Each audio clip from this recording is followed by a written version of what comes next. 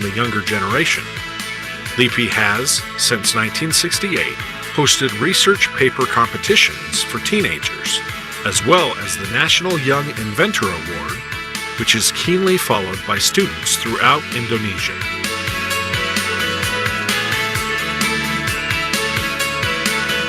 We are ready to cooperate with various elements, both national and international, to realize our vision of becoming a world-class research institution to improve the competitiveness of Indonesia in the future.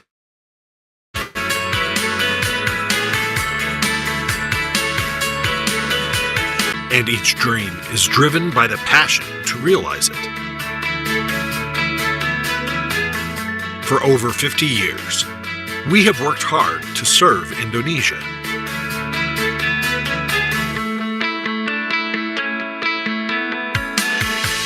Becoming a world-class research institution that uses research to improve the nation's competitiveness is our vision at the Indonesian Institute of Sciences, or LIPI. LIPI was formally established in 1967, but its history goes back as far as 1817, with the establishment of a plant conservation center at the Bogor Botanical Garden. We are spread over 11 provinces. We have over 4,800 employees. We are the largest research institute and the largest patent contributor in Indonesia. LIPI is directly responsible to the President of the Republic of Indonesia, with the coordination of the Ministry of Research, Technology, and Higher Education. LIPI's acting chairman is Professor Dr. Bambang Subianto, who is assisted by the Vice Chairman, General Secretary, and 5 deputies who each oversee research centers and technical service units in their respective fields. LIPI has a strong foundation built on conducting research that delivers large-scale, significant, and real results for Indonesia. LIPI's research focus areas include life sciences, consisting of molecular biology, biotechnology and medicine, biomedical science, molecular and post-genomic agriculture, exploration and utilization of biodiversity research, earth sciences, consisting of marine biology and inland waterways, eco-hydrology, coastal and marine areas, climate change and disaster management, and mineral resources research. Engineering sciences, consisting of defense and IT security, telecommunications and electronics, eco-friendly transportation, advanced materials and nanotechnology research. Social sciences and humanities, consisting of people and population, culture and language, policy and governance, or good governance, local government and regional autonomy, social conflict, economics and poverty research. Scientific services, consisting of scientific repository, metrology and standardization, innovation of technology transfer and utilization of science and technology services. Studies into scientific and technological developments and scientific community training.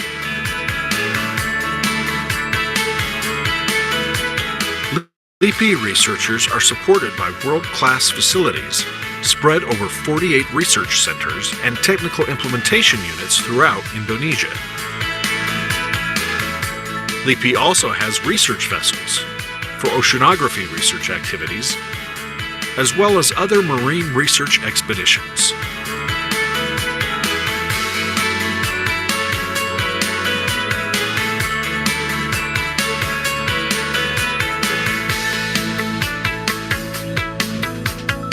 We understand the importance of maintaining the natural ecosystem and its contents.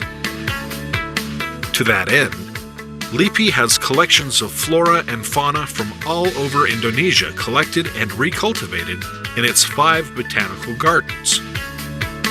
Bogor Botanical Garden, Cibodas Botanical Garden,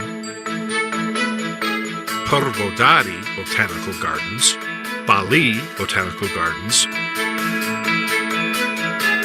and Cibinong Botanical Garden. LIPI manages world-class flora-fauna collections.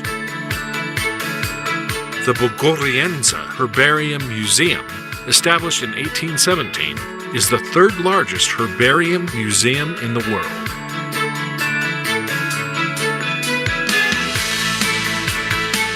The museum has the 10th largest reference collection of fauna specimens in the world, and Indonesia Culture Collection, or INA-CC, which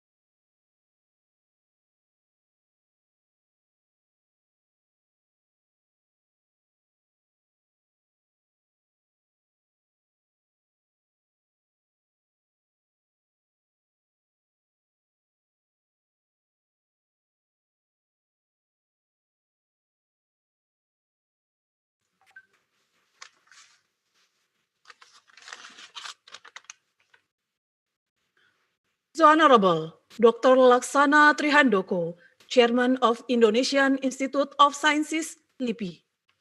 The Honorable Deputy for Engineering Sciences, LIPI. Director of Research Center for Chemistry, LIPI.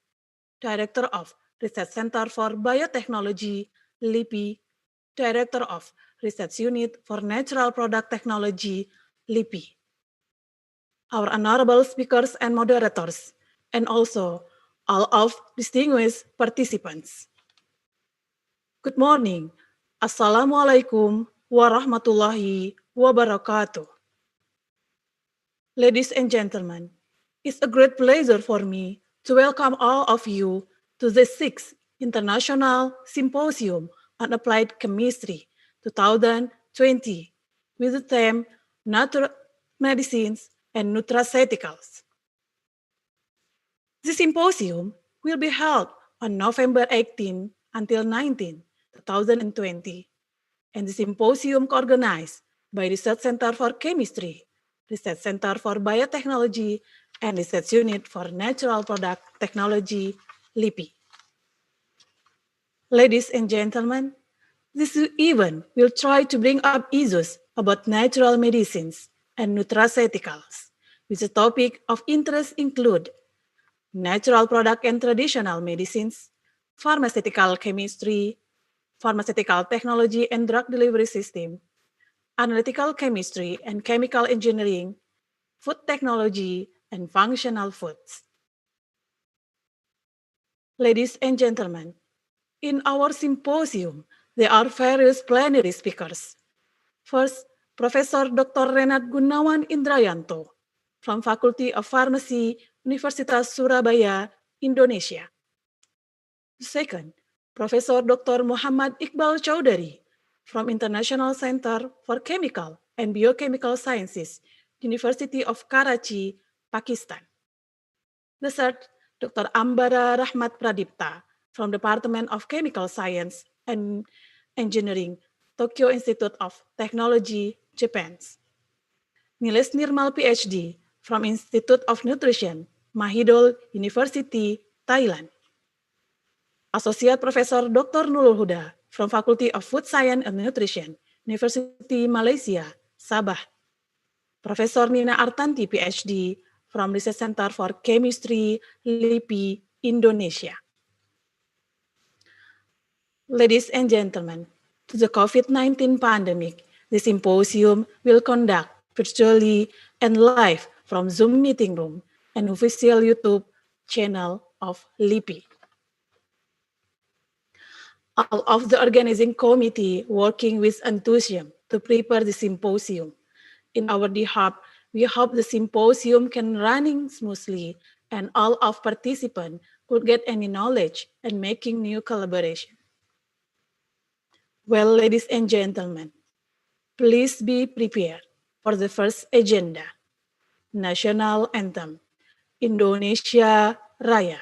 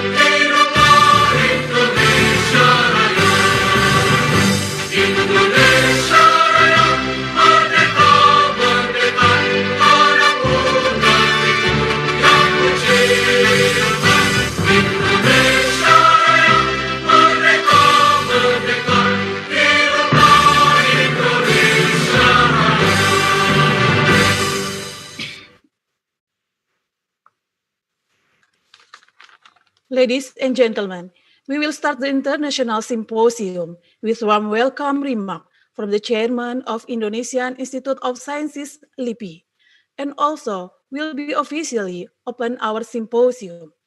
Dr. Laksana Trihandoko, the time is yours.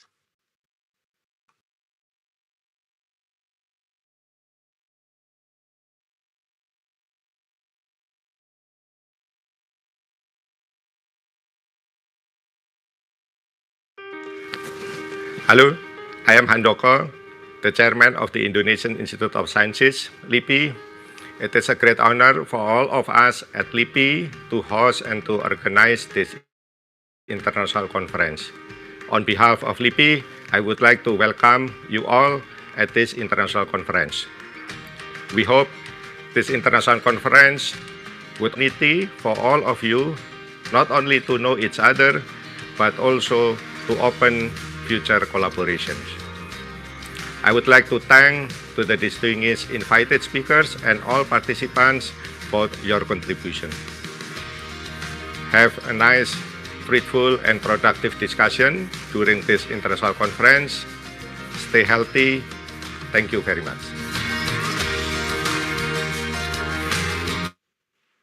Thank you, Pak Handoko, for the remarks. Ladies and gentlemen, the next agenda, welcome speech from the Deputy for Engineering Sciences LIPI, Dr. Engineer Agus Haryono. The time is yours.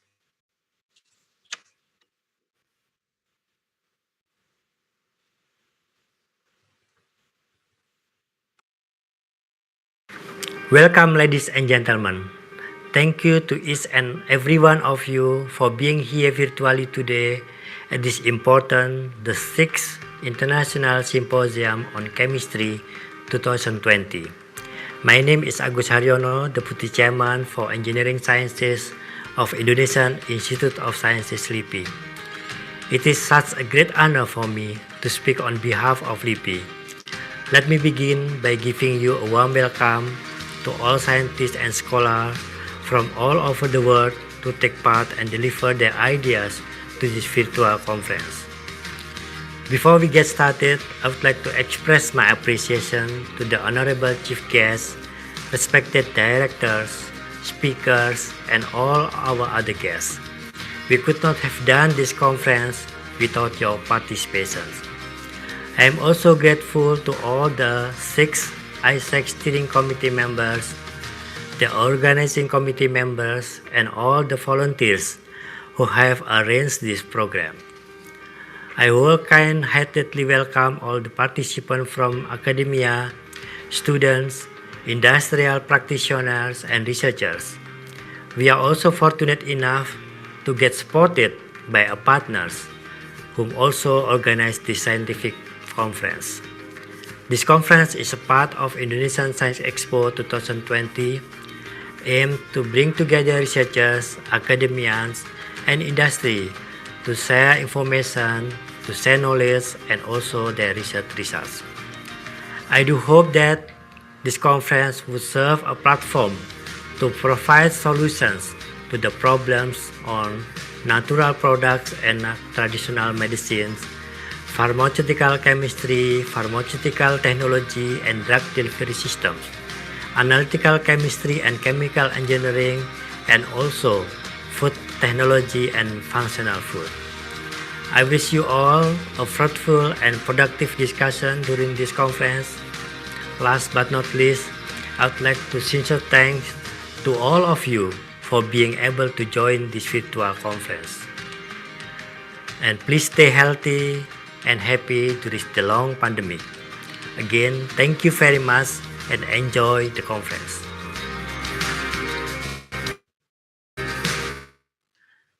Ladies and gentlemen, also we will hear the speech from the chairman of International Symposium on Applied Chemistry 2020, Mr. Abdi Wirasiptama, PhD. The time is yours. Very good morning, ladies and gentlemen. I'm Abdi Wirasiptama, Chair of ISAC 2020. Welcome to the 6th International Symposium on Applied Chemistry 2020. This conference was organized by Research Center for Chemistry, Research Center for Biotechnology, and Research Unit for Natural Product Technology, Indonesian Institute of Sciences. The aim of this conference is to gather academic, scientists, and professionals from several disciplines of applied chemistry to share the knowledge, innovation, and idea. However, the current situation prevents us to hold our flagship meeting in person due to the impact of COVID-19. And the organizing committee are committed to deliver virtually the symposium to the widest possible audience through online event. This year, the theme of ISAC is Natural Medicine and Nutraceutical, where the scientific program consists of plenary and parallel sessions with the following topics, including natural product and natural medicine, pharmaceutical chemistry, pharmaceutical technology and drug delivery system, analytical chemistry and chemical engineering, food technology, and functional food. In terms of proceeding, the acceptance of the manuscript was around 80%, 70 papers have been received in order to be present in ISAC and will be published in IOP Conference of Material Science and Engineering Index in Scopus.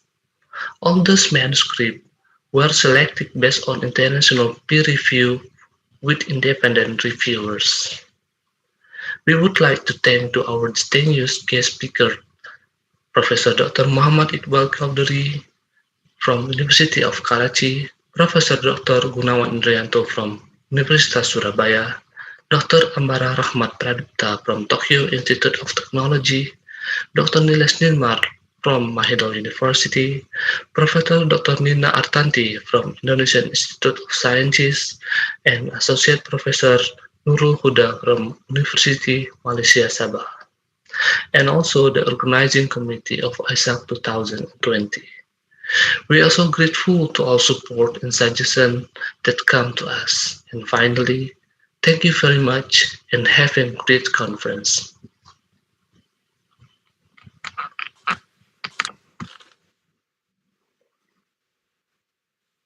Our honorable guests, plenary speakers, moderators, and all of participants.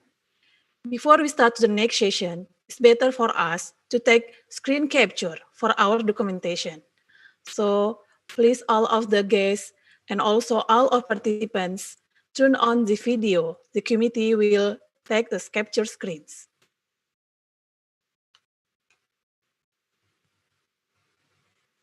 Okay, 1, 2, 3. Well, once more. 1, 2, and 3. Thank you. Ladies and gentlemen, there are several announcements to all of participants. First, please have a stable internet connection during our symposium and make sure that your computer has a working camera and also audio device. The host will automatically mute the audio all of the participants, and the chat room is only available for delivering questions to the ongoing discussion in the session, requesting for changing or moving to the other breakout room in the parallel session, and also announcement delivered by the organizing committees. Dear keynote speaker, moderator, and also all of participants, please don't forget to fulfill the list of attendees that the link shared by the organizing committee in the chat room. And please properly rename your Zoom ID according to your participation category to set you up to the correct breakout room in the parallel session. For the participants that want to asking question, please state your name of institution and also the panelist name, Dr. Muhammad Iqbal Chaudhary from Karachi University, Pakistan. This plenary session will be moderated by Professor Dr. Andrea Agusta. Professor Dr. Andrea Agusta is a professor from Research Center for Chemistry. He got his master's degree and PhD degree from Fukuyama University, Japan, from 2001 until 2006. Now, Professor Dr. Andrea Agusta is a head of Bioprospecting Research Group in Research Center for Chemistry, and from 2006 until 2019, he was a head of Natural Product Chemistry Laboratory Research Center for Biology, LIPI. Well, ladies and gentlemen, I will give time to our moderators. Professor Dr. Andrea Agusta, please take your time.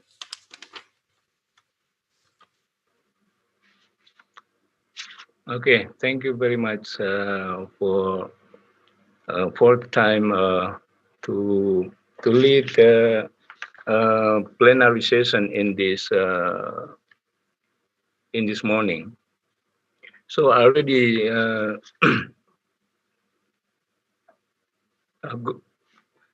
sorry. Good morning and Assalamualaikum warahmatullahi wabarakatuh. Selamat pagi, everybody. So from now until the morning, we will have a plenary session, and we have three distinguished keynote speaker is already introduced by organizing committee, but I would like to introduce more detail about the speaker one by one. We have 3 speakers, and each plenary lecture will be held about 30 minutes, and then in the end of this session, we will have also 30 minutes for discussion. So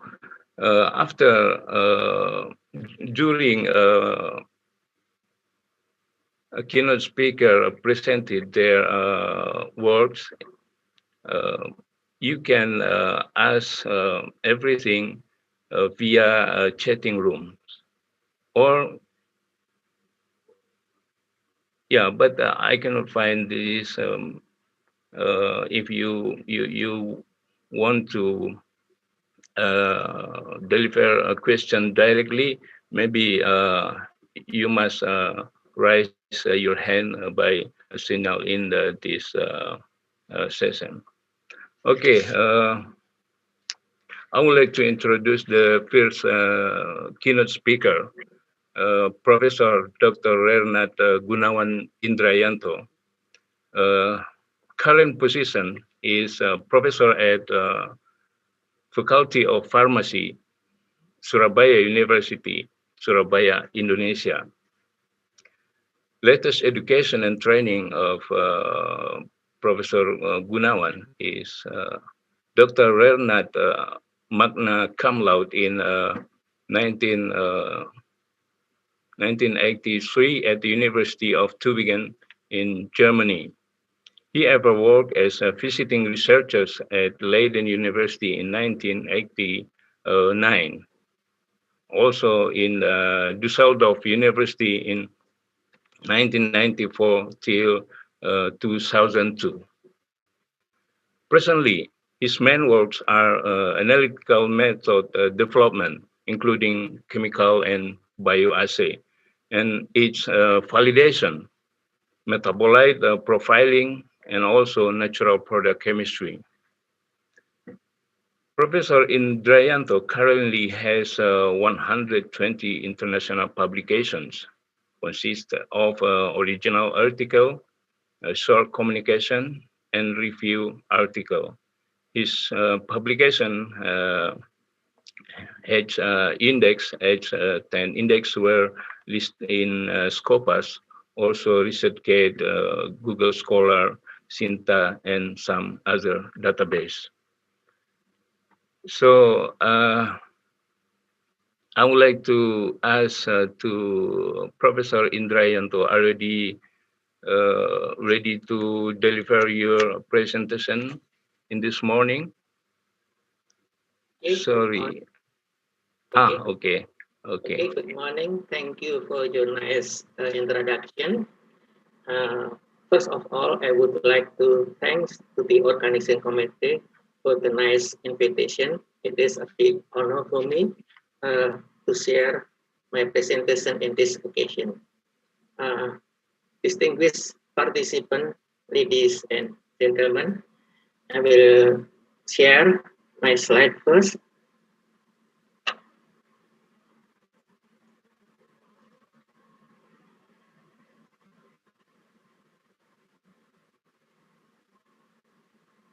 Okay. I hope you can read this slide. Can you read this slide, Professor Agusta? Yeah, okay. Okay, thank you. Yeah, thank you. The title of this today's presentation is The Importance of Validation Method in Herbal Drug Research. Herbal drugs, also sometimes called botanical, or phytomedicine, or herbal medicine. Herbal-derived drugs usually consist of very complex chemicals, sometimes mixture of natural products, and often containing multiple herbal or plant, it is very common a single herbal product could contain many, more than one plant or herb or extract. We know that herbal drug is very important because about 80% of population of developing world use or consume these herbal drugs. In Indonesia, traditional herbal drugs that were produced in Indonesia, we call it as jamu.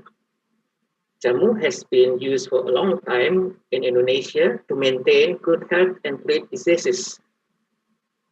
If jamu is standardized jamu preparation consisted of standardized drug extract and phytopharmaceutical, but non-standardized jamu is also available. Around 75% of Indonesians also consume various types of jamu. We know that there are countless scientific publications on herbal drugs or medicinal plants, but unfortunately, most of the marketed herbal drugs in Indonesia are not yet fully scientifically established regarding their safety, efficacy, and consistency test to test. This is the reason why the application of these herbal drugs by medical doctors in Indonesia is very limited. I think it is also maybe in other countries. Many published work on herbal drugs or medicinal plants did not report their method of validation completely. This means the validity of the conclusion cannot be confirmed. As a consequence, this publication have only limited value. For developing a modern drug from herbal or plant, chemical and biological assay are always required. So the availability of validated method is very crucial. Without applying validated method, all conclusions may be wrong or biased. We know that most of the Indonesian traditional drug consists of mixture of plants and or their extract. Indonesia is also very rich on natural products, plant, animal, marine biota, and all of these natural resources can be used for the daily literature and deciding the plant material to be tested, designing the methodology, and after that we can collect the plant. After we can get the plant, usually we do the toxicity, bioassay, safety, and also phytochemical study for preparing standardized extract and or pure compound. And then we can do some in vitro study to confirm the bioactivity. And if it is okay, and then continue to clinical study. Drug can be only marketed. Actually, drug can be only marketed if the clinical study are well okay. The same diagram have been also published. This is the same, usually from traditional drug, also jamu, preparing extract, phytochemical screening, in vitro, in vivo bioactivity study, and preparing standardized extract, and also isolating and determine the pure compound. And then after that, we usually do toxicity study or preclinical study and clinical trial. This is the same also. All drugs can be only marketed if clinical trial and all trial are okay. From that, I can make summarization of the important aspect how to develop modern drug from traditional drug. At first, we should collecting and authentication of the blood material. Can be used microscopic DNA profiling or metabolic profiling. And then predicting, determining the possible active compound or toxic compound and their chemical structure using chemical and biological method. And then determining the compound that can be used as marker for quality control purposes. Determining the detection limit of the contaminant of the toxic compound. Sometimes we need to isolate the active compound to determine the structure, especially this is for unknown compound. And then we can do development of standardization of extract and stable herbal drug for marketing purposes, and then clinical study of this drug. If all is okay, then we can market the drug as I previously said. To have reliable data of characterization of the herbs or plants and phytochemical or use chemical and biological method must be validated. This is the first, how to determine the active toxic compound and its chemical structure. This is two methods. The first one is using what we call bioassay guided isolation of active compound. In this method, the raw material, the plant, will be extracted with some solvent, maybe ethanol, and we can use some method, maceration, chocolate, or solidification, and then after that, all of the extract will be tested their bioactivity. The active extract can be continued to fractionation with some method, and then only the active fraction can be further work to isolate the pure compound. After we get the pure compound needed to be tested, and then the chemical structure of the active compound will be determined. This is the first method, bioassay guided isolation. The second one is using combination of liquid chromatography, mass spectrum, and multivariate analysis. By this method, the active metabolite or the active compound can be directly determined without any isolation. Something like this, we have profile MS, LCMS, we have profile bioassay, and then using multivariate, we can determine which sample are active, and then using export, we can also determine which peak are active. Before we use this PGA or multivariate, we should first validate the method. And for the active metabolite, we can predict the starter, we can predict the structure using database or using authentic standard. Show relative tight clustering, so it's means the method is valid and can be applied for other purposes. This is the step taken for predicting chemical structure using database. At first, we should, by LCMS, we can determine the exact molecular weight based on active. Active should be confirmed by extract ion chromatogram, and then we can determine the most probable molecular formula using isotope pattern, and then we can determine and confirming fragment ion based on observed mass spectrum data and their extract ion chromatogram. After we get all this data, we can insert to some database, and we will get a predicting structure and fragment, and we should evaluate it fragment and the proposed structure with other method. For confirming the predicted chemical structure of this active peak or compound, it is nice if we have authentic standard. Or we can compare with published data or other mass spectrum database. That is for known compound, but for unknown compound, usually we should isolate or synthesize the compound to confirm the structure. That is the example. We can have here, I will show you some LC mass spectrum, and from that we can get molecular ion, exact molecular ion, and we can get isotopic pattern. From that, we can determine the probable molecular formula.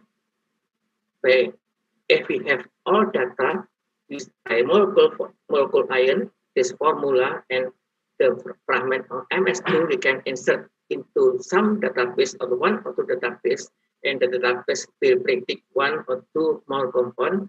That's why we should confirm with other database.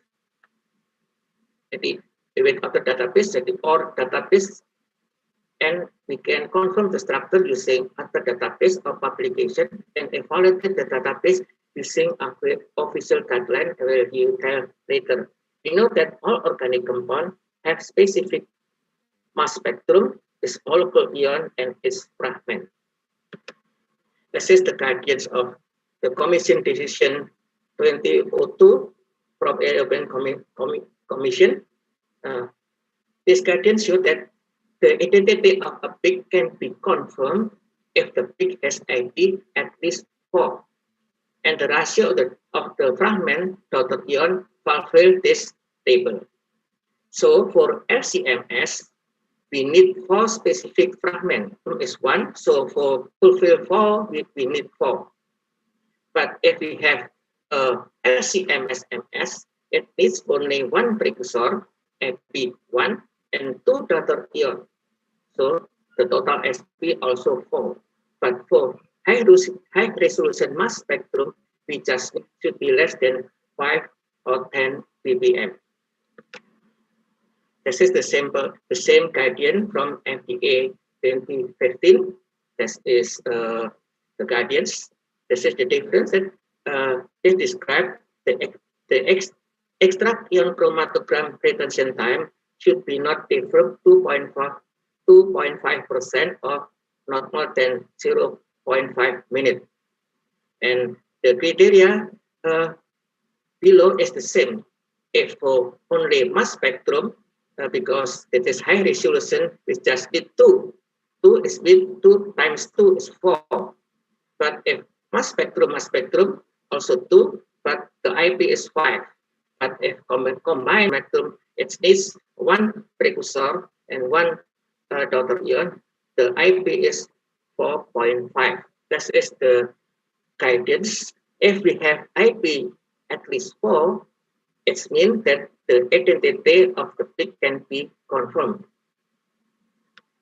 So I will continue to quantitative determination of group or compound that can be used as marker for quality control. But I just only discuss the most important aspect of the validation method due to the limited time. Ideally, chemical marker for the purpose of quality assurance should represent the chemical identity profile and reflect relevant pharmacological and toxicological profile of the herbal medicine. Unfortunately, there are currently no detailed accepted current official guideline which can be used to select this chemical marker of choice. So the challenges in assuring quality control of herbal products are biochemical, usually primary and secondary metabolite composition in herbal is very complex. So the chromatography is the method of choice. Many external factors can affect the biochemical content. So this is the factor that can affect the chemical content of a plant. This is plant species or plant variety, site of cultivation, age of plants, and kind of organs, season and time harvesting, post-harvesting, method of drying, method of cutting, number of herbs, extraction method, and formulation, fabrication, active. This all can affect the biochemical content of herbs or a medicinal plant. So it means identical herbs could have different bioactivity due to different content of their phytochemical, qualitative or quantitative. Due to variation in raw material, harvesting, extraction, and formulation, as described previously, assigning a certain phytochemical marker could be not always applied for indicating the quality of the herbal drugs. To overcome this problem, Bensusan et al. In 2015 proposed a ranking system of markers that could be used for quality control purposes, that is herbal marker ranking system. Each of marker will be ranked as X 0, 1, 2, 3, 4, and 5. This is the ranking from Bensusan. Marker X, it means there are no bioactivity studies currently available for this compound. 0, compound activity is not related to indication of the disease interest, and no pure reference standard is available. 1, it means compound bioactivity is indirectly related to symptom or disease, or compound is present in too low concentration. The concentration is below microgram per gram. or compound is not supported by traditional and therapeutic use of the herbs. Number 2, compound has bioactivity related to symptom of the disease. However, there is only one good quality studies to support this action, and compound is presently in low concentration between 5 to 50 microgram per gram, and the traditional or current use of this drug consistent with the bioactivity or pharmacological effect of the compound. 3, is this the same? The difference only that is the same, that the concentration is higher, more than 50 microgram per gram. 3 is same, which means they have already pharmacokinetic study of the compound. Or number 5, the compound may be toxic and they need to be screened or to comply the safety limit, especially for the compound that genotoxic or carcinogenic, that the maximum permitted level is 1.5 microgram per day. In 2017, Professor Langer from Austria described a paper regarding this matter. I will summarize. Nearly all monograph on herbal drugs or herbal drug preparation currently in European pharmacopea contain an obligatory assay of a certain compound or a group compound and define the minimum content. This is also described same thing in USP 43 2020 or Indonesian Herbal Pharmacopoeia 2017. Generally, they do not describe the maximum content. This is different if we see the monograph of chemical component. Chemical compound should always describe the specification ring of the product. In most cases, that obligatory is inappropriate for herbal drug evaluation, as the assay constituent must be considered as purely analytical marker without correlation to their efficacy and safety. It is nice to initiate a scientific discussion in order to adapt current quality standard for herbal drug and herbal drug preparation to reflect current scientific knowledge and requirement that appropriate for quality control purposes. It means a certain chemical marker or compound that correlated to its pharmacological action must be determined and specified. This is important for quality tool. So, indirectly, Professor Langer confirmed the work of Benson in 2015. In 2017, this is the guidance of WHO according to marker. Describe something like this. Marker for quantification should be represent the main therapeutic or pharmacological profile of the herbal material and or finished product. Marker for identification should be specific for one plant or for certain plant, species or general. If it's not, other markers should be selected for specific identification.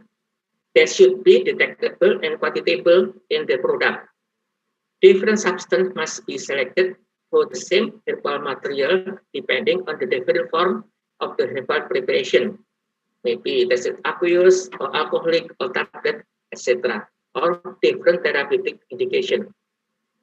A group of substances may be selected if one is not sufficient to evaluate the herbal marker of finished herbal product. This is the guardian of the WHO. In 2017 also, some researchers described what they call quality marker. Quality marker can be defined in the following condition. Quality markers should be existing in herbs, extract, herbal product, formulation, etc. Quality marker could be analyzed using qualitative and quantitative approach. It can be issued the authenticity or for differentiating the quality of the same herbs. The drug effect, such effectiveness and safety should be demonstrated to be associated with their quality marker. The quality marker is chemical substance that is traceable in whole process of production and preparation of the herbal drugs. So if we read this all key marker and guidance of the WHO, key marker is about the same meaning to Herb's marker ranking system 3, 4, and 5 or WHO double ISO guideline.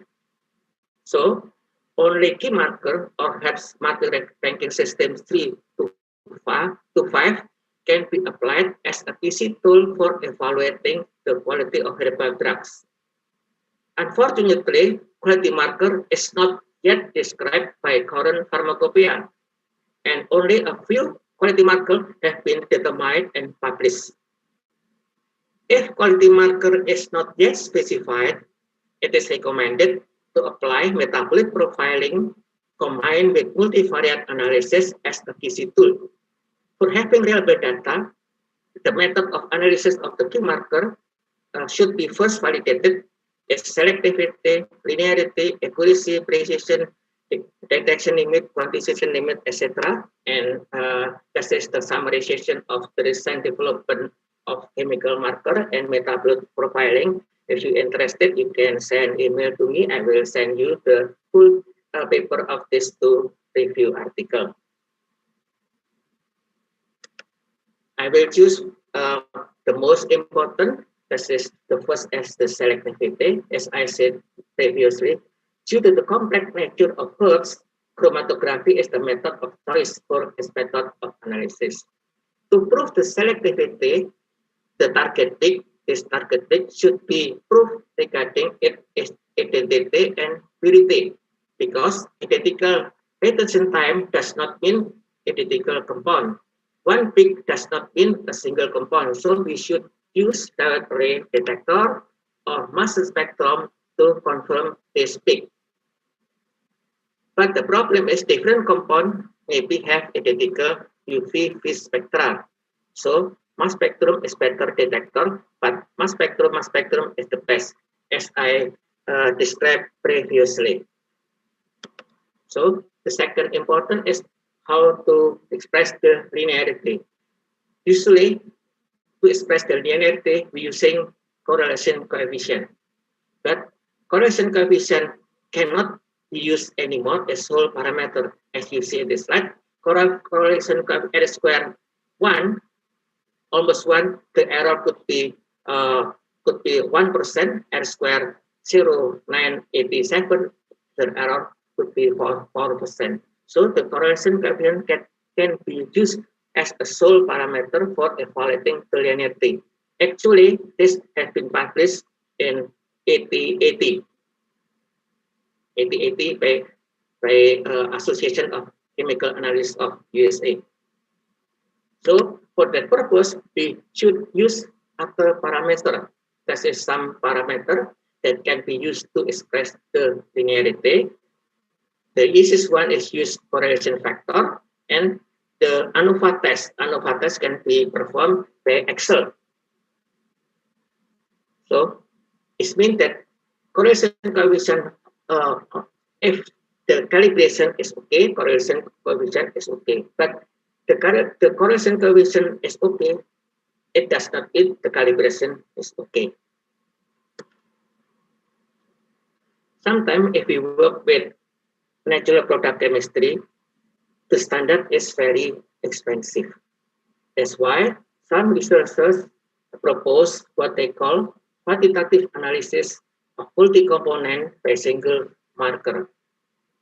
For doing this, we should calculate the average relative correction factor, and if we have average relative correction factor, we can determine any compound with other common internal standard.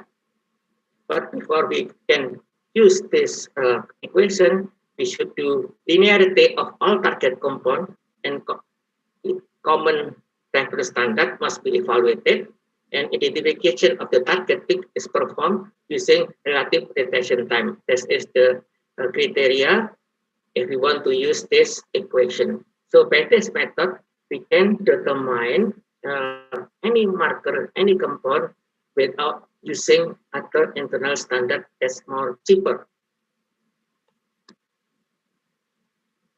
Because in many pharmacopoeia, they always describe the minimum content of total phenol and total flavonoid. I assume that the publication of Matic at 2017. Spectrophotometer method for determination of total phenol and total flavonoid were generally used because that is economical and simple. But the obtained results were different for both methods, which use different polyphenol or flavonoid standard. And the difference is statistically significant. So the total polyphenol and flavonoid in the sample must be determined according to the standard that is found the most abundant in that sample. That is why selecting the correct standard is crucial. We cannot use any standard for determining the polyphenol or flavonoid. We should know what is the most abundant compound in that sample. And of course, the method should be validated. So I will continue. Sorry, Prof. You have 2 more minutes. 2 more minutes. Okay, and then 2 more minutes. This is the method of how to do the limit of detection using USB 43. This is how to make the sample detection limit, and this is how to validate the biological assay. For the complete discussion, you can read our chapter. The important thing is all cells should be first authenticated and the stability of sample should be evaluated. This is the cell that can be used, not all cells, but certain cells according to certain gradients. So this is usually something like this, and we should determine the Z factor. The Z factor. This is the equation of Z factor. So the Z factor should be not less than 0.5. If so, the system cannot be used. So other methods should be used. Many publications that reported bioactivity, they do not report this validation. So it means the validity of the data can be not confirmed. So that this may be biased or wrong. This is also should be determined the selective index. Selective index should be as high as possible.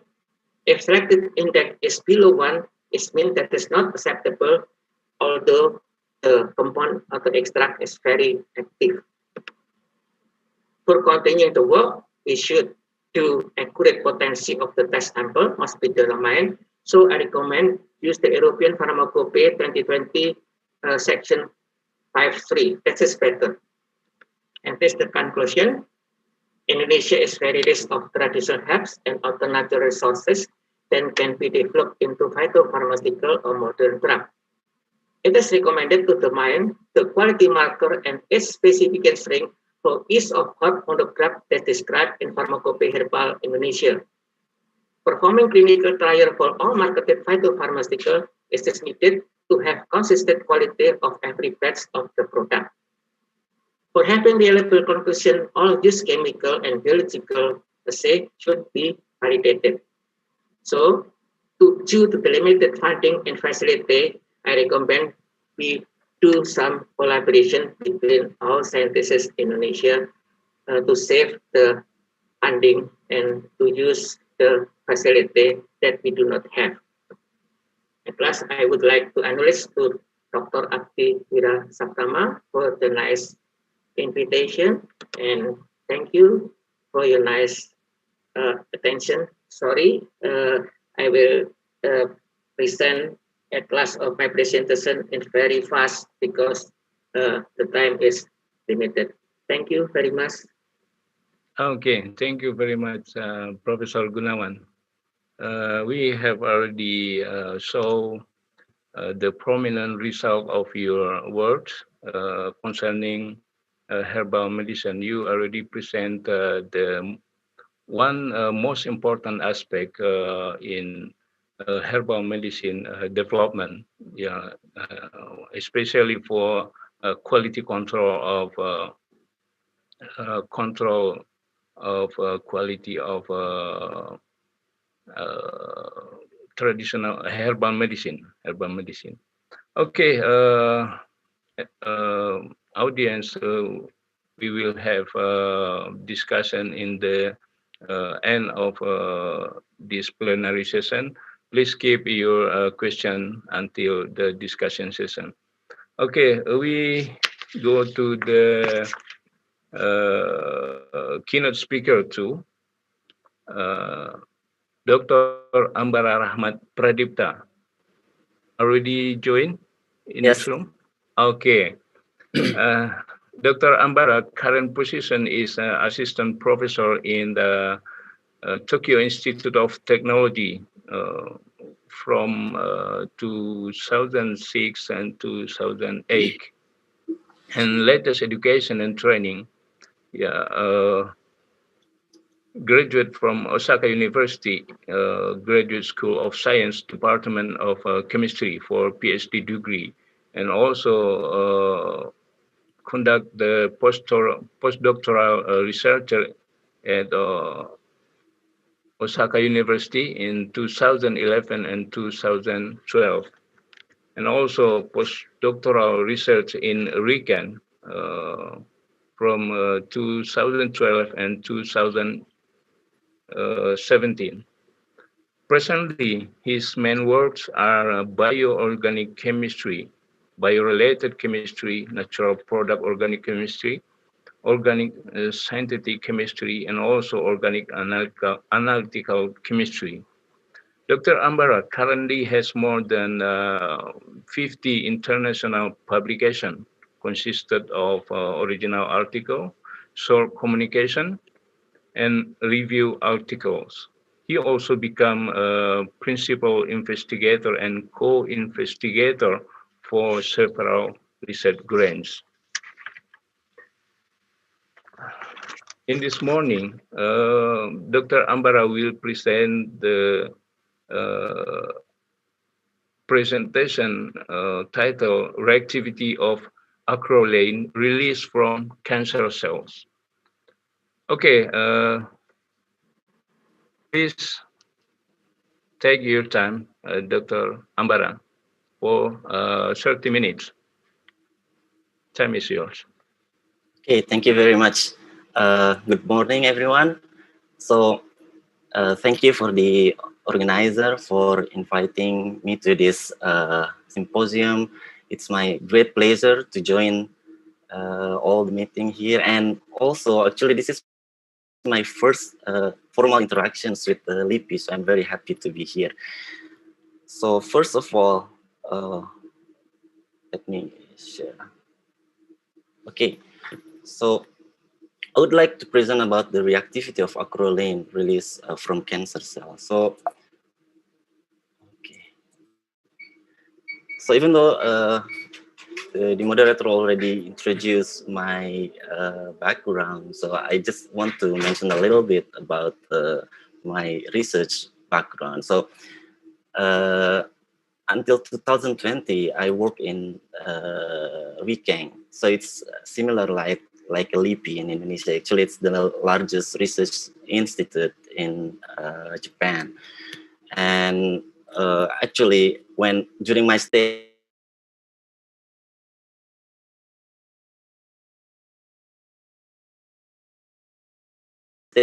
Sorry, please unmute your voice. Sorry, Dr. Ambara.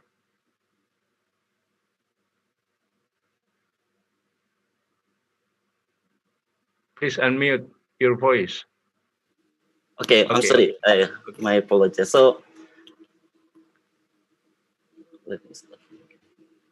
Okay. So, good morning, everyone. I apologize for the technical problem. So, first of all, I would like to thank the organizer and the moderators for the kind invitations. It's my great pleasure to be here. Actually, this is my first interaction with LIPI, a formal interaction with LIPI, and I'm very happy to be here. And so today I would like to introduce my recent work on the reactivity of acrolein, which is released from the cancer cells. So although the moderator already introduced about my background, so I just want to mention a little bit about my previous work. So from 2012 until 2000, I worked at RIKENG. So RIKENG is actually similar to LIPI in Indonesia. It's the largest research institute in Japan. So actually, there's a very good facilities for the chemists. Actually, for example, in RIKENG, we have a large NMR facilities. If you can see here, in one cube here, we have about 10 NMRs. So if you see these 10 cubes and this large room, we have about 125 NMR, which can be used by the researchers. And also, start from this April, I start to work in Tokyo Institute of Technology as an assistant professor. So during my graduate study in Osaka University, I work to isolate and synthesize this kind of peptidoglycan fragment from the bacterial spermaton. So by training, actually, I'm the natural product chemist, and also I'm a synthetic chemist. So I synthesize these kind of molecules. And then when I came to RIKENG, the first half of my time in RIKENG, I used to work on the synthesis of these immune molecules, of these, also in these heterocyclic molecules, the chiral heterocyclic molecules, and confirm their bioactivities. And at the second half of the RIKENG, I start to have an interest to do the interdisciplinary research. So since my background is the synthetic chemistry and also the natural product chemistry, I start to think, why don't I also I do the bio-related chemistry and bioorganic chemistry. And then when I start to work on this area, I also found that my research actually can be used together with the medical doctor for the diagnostic and therapy. So today I would like to talk about this diagnostic and therapy based on our synthesis chemistry. So to begin my talk, I would like to show about the breast cancers. So you see that breast cancer is the most common cancer in women. Around 1.3 million women worldwide affected by the breast cancers.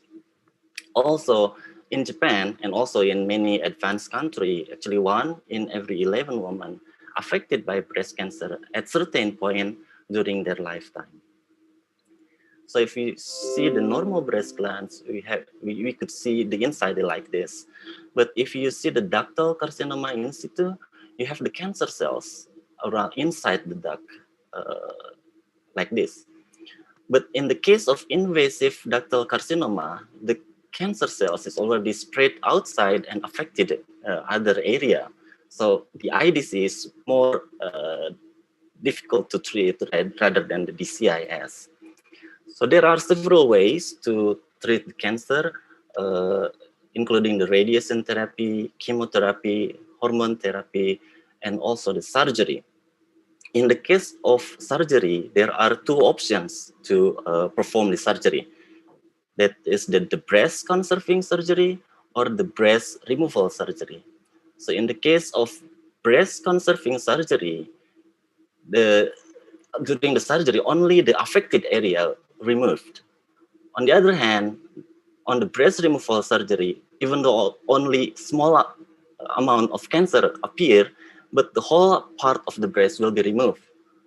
So, of course, this breast removal surgery is difficult for the patients because they will lose part of their bodies.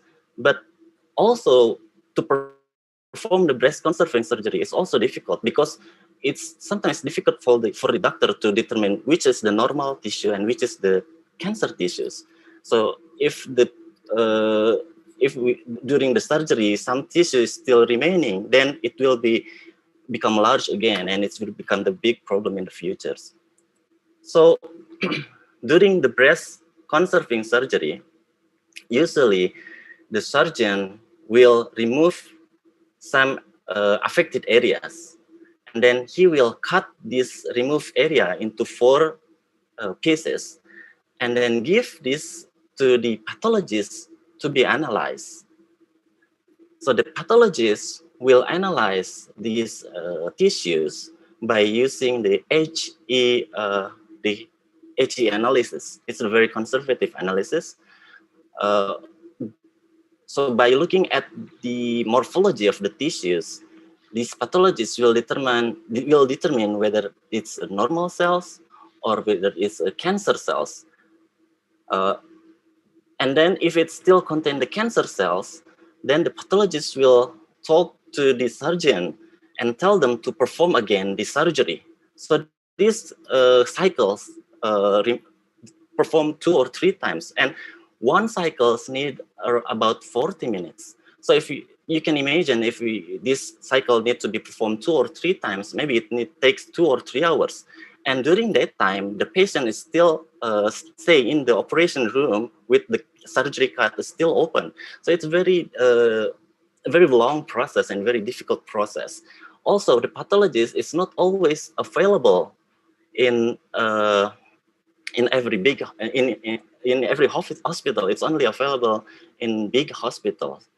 So to overcome this problem, many scientists are trying to develop a new method. For example, this margin probe device. This margin probe device could detect the electromagnetic wave of cancers. However, it has a 53% of false positive rate. So sometimes it's not cancer, but it's just detected as a cancer. So it's still not a good method to detect the cancers. And also we know that the micro CT or the MRI also could be available to detect the cancer. But this method only detect the presence of cancers and normals, but cannot distinguish the type of the cancers. Also, the chemists also have developed a chemical probe. For example, some groups in Tokyo University has developed this probe, which when they add this probe to this breast cancer stump, only they will react with the enzyme which present on the surface of the tissues, and then release this molecule to give the colors. But the problem is they could not define the difference between each cancer types. I should mention that to differentiate between each type of cancer is important on the breast cancer surgery.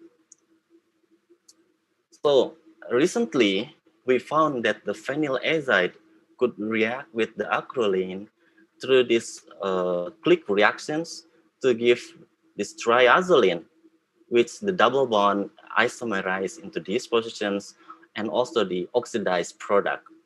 So the reactions is selective, and it's also stable in physiological conditions, and the azide also it could be performed in this physiological condition, and the azide itself is quite stable. So to show you in more detail, so the azide only react with the acrolein, but with the same compound which has a substituent at the beta positions, alpha positions, or the other analog, the azide does not react under the similar conditions. That means that it's only reacts specifically with the acrolein. Also, it could be performed in under the physiological conditions, even when we use water as the solvent.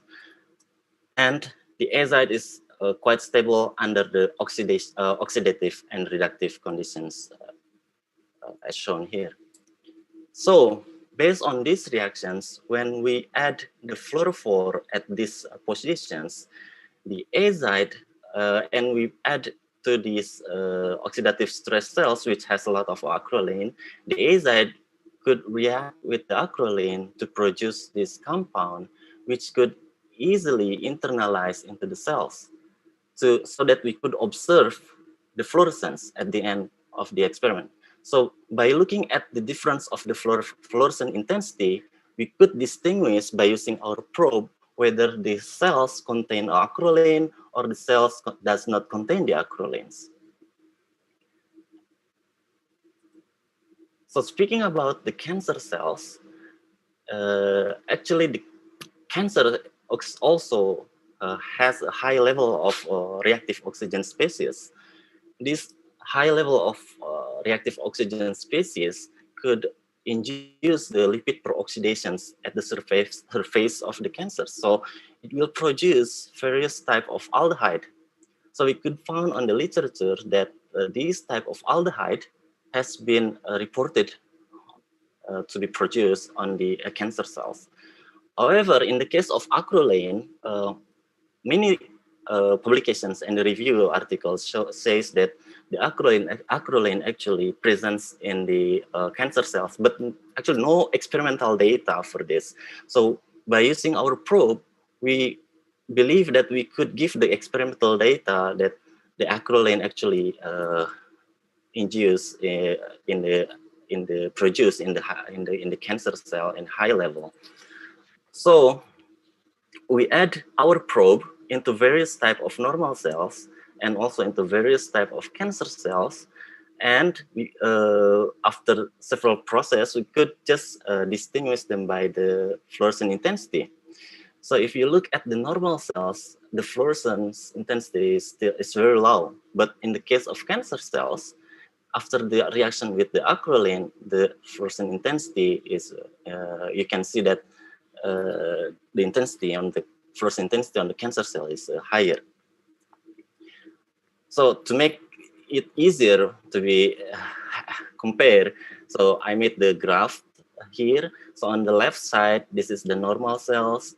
On the right side, this is the human cancer cells.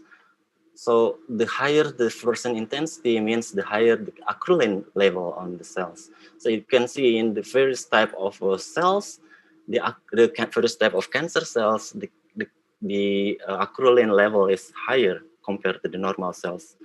Also, these on the right side, all of this type is the breast cancer cells, and they have a higher level of acrolein compared to the normal cells. And also, at this point, we use the TAMRA as the fluorescence group here. We found that this molecule is the best molecules for our probe, because when we just change the fluorophore into different type of groups, for example, like coumarin, Janelia fluor, or cyanin, it could not give the best performance. So this TAMRA phenylazide is the best combinations for our probe. So we determine the mechanism how this probe works. So in the cancer cells, there are a lot of acroleins produced. So when we add our probe into the cells, the probe will react with the acrolein from the cells to produce the triazolene, and it will give the diazo compound. So because the low intracellular pH conditions, it will easily to produce a diazo compound, so that it could immediately react. So this diazo compound is very reactive. It could produce carbon immediately, and so that could react immediately with the nearest organelle. So they make the covalent bond. So that's the reason why we could visualize the cells, visualize the fluorescence on the cells.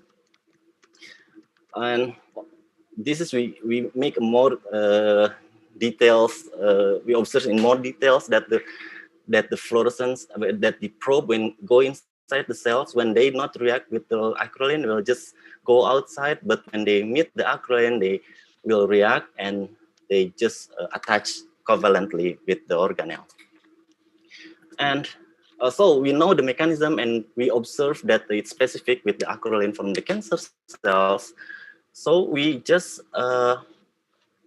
what we think that maybe our probe also will work with the real tissues from the cancer. So we worked with the breast cancer surgeon. So they are one of the best cancer surgeons in Japan. They're from the Osaka University Hospital, and they gave us the real sample from the breast cancer patients.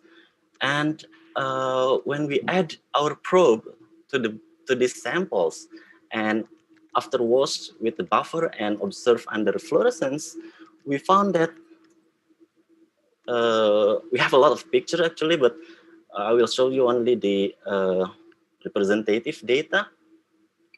So in the case of normal tissues, we only found the blue colors, which come from the nuclei that visualized by the Hickes reagent. But in the case of the cancer tissues, we found the red fluorophore, which come from the acrolein that react from that visualized by our probe. So we collect all the data and make the statistic on this graph here. In the case of normal tissues, the intensity is very low, but in the case of cancer tissues, the intensity is quite high. So in this case, we could observe the difference between the normal and the cancer tissues. But this is not enough because we need to differentiate these two types of cancer tissues. So we just observe in more detail their morphologies. So under the 200 times of magnifications, we could see that the morphologies can be observed by our probe. So you can see that these normal cells and these three types of cancer cells. And also we ask the pathologists to perform the analysis. We ask them to do the blind analysis and compare our method with the classical method, and they found that the result is quite similar. So to conclude the first part, so I should mention one more time that by only looking at the fluorescent intensity, the normal tissues can be differentiated by the fluorescent intensity with the cancer tissue. But when we want to differentiate these two types of cancer tissues and these two types of normal tissue, we need to see the morphologies. And only so far, only our method, our probe, which can be used to visualize the morphologies other than the classical method. But our method can be performed only within 5 minutes. So this is the molecules that we showed on the previous slides. It's the first generations. We use on about 20 micromolars of the tissue of the concentrations, and we now have the second generations by adding this isopropyl group, the bulky group here. The intensity can be increased, so we only need 2 micromolars. And this method has been used in the hospital in Osaka University, and it will be used in all over Japan in the near futures. And we just did the press release conference at the Mambuka's office, and I think it will be soon. We want to use it also in outside Japan. So that's the result for the synthetic. I named this method as the synthetic chemodiagnosis, and also the rest, the remaining time I will talk about this synthetic chemotherapy. So previously I mentioned that by adding this isopropyl group here, the bulky group, this azide, it has a higher reactivity compared to this simple azide. So we just, to prove it experimentally, we just mix this simple azide and this bulky azide and react them with the excess amount of the acrolein. And we found that only this bulky azide could react with the acrolein, but we could not find the product from this simple azide. It means that this bulky azide has the higher reactivity compared to the simple azide. To explain this phenomena, we performed the DFT calculations by performing DFT calculation with our collaborators in Hokkaido University. And the reason is because the transition states of the reactions between the bulky azide and acrolein is lower compared to the transition states of the reactions of simple azides with the acroleins. So I will not talk in more detail about, so this is more detailed information about the calculation method, but I will not talk too much detail on this part. Just to conclude everything is that the bulky azides actually is more reactive compared to the simple azides. Also, when we look into more detail, interestingly, this bulky azide would react with the acrolein to give this triazoline, and it's react further to give this triazyl compound and also this diazo compound. This diazo compound is quite stable because it's located at the alpha positions of the carbonyl. Even we could isolate this compound, and also previous report also mention about this alpha diazo carbonyl compound. So this is actually interesting phenomena because when I think we could use this compound as a therapeutic method, which I will show you on the next slides. So if I design this compound, the drug with the carbamate link to this bulky azide, usually some drugs have the amine group, which when it's alkylated, the toxicity is reduced. So this compound, if they just add it into the normal cells, they will not show any cytotoxicity.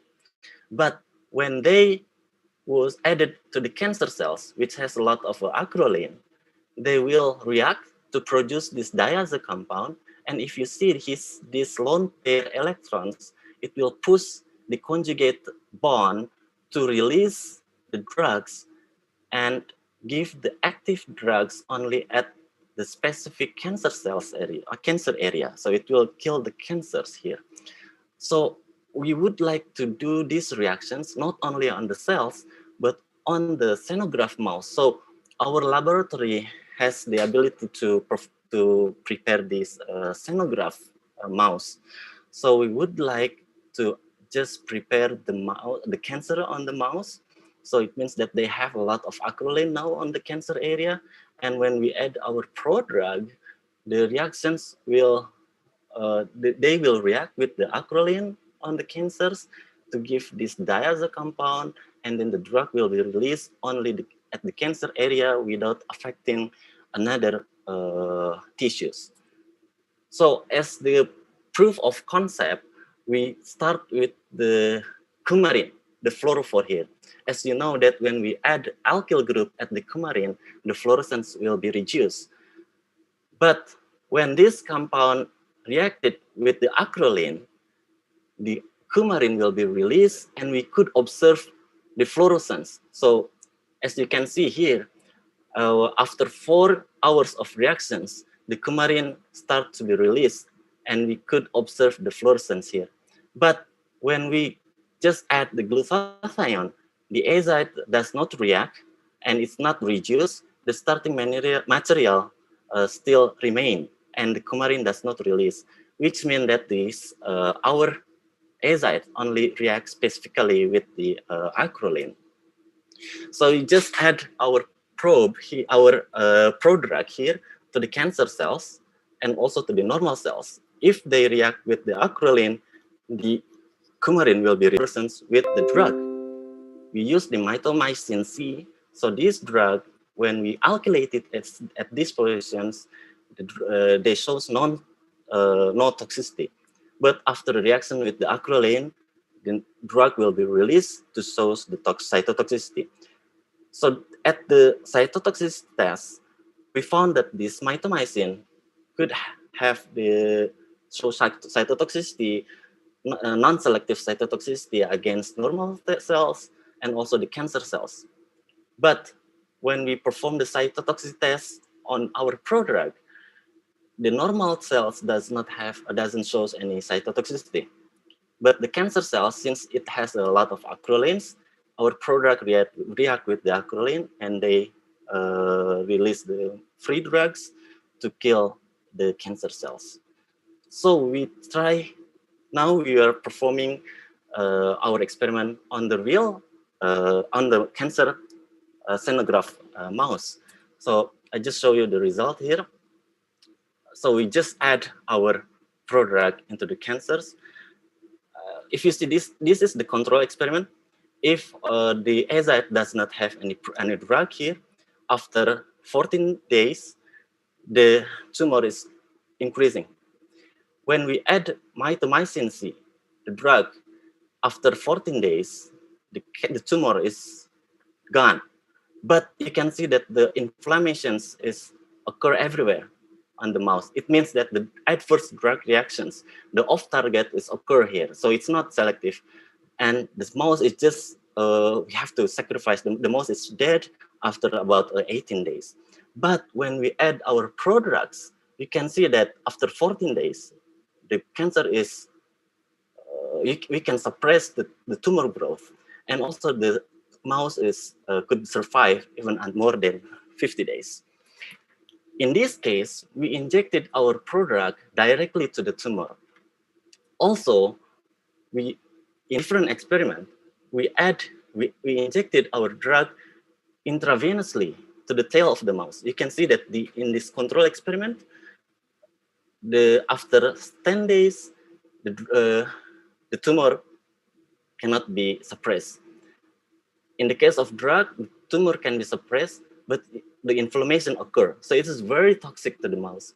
But on our product, the tumor can be suppressed and also no inflammations, and the survival rates also high for our product. You can see also the tumor growth here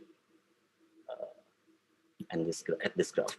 So to conclude my talk, so we used just the simple reactions of the azide in acrolein, and we apply this into the synthetic chemodiagnosis for the applications in diagnosis of the breast cancer patients. And we also have performed this synthetic chemotherapy for the therapy of cancers. Now on the animal levels, we have performed with the good results. And finally, I would like to introduce our laboratory team. So currently I'm the assistant professors of the Professor Katsunari Tanaka laboratory, and he has given me a lot of freedoms to do the work. And now I work with these 3 students, and also this one lady, Penny Sang, will go to LIPI, I think this next year, and he will start the new work there. And also I'm very grateful for the Kakenhi, the very generous research grant from the Japanese government. So that's all of my talk, and I would like to thanks for your kind attentions. Thank you very much.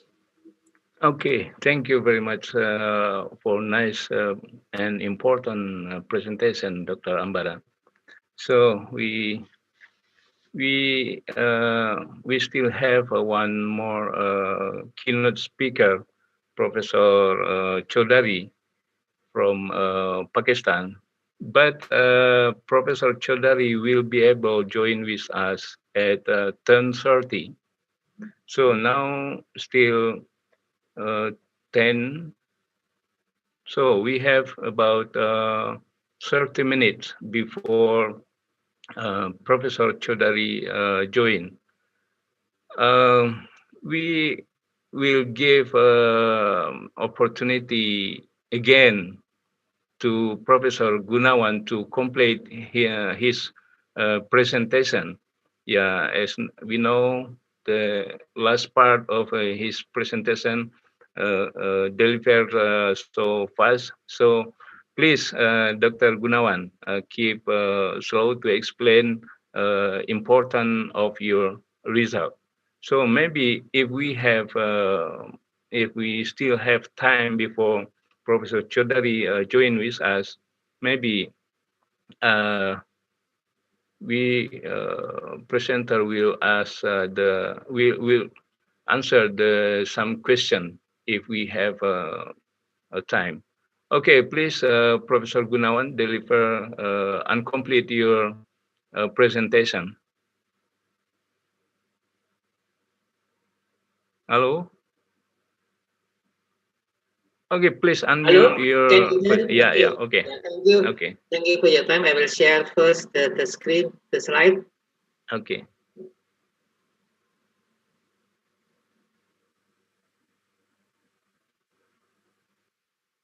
Can you see the slide already? Maybe Can you see the slide? Yes, I can see. Okay. Okay. Okay.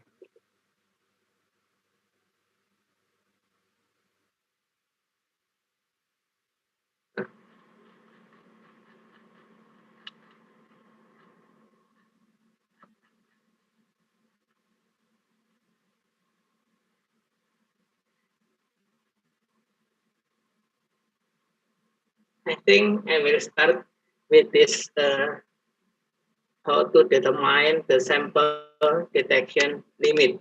We know that in herbal drugs, the toxic compound or contaminant should be free.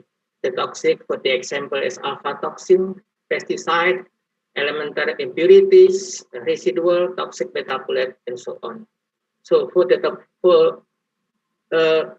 confirm that the herbal is free or not, we should determine the detection limit or quantification limit.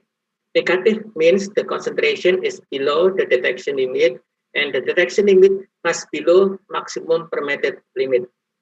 All methods of determination of 10 and the acceptance criteria of 1 to 4 have been described by USB Herbal Medicine Compendium. It is free. You can open this link, and all this method can be described in detail. For determination of the detection limit, I choose the latest method of the USB 43-2020. Using this method, we should make some linear curve or calibration curve with a very low detection, with very low concentration. The low concentration can be used by signal to noise ratio. It means for detection limit is 3 to 1, for quantification 10 to 1. So we can start with this concentration, and we can calculate the limit of detection with this equation.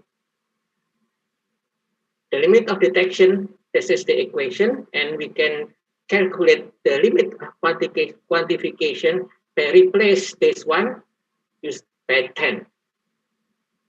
This is how to calculate the detection limit of the standard, pure standard. But if we use sample, any sample, leaves, root, or etc., we should determine the sample detection limit according to this regulation of FDA.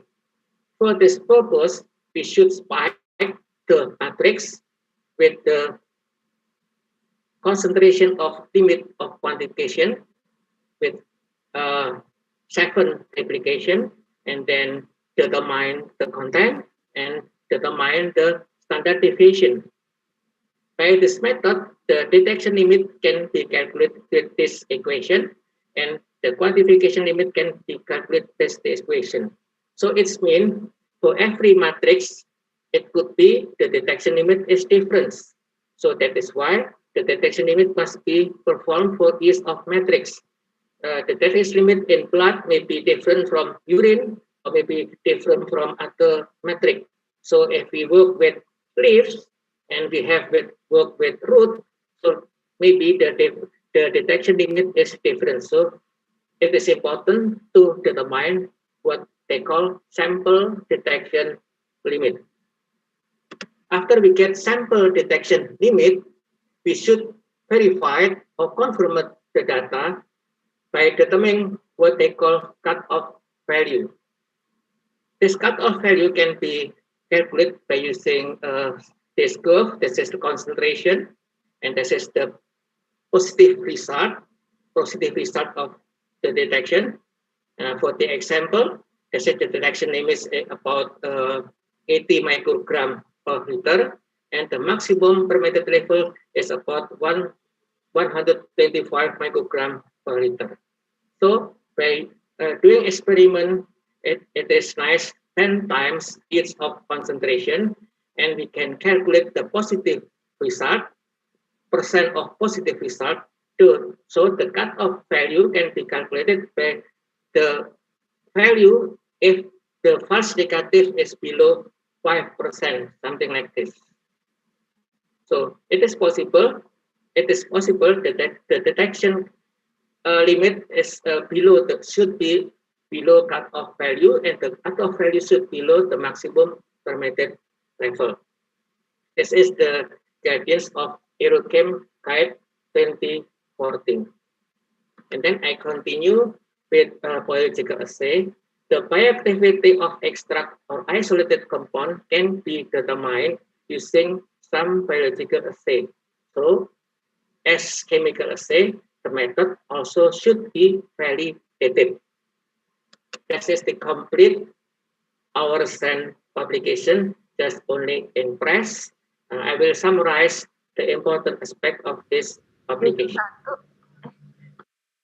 Hello? Bioassay can be defined as analysis of a drug to quantify the biological activity or activity of one or more component by determining its capacity for producing an expected biological activity living cell in vitro or a test organism in vivo. That is the definition of the USB 43.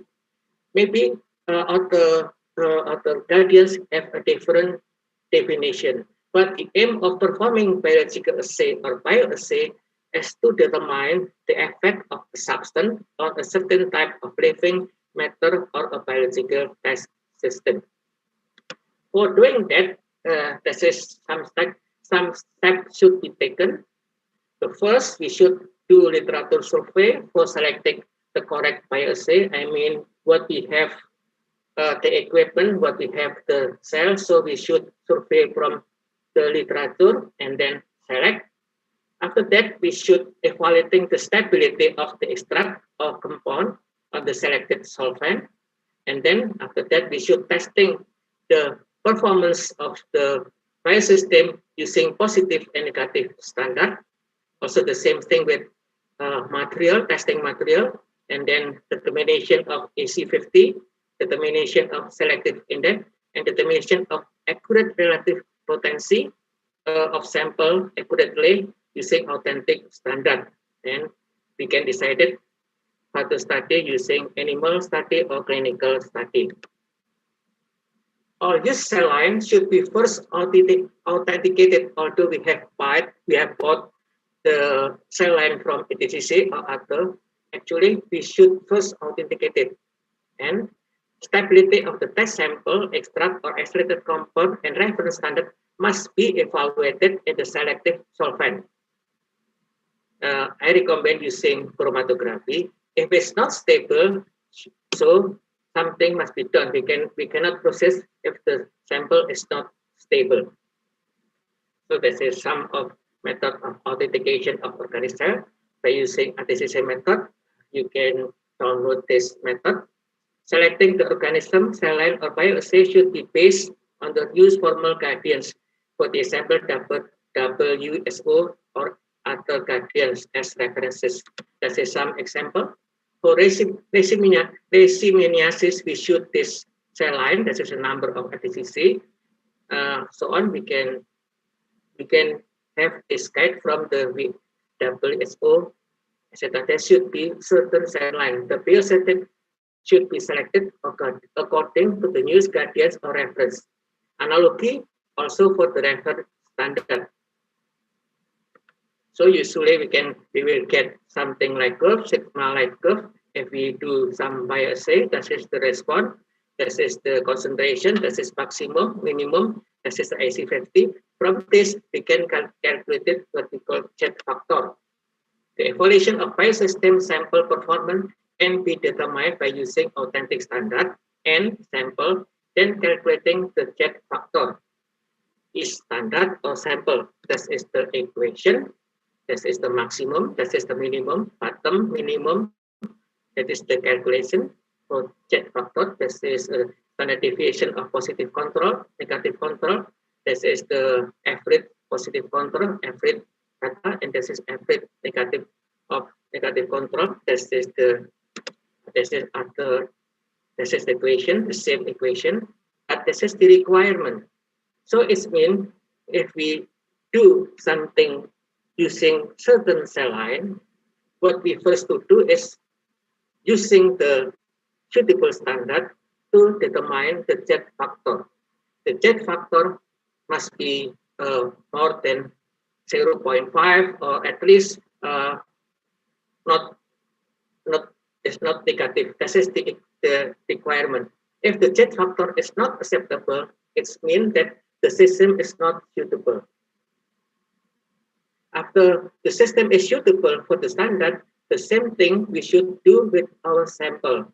The sample should also give acceptable Z factor value. This is very important because without this method, we cannot show whether our Pale system is okay or not, right?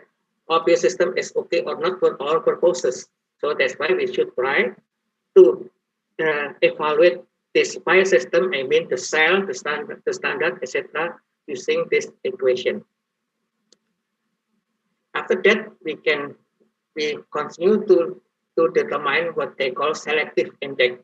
Selective index can be defined as the ratio of the toxic concentration of a sample against its effective bioactive concentration.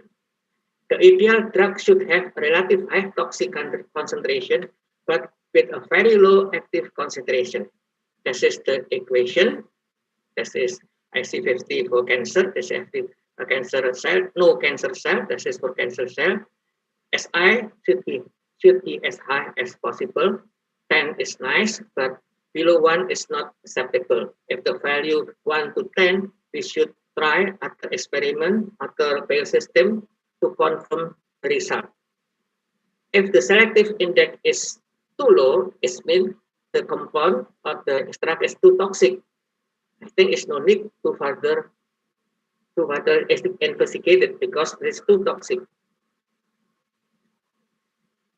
For continuing the work for in vivo or clinical study, the accurate potency of the tested material must be determined. This is needed to decide the correct administration dose if we want to do animal evaluation or clinical evaluation.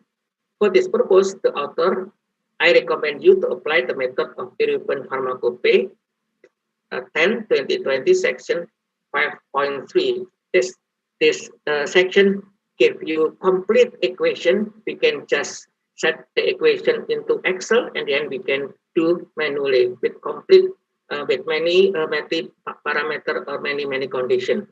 Or we can use also from USB 43. But this equation is not complete. They recommend using computer, but I recommend this using European Pharmacopoeia. That is nice. We can do it manually by Excel only.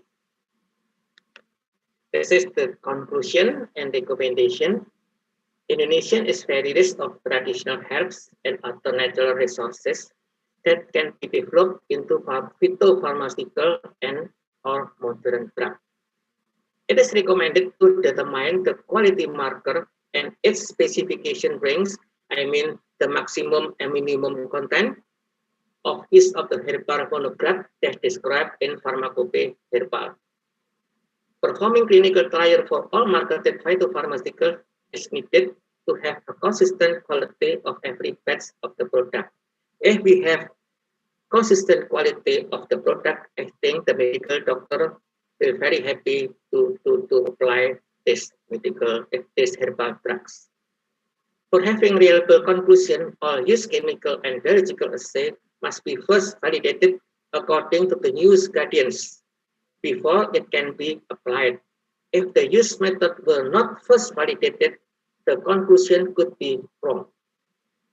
Due to the limited funding and facility in Indonesia, collaboration between scientists are very important to develop the phytopharmaceutical or modern drug from Indonesian herbs. Coordination between university and research institutes are very crucial to prevent the duplication of research, and the limited funding can be efficiently used. I think if we can do collaboration from all university in Indonesia and LIPI to be the coordinate all the research, I think will be nice. This is, I will thank to Dr. Abdi for the nice invitation. And once again, thank you for your nice attention. It will be very nice if we can do collaboration. Do you agree, dear distinguished participants? Thank you. Good day. Nice to meet you all. Okay, thank you very much, Professor Gunawan. Now we still have about 15 minutes before Professor Chaudhary join with us. So maybe we will have a little discussion. Yeah, audience already raised her hands. One audience, Ibu Emma Damayanti, but we don't know from which institution. She want to deliver her question to Professor Gunawan directly. Maybe organizing committee can unmute Ibu Emma Damayanti.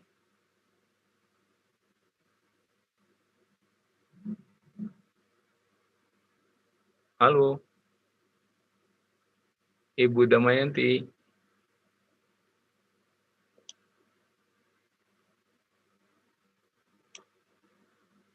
No active. Okay. Maybe we move to question delivered from Q&A facility.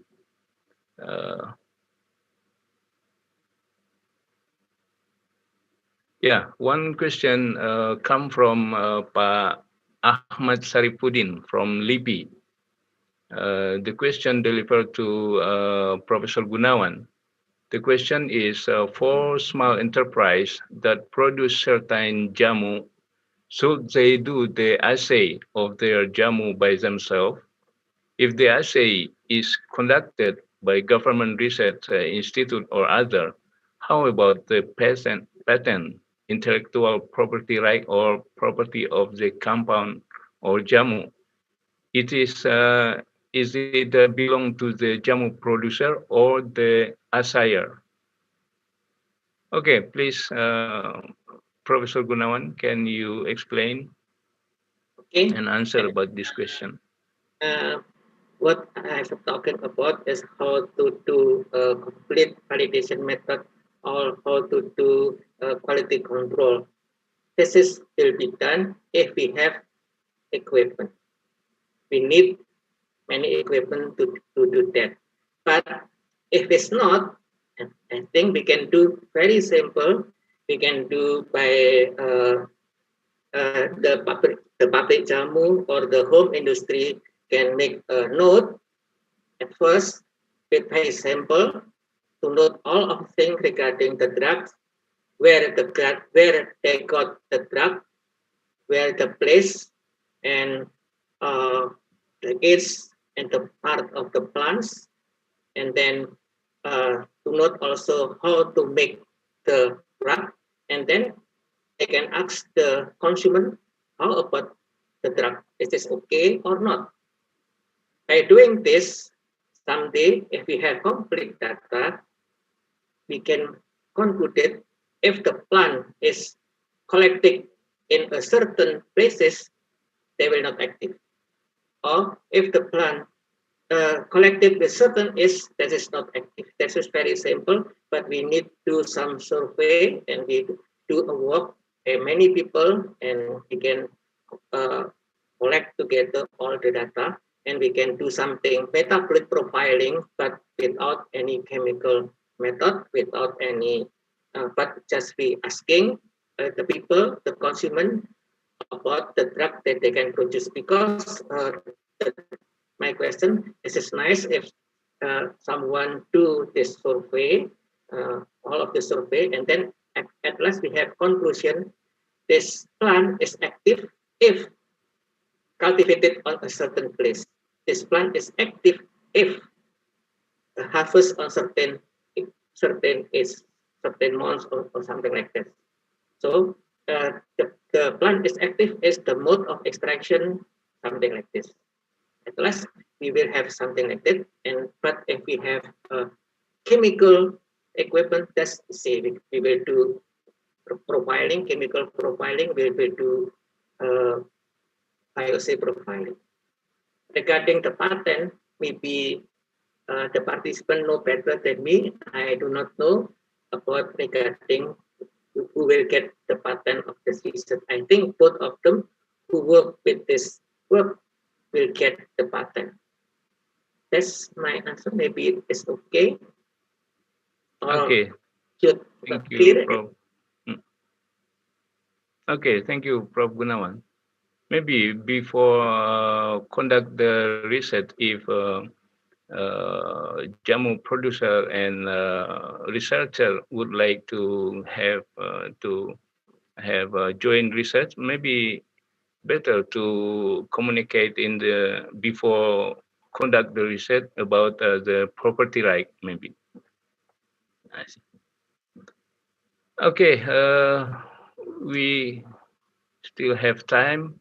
We will move to second question from Ibu Marisa Angelina from LIPI. Question also to Professor Gunawan. It is a nice presentation and also full of knowledge, Professor.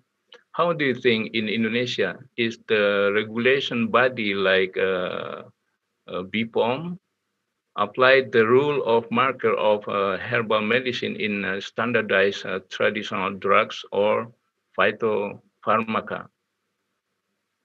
Okay, please. Okay, thank you for the nice question. As I described previously, Pharmacopoeia Herbal Indonesian or USP 43 or European Pharmacopoeia, they just only describe the minimum standard, the minimum concentration of certain compound or a group of compound. This is generally something like correlated with the activity. The drug will be okay if they can be used by the customer. So that's why it is need to determine the quality marker or marker ranking system 3 to 5 based from the plan, the actually quality marker. Unfortunately, in Pharmacopoeia Herbal Indonesia and other present Pharmacopoeia USP, this was not described. This is only described by some publication, but just only a few. That's why if we do quality control using any marker, maybe it is okay, but the pharmacology action is not the same test to test. This is the problem. That's why it is nice if we start from Indonesian medicinal plant one by one to search what is actually the quality marker. This is not yet described in any pharmacopoeia of the world, current pharmacopoeia. Okay, thank you, Professor Gunan. Maybe if Ibu Maris have another comment of my answer, let me know.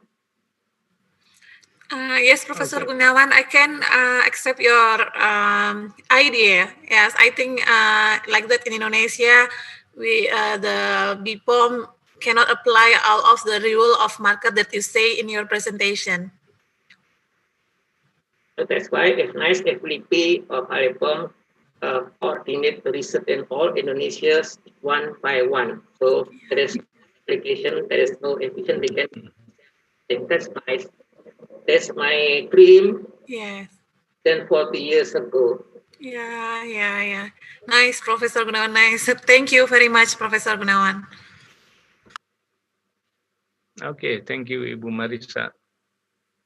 Yeah, maybe we move to another question. Now, question for Dr. Ambara from Pak Ahmad Sarifuddin from LIPI. the question is, as we know that the cure treatment for cancer is very painful, are there any non-invasive or destructive method development by Japan to cure cancer?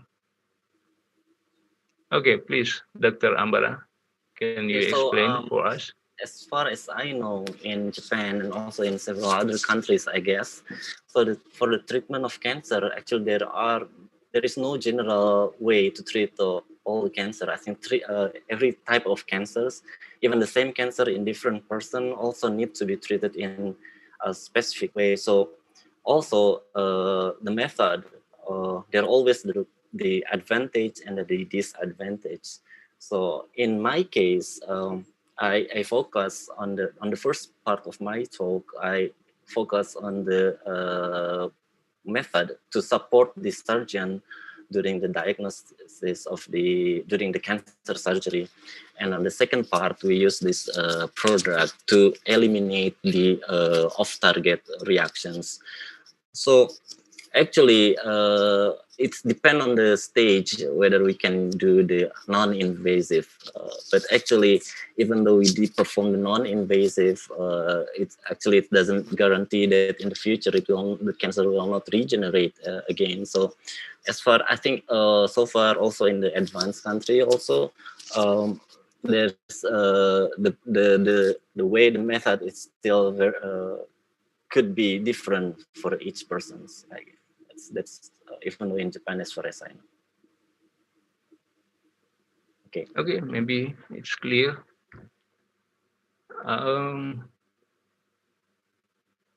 There is more question to Dr. Ambara from Ibu Sylvia Lekatompesi. Yeah, the question is, my cousins, young person use traditional medicine, turmeric and suchi leaves. Cancer can thus not invade other organs and cancer cell out of the breast. But now she knew to the hospital. My question: can the patients use your treatment and survive? I hope this result can help women who are sick with cancer, can be useful for overcoming cancer. Okay, can you explain, Dr. Ambara, please? When we start to start our research, our purpose is that we would like to make a contribution for the cancer treatment. So at the first part of my talk, I mentioned about the chemical probes that has been used in the hospital in Japan. It's easy to be approved. The method is easy to be approved because on that method, the cancer was taken out from the patient bodies. So it was taken outside from the cancer, from the patient bodies, and then we treat the stump by our probe. So we did not put any reagent into the human. So that's why it's easy to be approved, and now it's already started in the Osaka University Hospital. But on the second part, on the chemical, on the prodrug that I have been taught on the second part, it needs to be injected into the patients in the future if it's approved. So there's still a lot of several steps to be tested, but on the animal levels, it shows a very promising result. So we are trying hard to make it fast to be applied further in the near future. So hopefully we could contribute in this area also. Okay. Okay. Ibu Sylvia also asked her cousin use a traditional medicine, turmeric and suchi leaf. Do you have comment for this part? So actually, I'm not the expert for this traditional medicine. Professor Gunawan maybe can answer this question, but we are focusing on the drug, on the pure drug that can be used can be linked to our product. So I cannot comment on these traditional medicines. Okay, it's okay. Okay, already 10:30. Ibu Marisa, Professor Chodari is already joined with us or not yet? I think not. I think Oh, not Pak yet. Abdi, maybe no. Maybe we can extend for discussion around 15 minutes Okay. more. Okay, Because okay, Prof. Iqbal has not joined us. okay. Okay, let we continue to discussion. Next question come from Carla from USN Kolaka. The question delivered to Dr. Ambara. Is the probe could be used to detect a very early cancer stage? Okay, please, Dr. Okay, Ambara. so our collaborators in Osaka University Hospital, the breast cancer surgeon, when we published the paper, he tested on several stages of cancer, even stage 1 to stage 4 of cancer, and our probe could be accurately detect the cancer for this kind of breast cancer. So that could be used to guide the surgeon until which area has need to be removed, so that the reoccurrence can be we can just the recurrence will not, hopefully will not occur again in the future. So yeah, we tried with from the phase 1 to phase 4 of the breast cancer, and now also more data has been collected, and but for the details I could not say more about the result for this point, but on our previous publications we tested on the phase 1 to phase 4 of the cancer patients. Okay. It means it's possible to use in early stage. Yeah, hopefully, yes. Yeah. Okay, maybe it's already clear. Okay, we move to next question. Come from Ibu Teni Ernawati from LIPI also. The question is, it is nice presentation and also full of knowledge, Dr. Ambara. From the results of the research you have done, are there always significant differences for cancer cells and normal cells against the anti-cancer chemical compounds that have been synthesized? Okay. Okay. So first of all, I think this is Buteni from which come from to Osaka several years ago, if I'm not mistaken. Buteni is a Yeah, probably yes. So yeah, I mean, we tested to several types of normal and cancer cells with our products, and they give almost the similar results. So we could see the difference between the normals and the cancer cells. So far, I show you only one drugs in this experiment and these presentations, but actually we tried several more drugs, which could not be shown now in today because we still need to publish and patent the data, and everything seems good. They give the clear difference between the normal cells and the cancer cells. I'm sorry I could not show the data for now, but hopefully on the different opportunities I could show you in more details after we publish the results in the near futures. Thank you. Okay. It's already answered the question. Maybe we move to another question. Okay. Yeah, next question come from Ibu Sofa Fajria.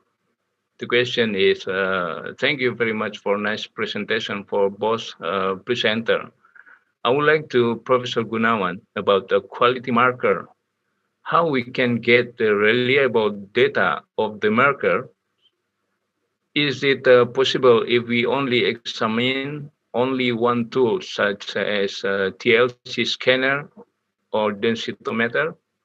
Thank you. Please, Professor Gunawan. Okay, sorry, your voice is still mute. Okay. Sorry. Thank you for the nice question. I think for determining the quality marker, we should do some chemical profiling and some bioassay profiling. For chemical profiling, we should have LC-MS. That's impossible if we just only using TLC. If we have TLC, and then we should isolate the fraction of the fraction of the spot and determine the structure. That is my answer. But if we have LC-MS, we can directly predict or determine the quality marker. If only using TLC, we can do the same thing, the TLC profiling and bioassay profiling, and by combine with using multivariate, we can predict which spot that active, which spot that is not active. The active spot can be isolated and the structure can be determined. That's my comment.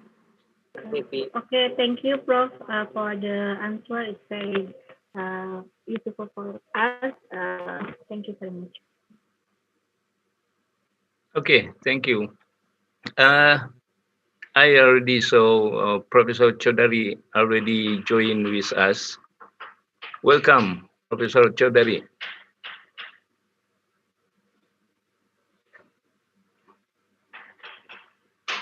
Okay, I will introduce our third keynote speaker, Professor Iqbal Chaudhary. Professor Chaudhary is a distinguished national meritorious director at the International Center for Chemical and Biological Science, HEJ Research Institute for Chemistry, and Dr. Panjwani Center for Molecular Medicine and Drug Research, and Coordinator General COMSTEX, Organization of Islamic Cooperation Standing Committee 55 US patents.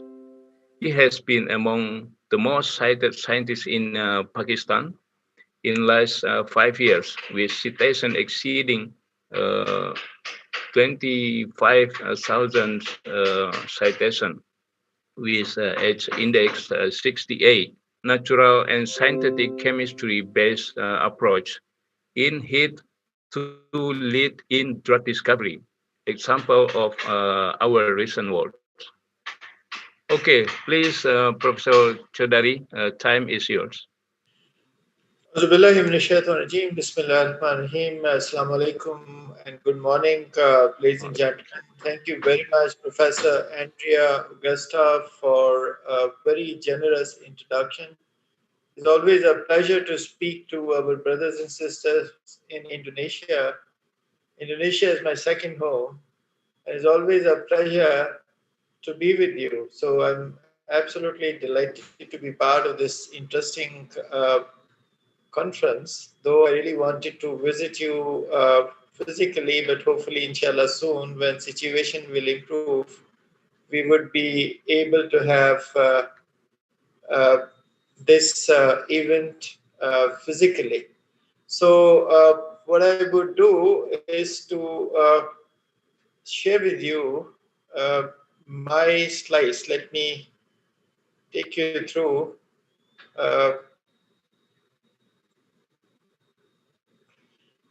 slide share, please.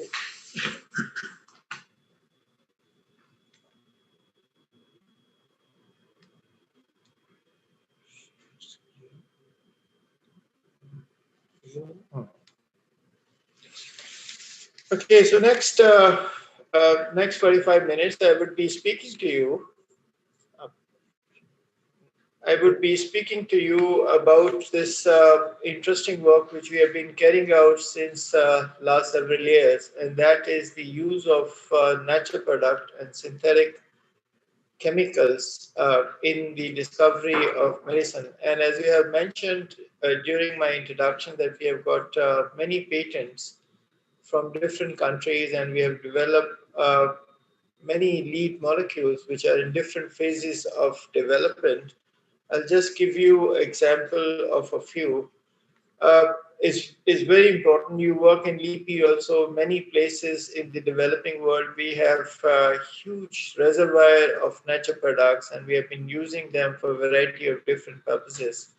And these are examples of some natural products which have made to the world scene as drugs. So whether it is quinine or morphine or Taxol, all of them are extremely important, and they have been discovered out of ethnobotanical practices and the science mixed with it.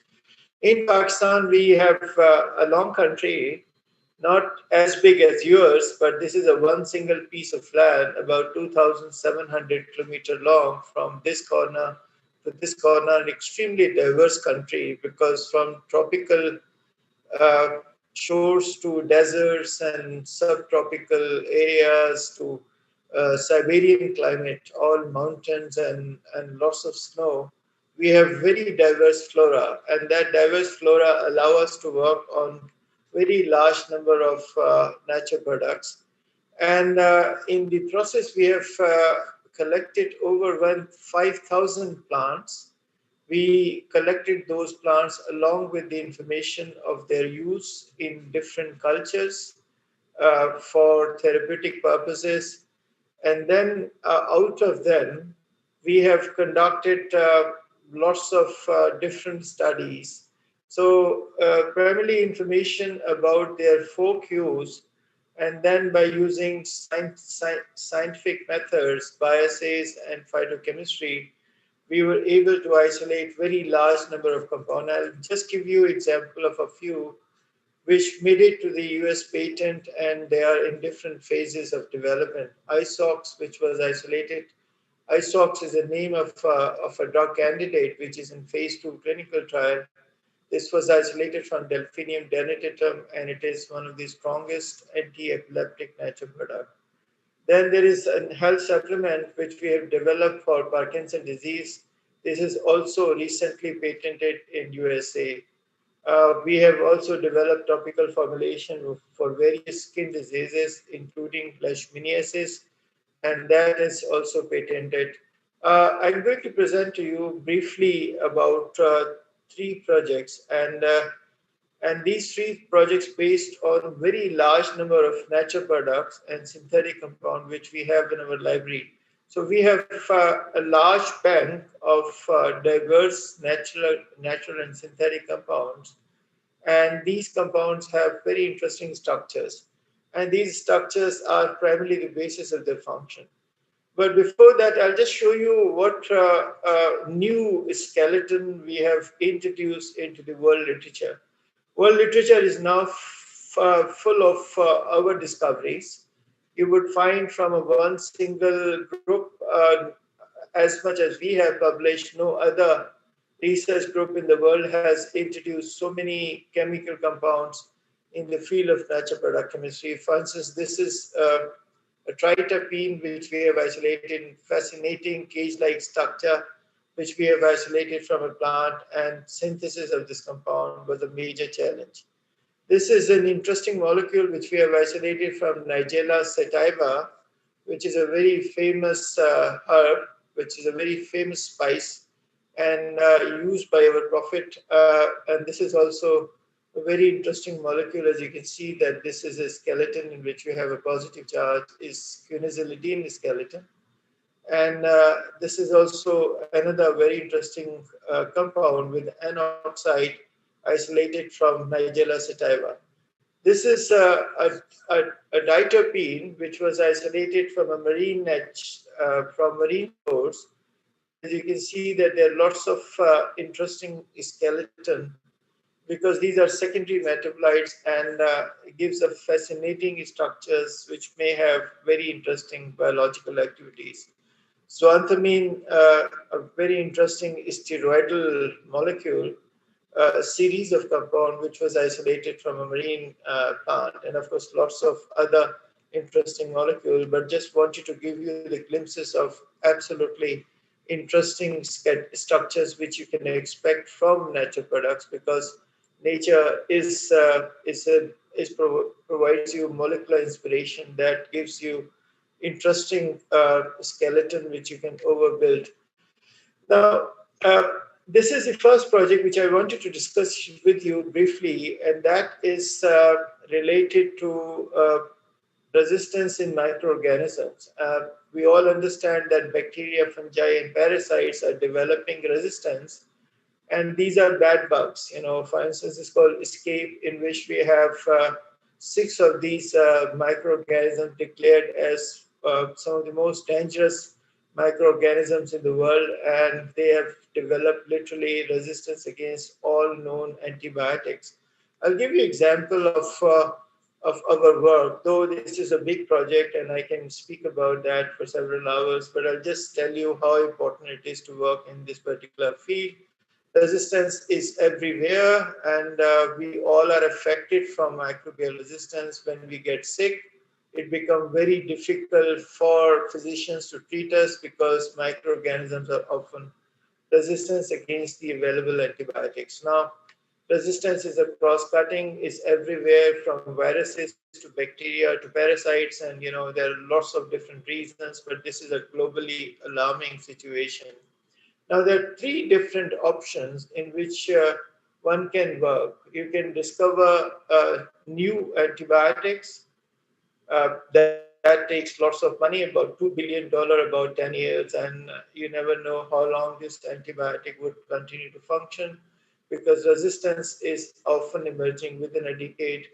The second option is structural modification of existing antibacterial agents. This is also an interesting approach, that you take existing antibiotics, you modify their structures, and that you hope that this would work for a while.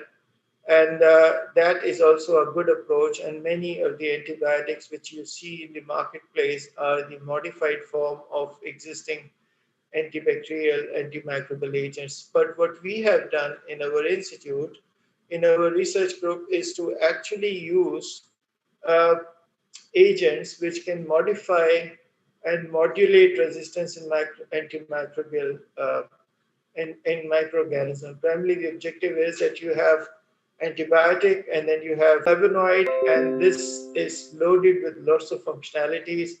Here you can see that this is 91% active against AMRSA, which is epidemic methicillin-resistant Staphylococcus aureus 17 species.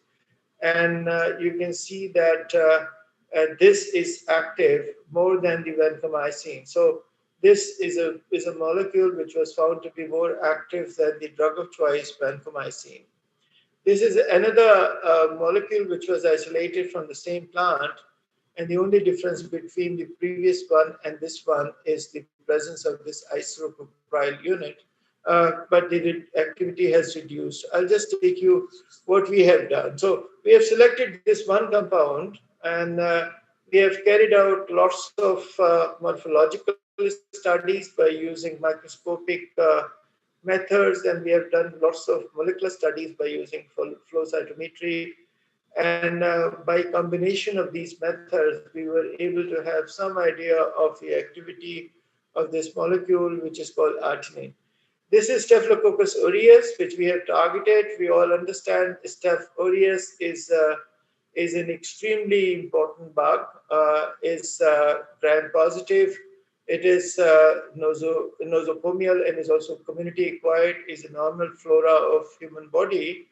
And but that becomes pathogenic because a lot of systemic and lots of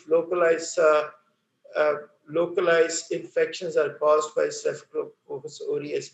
This is a picture of a normal colony of Staphylococcus aureus, and when you expose this colony with this particular compound, arginine, then you see a very interesting structure. You see that the colony is simplified, not many bacteria survived, and even the one which survived, they have differing morphology. So morphological changes were noticed through microscopy, and by understanding, for understanding the effect of it, we have carried out a very interesting study in which we have used propedium iodide and compound and antibiotic.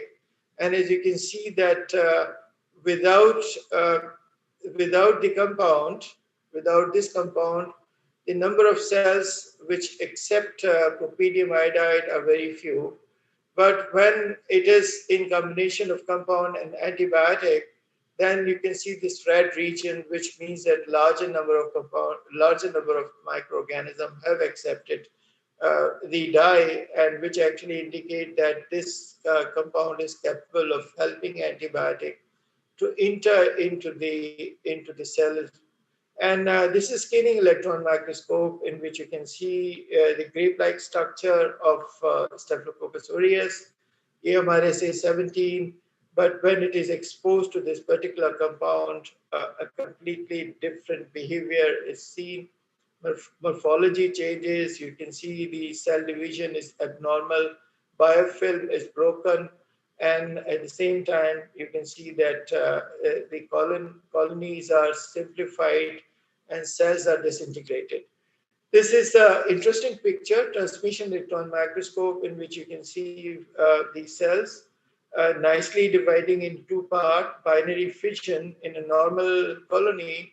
But when it is exposed to arginine A, then the morphological changes are so obvious that you can see the cells are abnormally dividing, cells become hollow, the subcellular organelle come out. But this is a fascinating one technique in which you can look into the cell at the nanoscale. So you can measure the cell height, you can measure the cell dimension, and the color represent the cell height. So on the scale site, you can see by using atomic force microscopy, the cell can be measured at a nanoscale. This is the normal cell.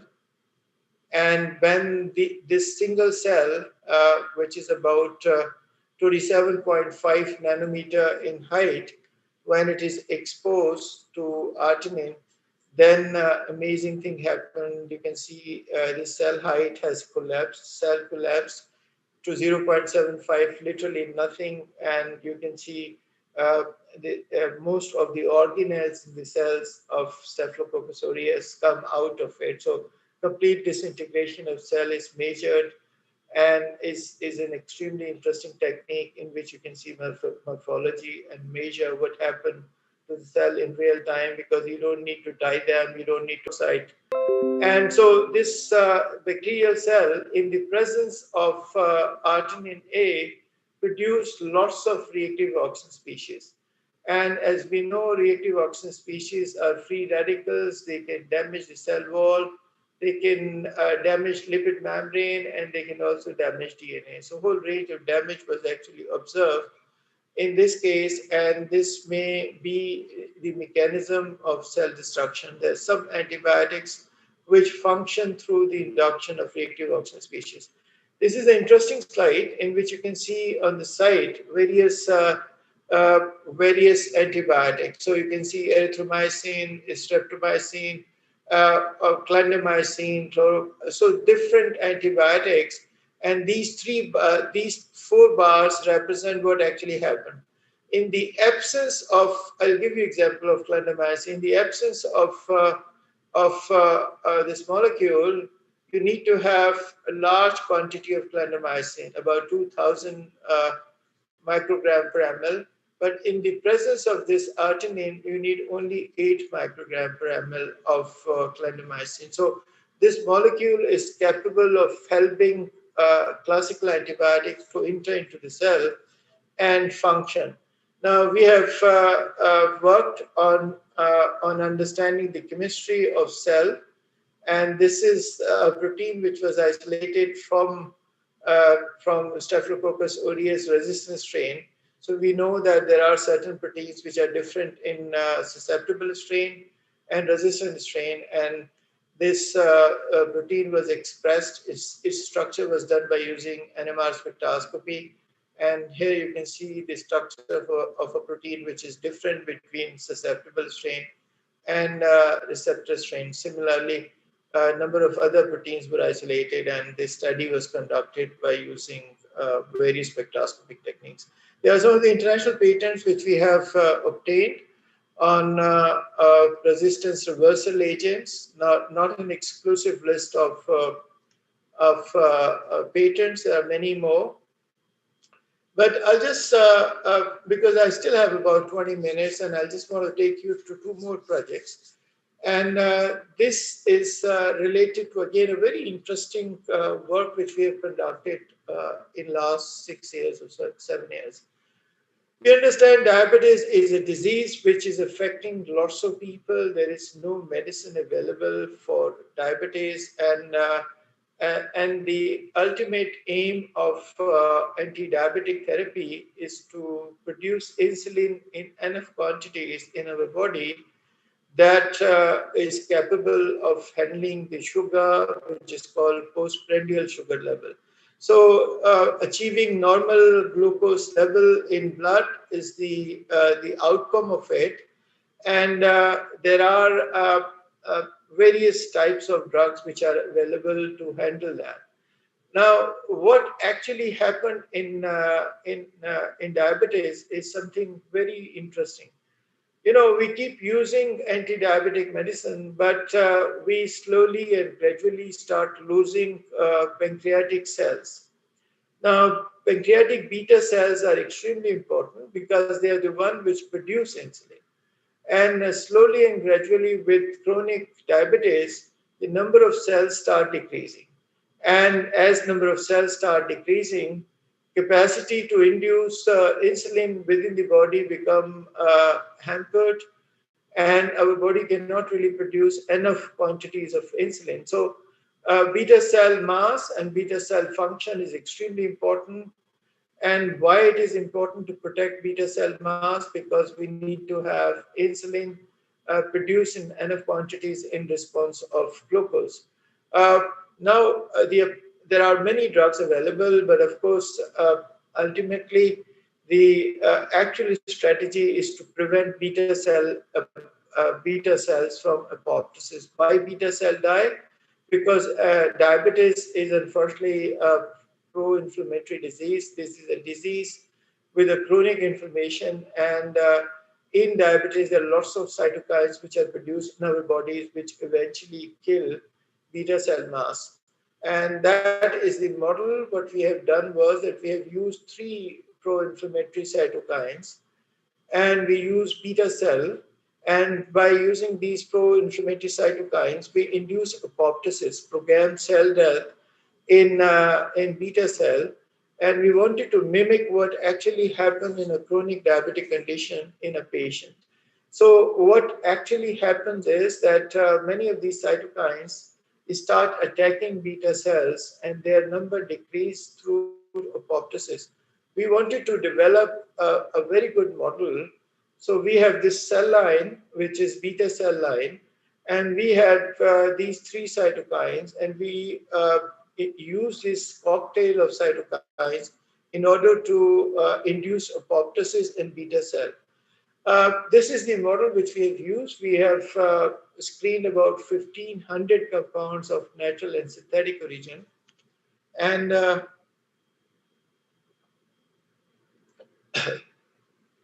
and what we have done was that we looked into what actually happened in the presence and absence of these compounds.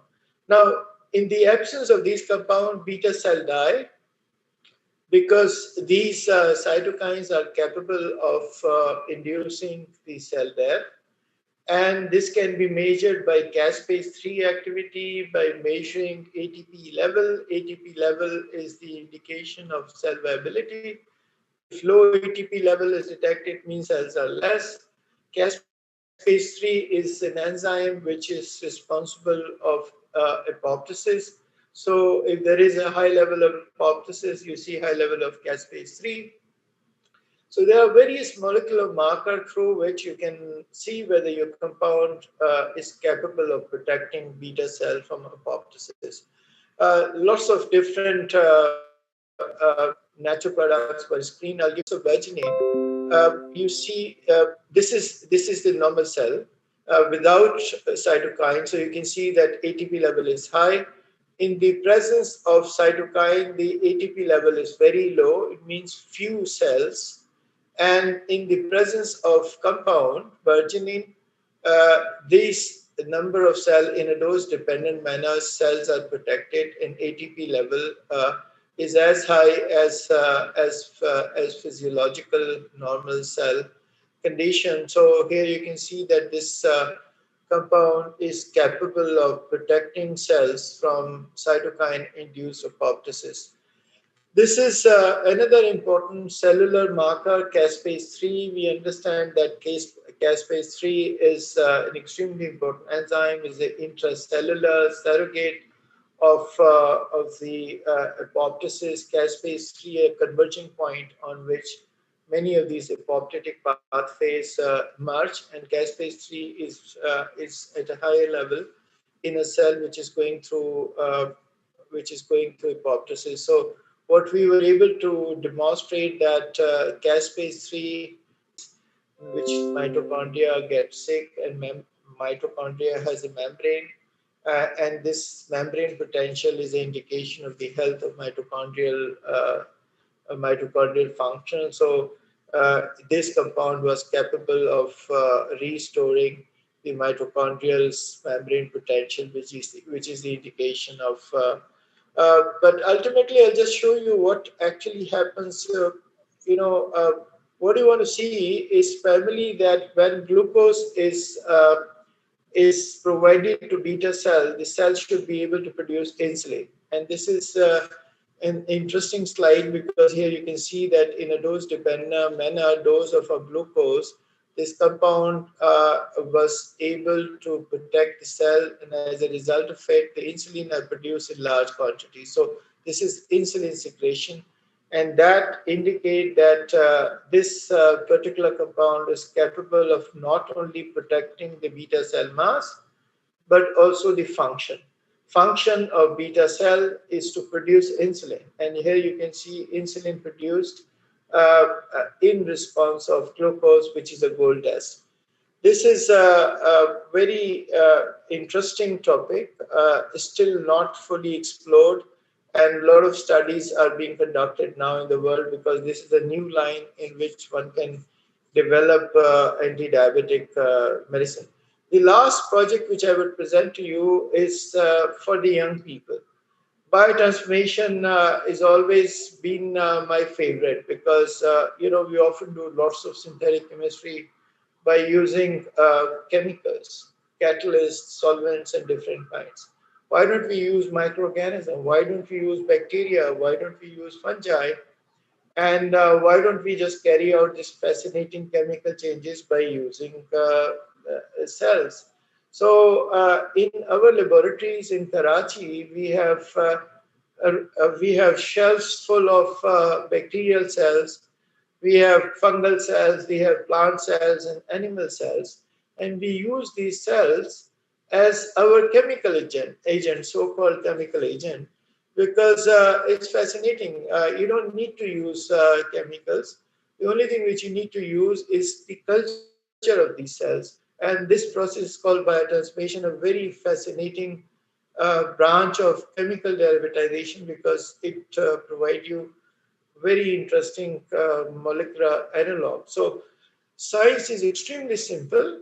Methodology is very simple. You have, of course, cultures of different kinds, and you have your compound, and you inoculate your cultures with the cells, and then you keep them for incubation for a certain period of time. Once the cells, the bacterial cells or fungal cells incubate the compound, you would be able to observe the changes, but for that you need to extract out your compounds by using simple extraction method, purification. You characterize and you carry out bicycle screening. So primarily the objective of this integrated approach is to and you get often novel analogs. This is an example of the use of biotransformation, and that different region of the human breast. And most of these breast cancers, 2/3 of them, uh, are because of estrogen.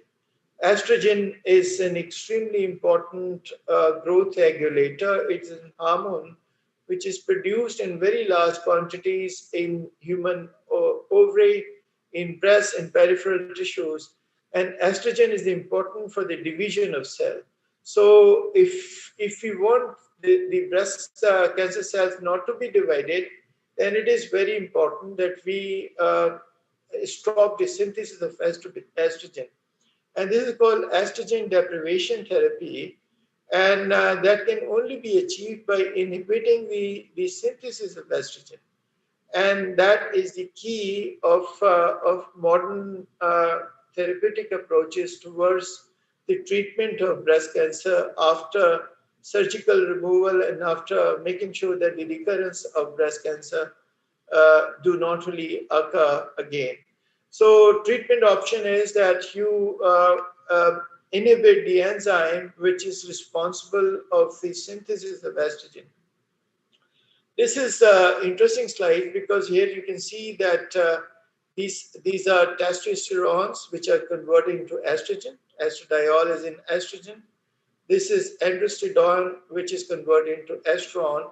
They both are estrogen, and these estrogens are required for the cell division. Without them, cell would not be divided, and you don't want cells to be divided. So therefore, you need to inhibit the synthesis of these two compounds, and that can only be happen by inhibiting the enzyme which is responsible of the synthesis of estrogen. So aromatase is an enzyme which catalyzes the synthesis of estrogen. This is the last step of estrogen synthesis, and in order to inhibit aromatase, you need to develop aromatase inhibitors. And when you have aromatase inhibitors, which are the class of drug, very important class of drug now, then estrogen would not be produced and cell would not be divided.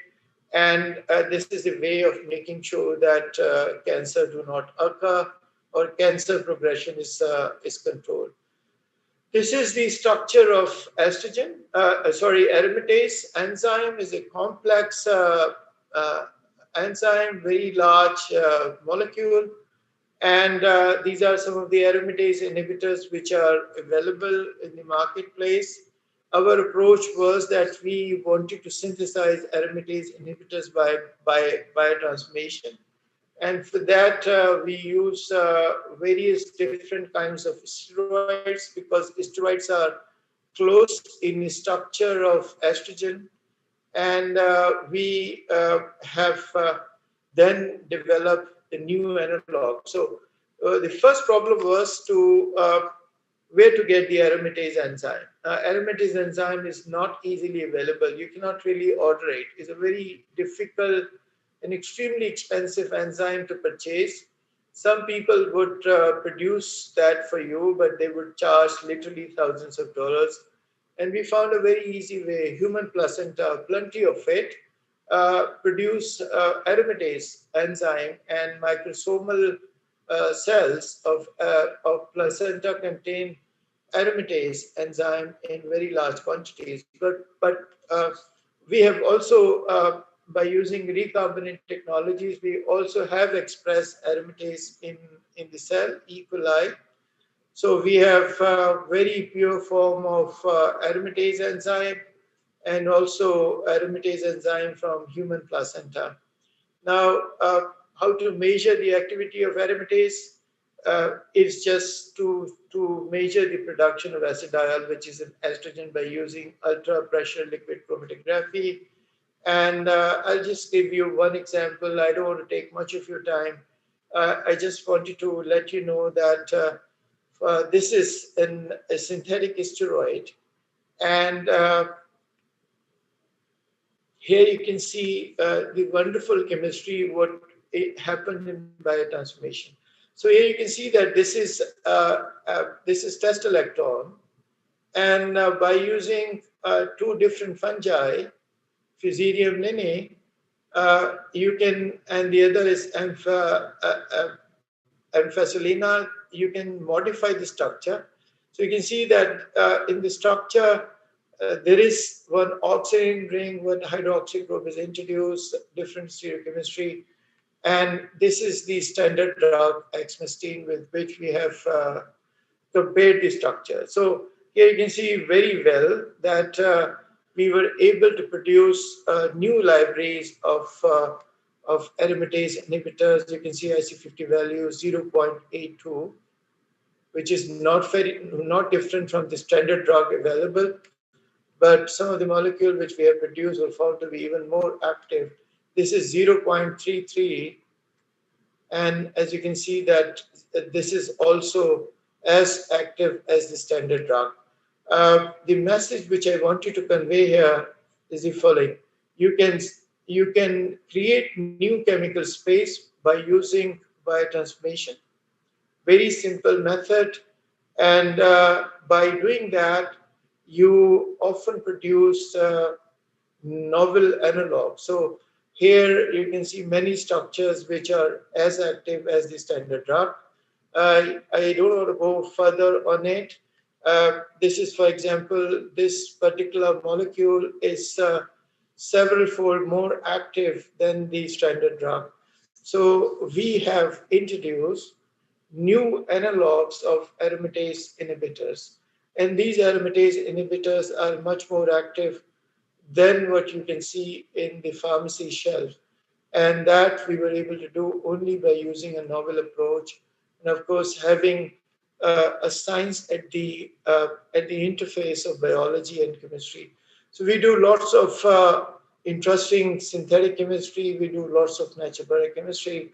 We do lots of biotransformation. But as you can see, the major strength of our work is that we have a strong biological background, and that we have very experienced scientists working in the field of various fields of biological sciences, from molecular biology to structural biology, from cell physiology to molecular microbiology, whole range of it. So what I wanted to present to you, which is briefly summarized, that it is possible to use natural products and to develop new lead molecule as drugs.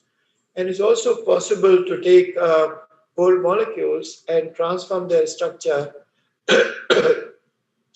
by using different combinations of biotransformation.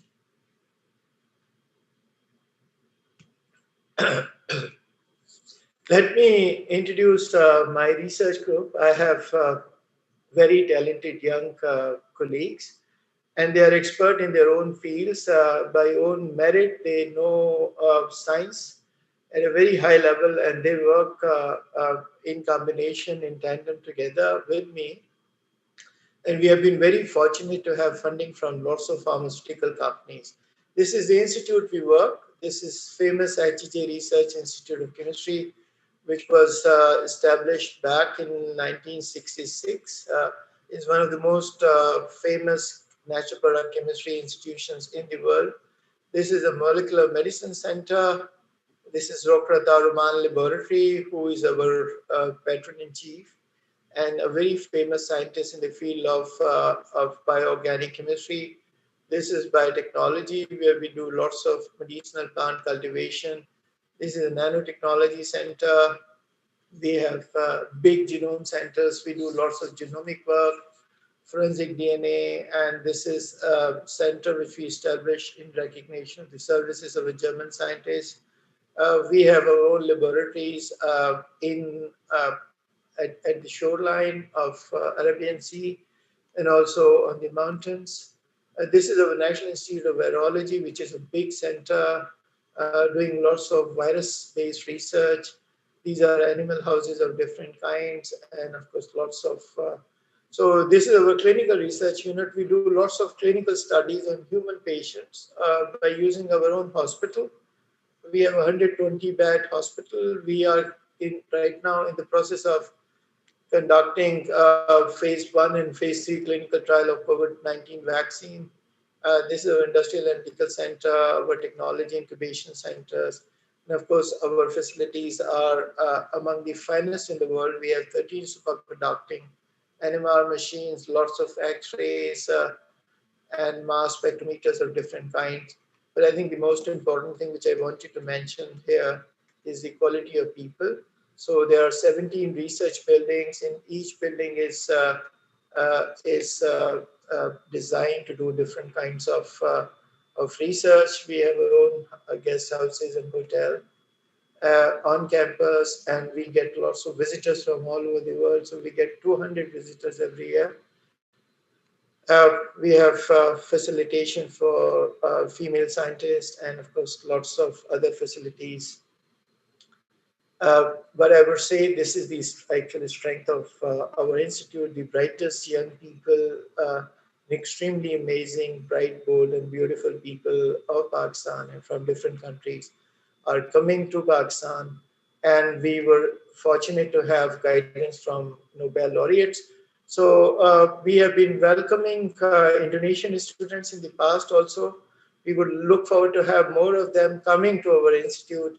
And our relationship with Indonesia is absolutely phenomenal, brotherly, and we are very close to each other. So thank you very much. Visit Pakistan. It's a beautiful country with lots of culture, lots of diversity, lots of history, and good food, very close to Indonesian food. Thank you. Okay, thank you very much, Professor Chaudhary, for very, very, very nice presentation. Yeah. Now we have discussion time until 11:55. Okay. If you have some question, please write in Q&A facility. Yeah, before Professor Chaudhary joins, we already have a little discussion, so we will extend in this session. Maybe I would read the one question already appears in the chat room. The question from Mr. Ahmad Fatoni from LIPI. The question will deliver to Professor Gunawan. Thank you for sharing knowledge and lots of information related to quality control of herbal medicine. What are the strategies to develop herbal medicine in Indonesia due to the abundance of our biological resource? Whether herbal medicine research is focused on plants that have been used as traditionally or have never been used previously. And also, Mr. Fatoni delivered a question to Dr. Pradipta. Does the endogenous acrolein only occurs in breast cancer cells, or it can also occurs in other cancer cells, so that it can detect and treat for those cancer cells? Okay, please, Professor Gunawan and Dr. Pradipta answer the question. Maybe next question we'll deliver to Professor Chaudhary. Maybe we hope so. Okay, please. Thank you for the question. I will try to answer. As I previously talked, the strategy is nice if we in Indonesia do collaboration between university or between research institute, so we can do we have limited facility, not as good as Professor Chaudhary showed. We have in our laboratory in Indonesia very limited, so that's why we need to collaborate. But platform or ICTI or LIPI should coordinate the research. So the research should be coordinated so the duplication or the same research can be avoided. So what shall we do is depend on the top. I think platform or ICTI should decide what plan should be first, what plan of, I mean what traditional plan, what we should do first to investigate. So by this, the platform or DICTI can ask certain university to do part of the research, and then we can combine. So by this method, the research will be fast and more efficient. As we know, at present time, many universities do research. I mean, almost university in Indonesia do research on herbal drugs. But I think most of them do the same thing, do the same topic. That is not nice. I think the most important is someone from the Jakarta should coordinate all the research in Indonesia so we can have a good result in efficient and limited budget. I think this is the strategy that I recommend in my conclusion, and I have very some. I always recommend this in my previous presentation and many seminar. We must do collaboration, but one or platform or TICTI or LIPI should be to be coordinator. Without that, that's very difficult. Thank you. Okay, thank you very much for the answers, Professor Gunawan. Unfortunately, Dr. Pradipta already off from this room. Maybe the question will be delivered by email later. Okay, this is one question for Professor Iqbal from Dr. Arthur Lelono from Indonesian Institute of Science. The question is, Assalamualaikum, Prof. Iqbal. Thank you for your presentation. As we know that discovery of natural product took a long time, what is your opinion of using biotransformation? Will it slice the time needed in the discovery of natural products? And can we use deep learning in the social activity relationships in the natural product research? Brother Assalamu alaikum. This is a very important question. I would say that these are two different approaches. And of course, natural product remain very, very important. But we also know that it is, you're right, that it takes lots of time and lots of efforts to isolate and to get enough quantities of a natural product. But of course, as you know, that lots of new technologies have been developed recently. There are two levels of technologies. Of course, we can do de-replication. We can quickly identify known natural products and new natural products by using hyphenated technique like LCMS, LC, GCMS, LC, MS, NMR. And also, recently, there are lots of metabolic engineering is conducted now. It's possible to produce natural products in bacterial cells by identifying genes and then incorporating genes.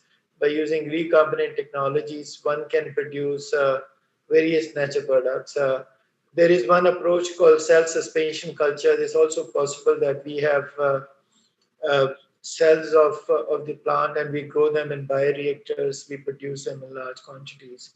But you're right that isolating natural products is not trivial. It takes time.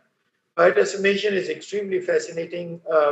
It gives you novel analogs and is a very simple science, to be honest. You know, I really would like to encourage people to work in this field because of three reasons. Number one, that you don't need to have very expensive equipment. This is primarily a science in which you need incubator, perhaps some level of you need to have extraction, you need to have incubations, and you need to have fermenters. You don't need to, even fermentation can be done on simple shaking bath. And second most important reason is that the structure of biotransformed products are not so different from the substrate. So identification of the structure is much easier than isolating a natural product which is completely novel and you have no idea about the structure. Often the biotransfer products are analogs of substrate, so their structure is not very difficult to elucidate. The third major reason is you can scale it up any level. You can produce them into any quantities by just scaling it up. You do biotransformation on 1 liter, you can do it 100 liters also, and you can do it on 1,000 liter. It's sustainable science because the microorganisms you can produce as much as you wish. You can recycle the unconsumed substrate back to the loop. So because of these three reasons, biotransformation is still very exciting. But kindly remember that biotransformation would never give you novel, exciting, completely unknown compound. For that, you always have to look towards nature. Even synthetic chemistry would never give you that kind of structural diversity which you see in nature. Okay, maybe clear, Dr. Arthur? Okay. Yeah, the biotransformation process is very, very interesting. We also conduct in our laboratory, Professor Chaudhary. Yeah. Okay, we move to next question from Ibu Marisa from LIPI to Professor Chaudhary.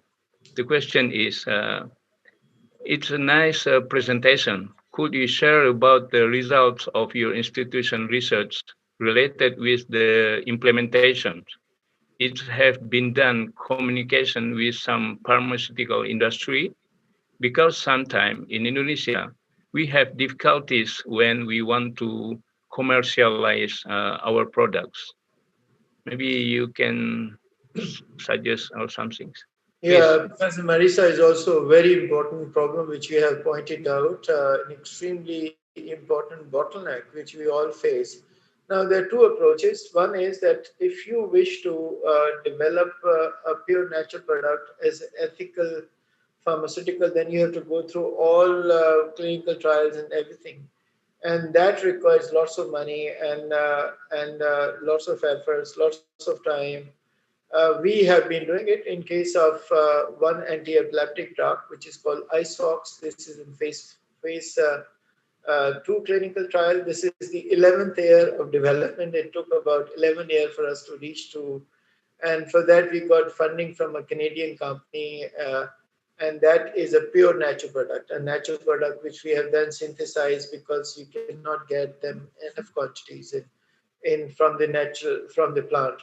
So this is one approach. The second approach is, which I strongly believe is the one which we should really do, is for curiosity, you can always go and isolate compounds, study the mechanism of action, but always remember that if you would like to develop a pure natural product, then the cost is extremely high because purification of a natural product in required pharmaceutical grade is extremely expensive. So I would always recommend that we work on composite medicine. We work on fractions, standard fractions. We prove their efficacy and we prove their safety. And that is a drug by all definition. So for us in developing world, the best way of moving forward is to develop standardized natural products with safety, efficacy, and reproducibility with the required clinical data. And that is the best shot for us. An example which we have done is that we have recently, this is about $2 million project, which we are carrying out for a cell pharmaceutical company, a multinational company, for the development of nutraceutical for Parkinson patients. Parkinson patients are often very symptomatic, and there is no medicine available which can provide them a complete relief from symptomatic issues. So this dietary supplement, which is now internationally patented, and I would be happy to deliver a lecture about that separately, offline, is developed in collaboration with Searle. But again, this is a combination. This is not a pure natural product. This is a combination of drug and a combination of dietary substances, plants, and by using different animal models, we were able to develop that Parkinson nutraceutical. Nutraceutical is an area in which we must move in. That is an extremely important area which is easy to track and relatively easy to get into. Okay. It's clear, Ibu Marisa? Yes, very clear. Thank you, Professor Chaudhary. Thank you, Prof. Andrea. Okay, thank you very much. Okay, we move to next question from Dr. Abdi Wira. The question is, thank you for a nice lecture, Professor Iqbal. I'm interested with your research about antimicrobial because it is somewhat similar with my research.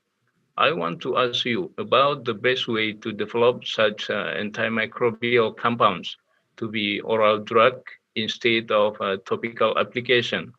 In your opinion, what's the best model in animal that can be used for this purpose?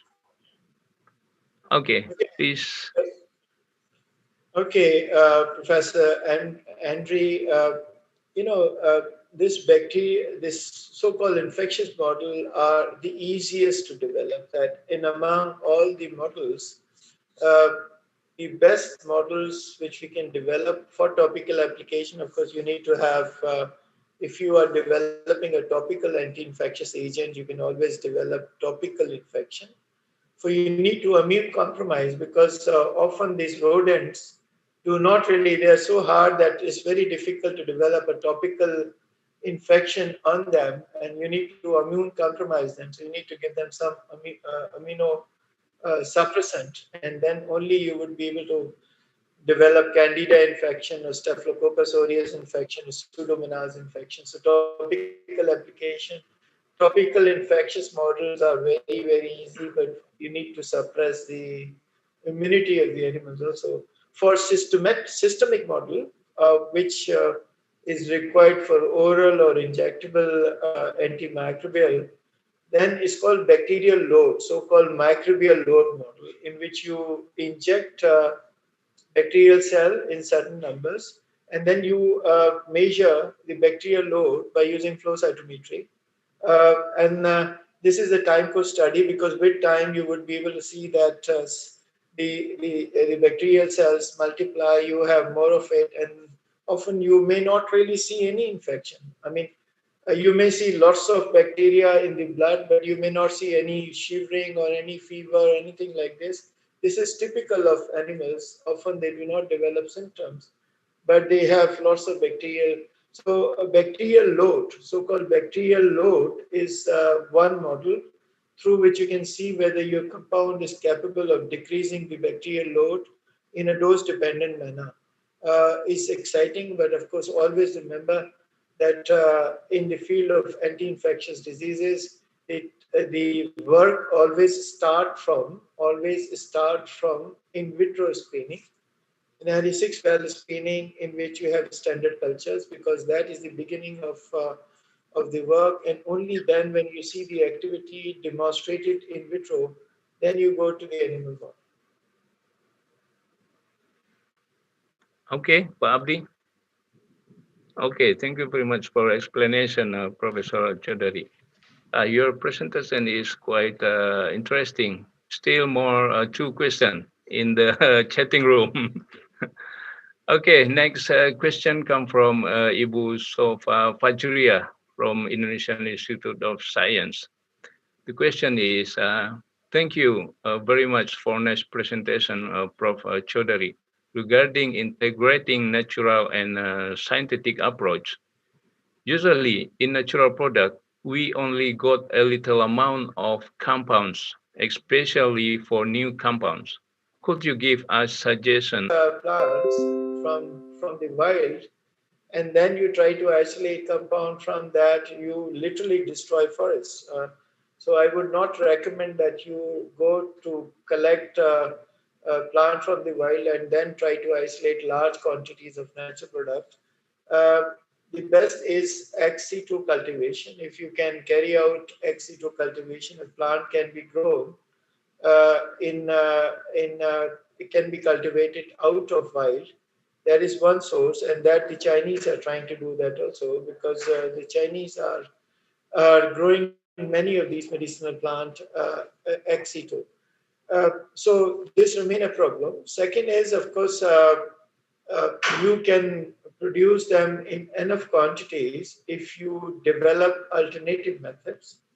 One, as I mentioned, metabolic engineering. It's possible to identify the gene of enzymes which are responsible of catalyzing the production of that, and then modify those genetic engineering by using genetic engineering and produce them in large quantities by E. coli, Saccharomyces. Many of the natural products have been produced. The third way is biomass. So you produce these natural products in cell culture instead of getting them from the wild. You can grow them in bioreactors.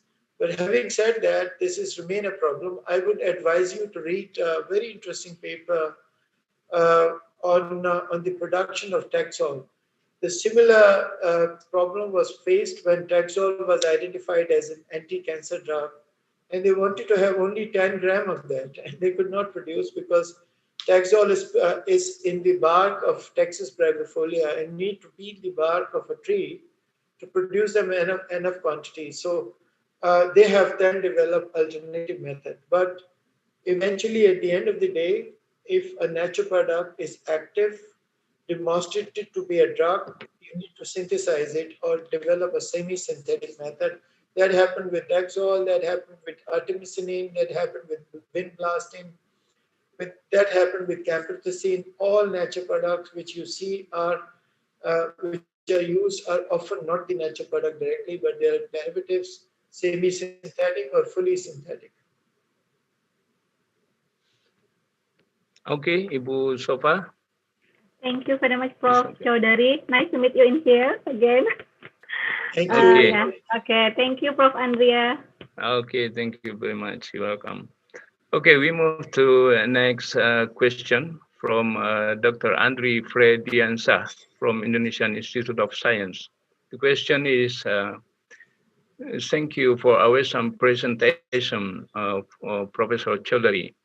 What do you think about the discovery of natural bacterial product at this time or recently? Why most people rarely find the new or novel structure or even new natural product classes, even though genome mining is starting increasing?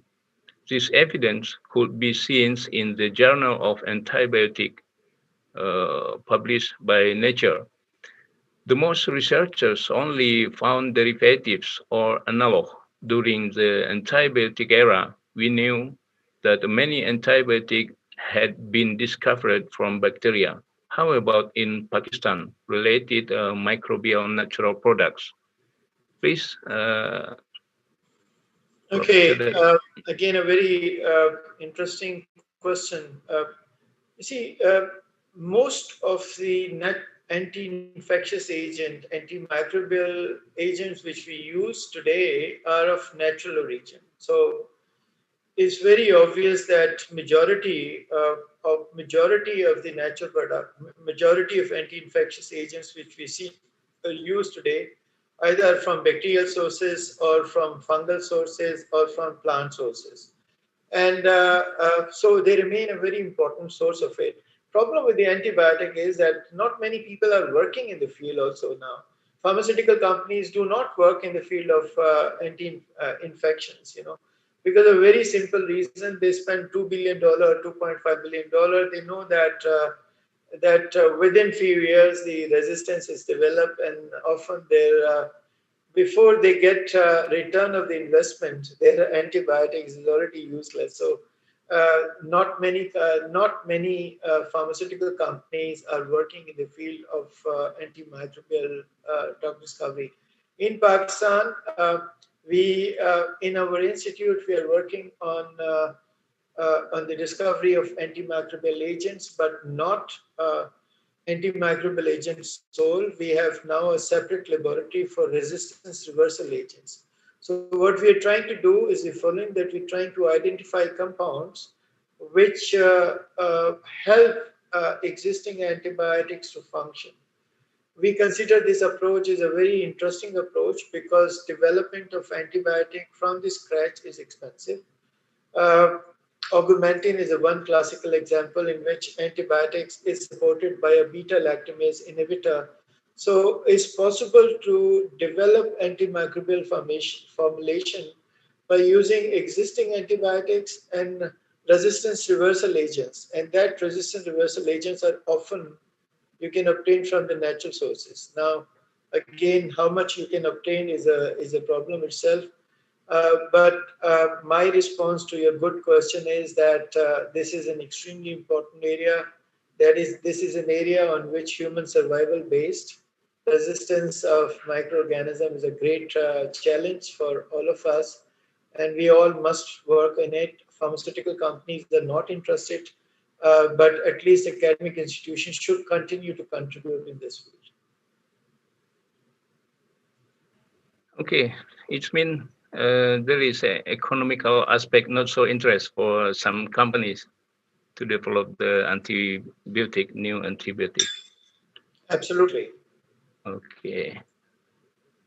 Okay, there is no question in the chat rooms, but if possible, I will have one simple question, Professor.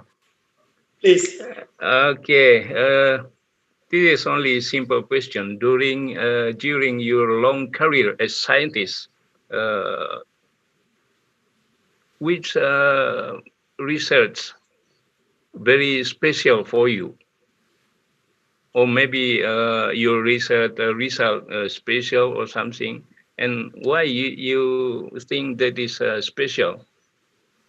Okay, please.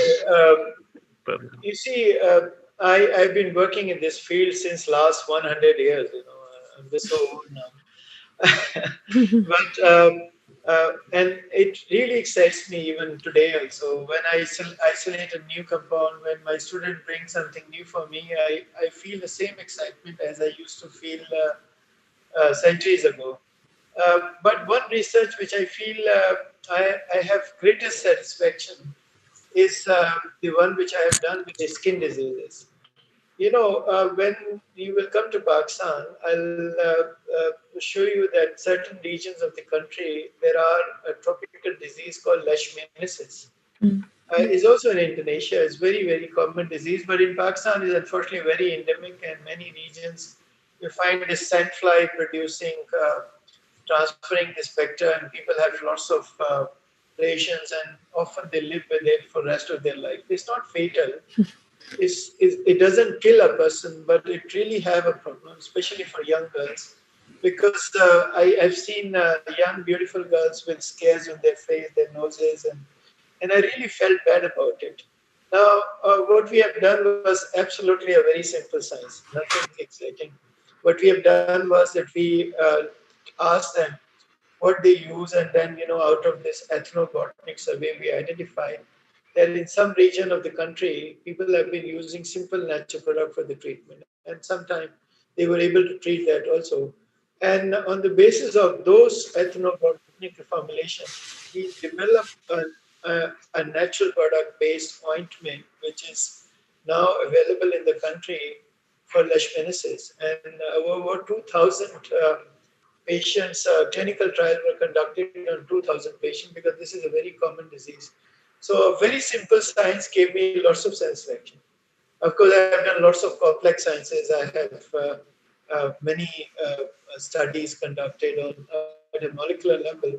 But at the end of the day, what you can see happening to the people, and if you can help them in some way, ultimate satisfaction. Okay, thank you very much, Professor Chodari. Yeah, I met 13 years ago with Professor Chodari in Bangkok, and Professor Chodari asked me to move to Pakistan, but I don't know what the reason not reliable for me at the time. Okay, thank you very much, Professor Chodari.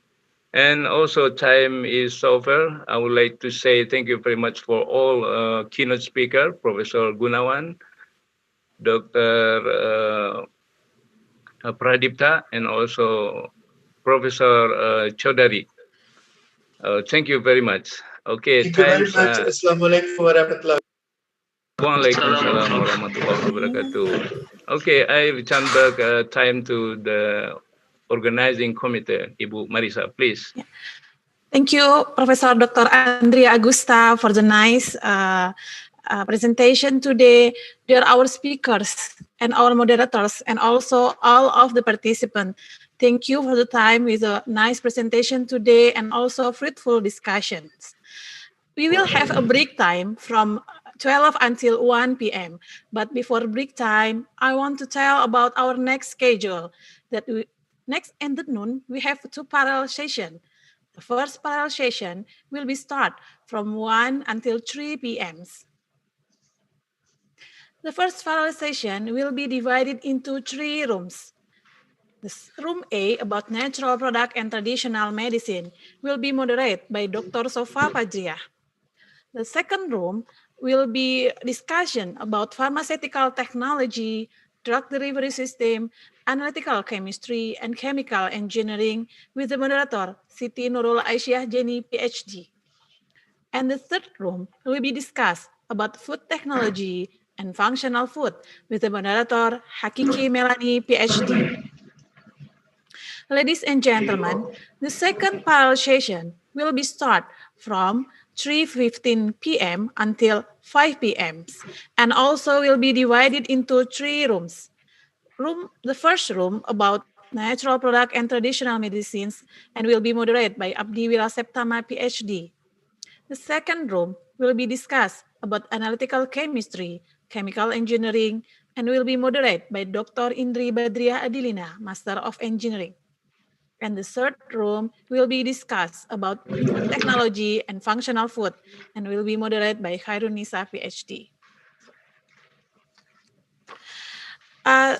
We hope all the participants will be joined in each room until end of this day. And the participant will automatically enter each room according to the schedule that you can read in the program book. Okay, we hope all. Assalamualaikum warahmatullahi wabarakatuh. Kita boleh live ya?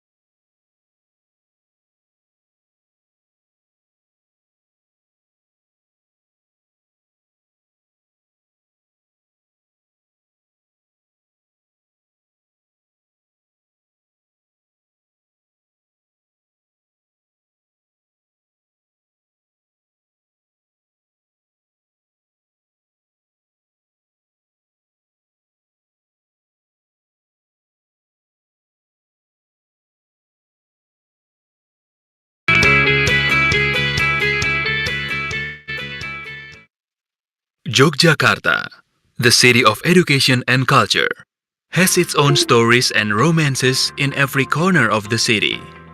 Each corner will bring us back to the memories that make us to always come back to the city of yearning. Yogyakarta has some traditional foods such as gudeg, mangut lele, lombok ijo, tempe bacem, and brongkos, which are findable in street food stall, lesehan, angkringan, home industry, and restaurant. But then, how can we fulfill our longing for these traditional foods when we are far away? Research and Development Division for Natural Materials Technology, Indonesian Institute of Sciences, has been developing packaging technology for ready-to-eat foods. Traditional foods are processed and packaged in cylindrical can, so it has longer period of shelf life and increased its value. The implementation of packaging technology developed consistently in the institution. The institution has been working along with partners to implement the packaging technology.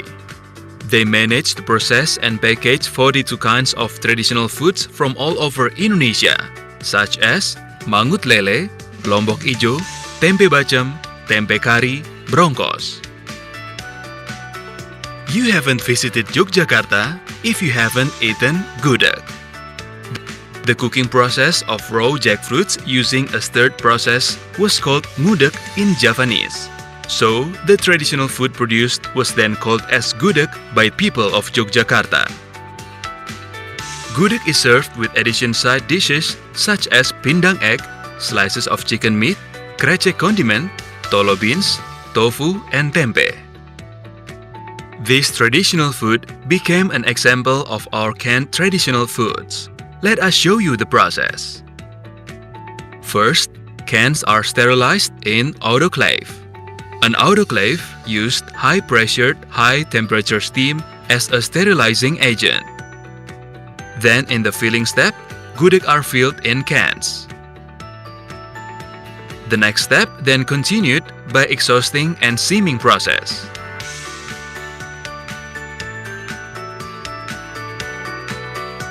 After being tightly sealed, the cans go under another sterilization step using autoclave. This sterilization process is an essential process. Canned food products are cooled down at room temperature and then quarantined for 2 weeks in sterile room for quality controlling. The cans are labeled and ready to be sold.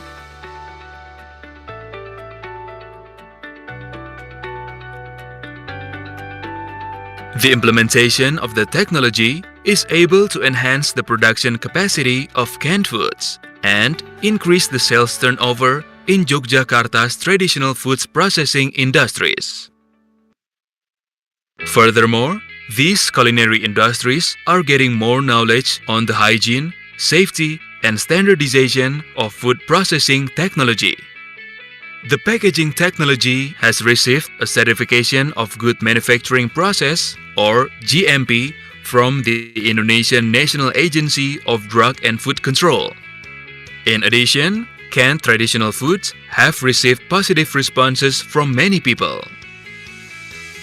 Yogyakarta will always be the city that feels like home. However, it's always been nice to be back to Yogyakarta, the city of yearning with the greatly delicious traditional local food.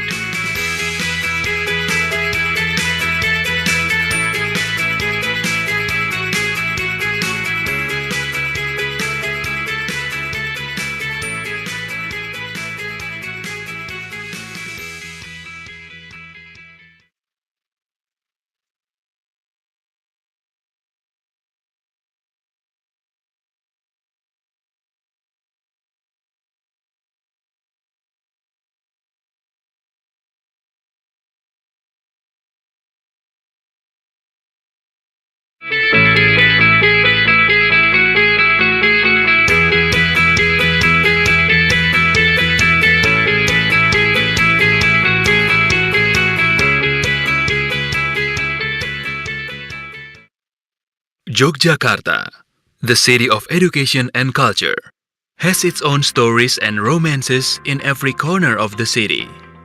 Each corner will bring us back to the memories that make us to always come back to the city of yearning.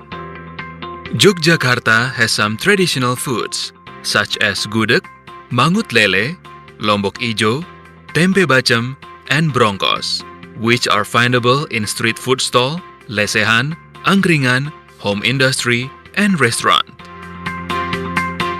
But then, how can we fulfill our longing for these traditional foods when we are far away?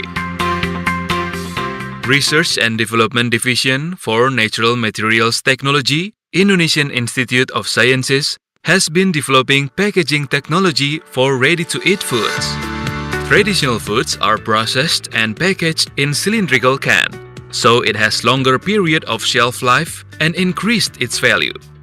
The implementation of packaging technology developed consistently in the institution. The institution has been working along with partners to implement the packaging technology.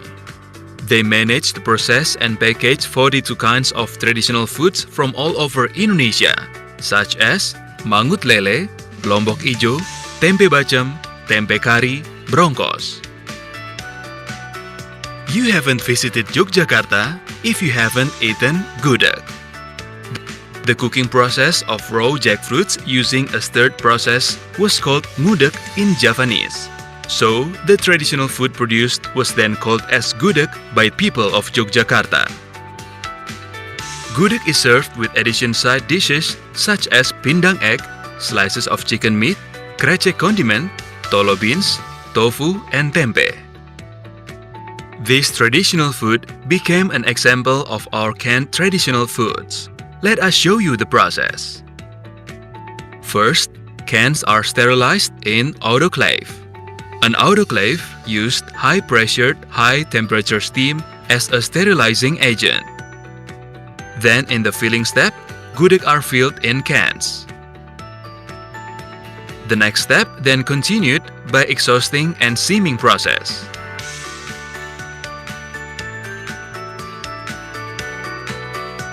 After being tightly sealed, the cans go under another sterilization step using autoclave.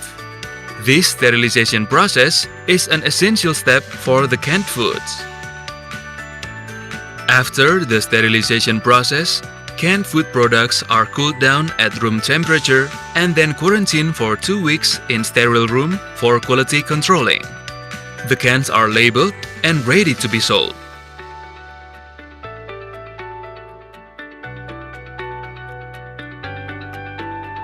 The implementation of the technology is able to enhance the production capacity of canned foods and increase the sales turnover in Yogyakarta's traditional foods processing industries. Furthermore, these culinary industries are getting more knowledge on the hygiene, safety, and standardization of food processing technology. The packaging technology has received a certification of Good Manufacturing Process or GMP from the Indonesian National Agency of Drug and Food Control. In addition, canned traditional foods have received positive responses from many people. Yogyakarta will always be the city that feels like home. However, it's always been nice to be back to Yogyakarta, the city of yearning with the greatly delicious traditional local food.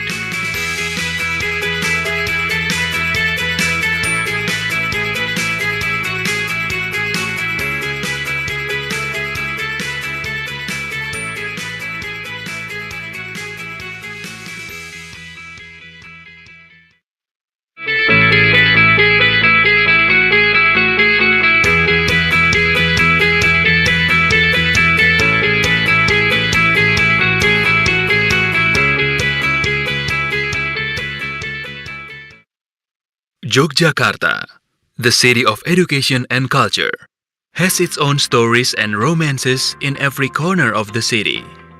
Each corner will bring us back to the memories that make us to always come back to the city of yearning.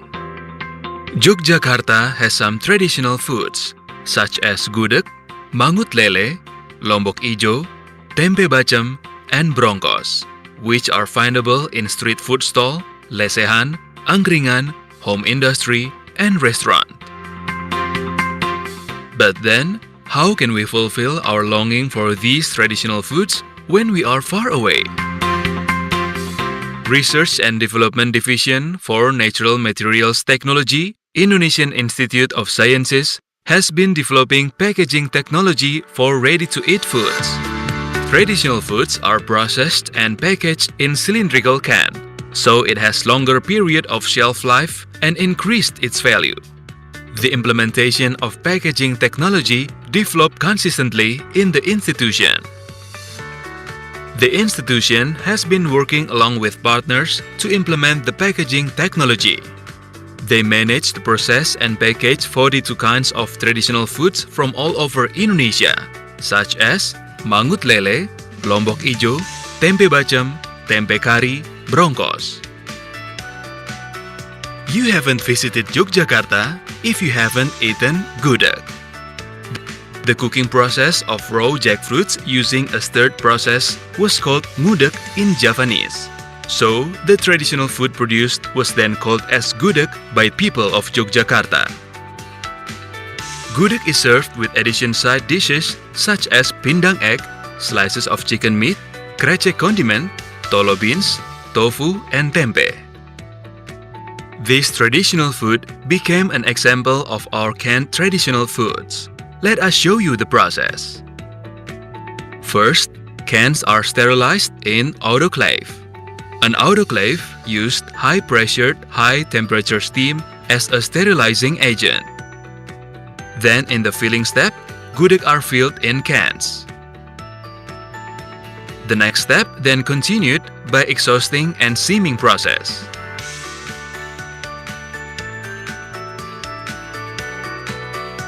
After being tightly sealed, the cans go under another sterilization step using autoclave. This sterilization process is an essential step for the canned foods. After the sterilization process, canned food products are cooled down at room temperature and then quarantined for 2 weeks in sterile room for quality controlling. The cans are labeled and ready to be sold.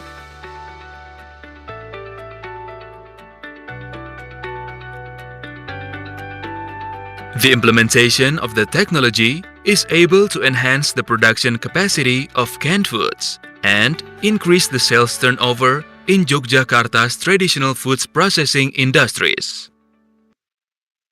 Furthermore, these culinary industries are getting more knowledge on the hygiene, safety, and standardization of food processing technology. The packaging technology has received a certification of Good Manufacturing Process or GMP from the Indonesian National Agency of Drug and Food Control.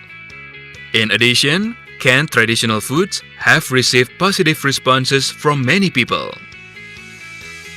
Yogyakarta will always be the city that feels like home. However, it's always been nice to be back to Yogyakarta, the city of yearning with the greatly delicious traditional local food.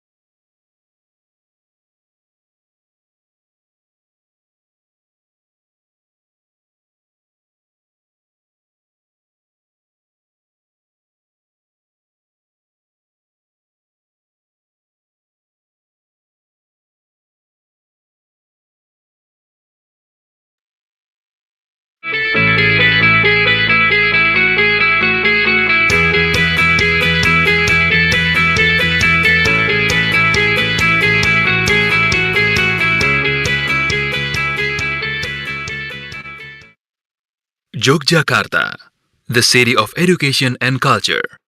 has its own stories and romances in every corner of the city. Each corner will bring us back to the memories that make us to always come back to the city of yearning. Yogyakarta has some traditional foods such as gudeg, mangut lele, lombok ijo, tempe bacem, and brongkos, which are findable in street food stall, lesehan, angkringan, home industry, and restaurant. But then, how can we fulfill our longing for these traditional foods when we are far away? Research and Development Division for Natural Materials Technology, Indonesian Institute of Sciences, has been developing packaging technology for ready-to-eat foods. Traditional foods are processed and packaged in cylindrical can, so it has longer period of shelf life and increased its value. The implementation of packaging technology developed consistently in the institution. The institution has been working along with partners to implement the packaging technology. They manage to process and package 42 kinds of traditional foods from all over Indonesia, such as mangut lele, lombok ijo, tempe bacem, tempe kari, brongkos. You haven't visited Yogyakarta if you haven't eaten gudeg. The cooking process of raw jackfruits using a stirred process was called ngudeg in Javanese. So, the traditional food produced was then called as gudeg by people of Yogyakarta. Gudeg is served with addition side dishes such as pindang egg, slices of chicken meat, krecek condiment, tolo beans, tofu, and tempe. This traditional food became an example of our canned traditional foods. Let us show you the process. First, cans are sterilized in autoclave. An autoclave used high-pressured, high-temperature steam as a sterilizing agent. Then in the filling step, gudeg are filled in cans. The next step then continued by exhausting and seaming process.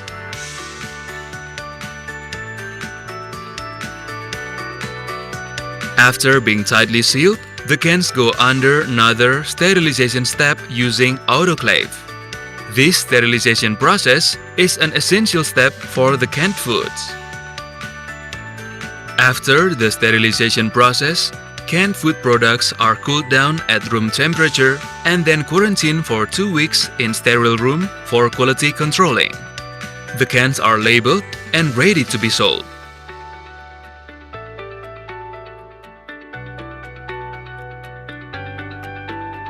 The implementation of the technology is able to enhance the production capacity of canned foods and increase the sales turnover in Yogyakarta's traditional foods processing industries. Furthermore, these culinary industries are getting more knowledge on the hygiene, safety, and standardization of food processing technology. The packaging technology has received a certification of Good Manufacturing Process or GMP from the Indonesian National Agency of Drug and Food Control. In addition, canned traditional foods have received positive responses from many people. Yogyakarta will always be the city that feels like home. However, it's always been nice to be back to Yogyakarta, the city of yearning with the greatly delicious traditional local food.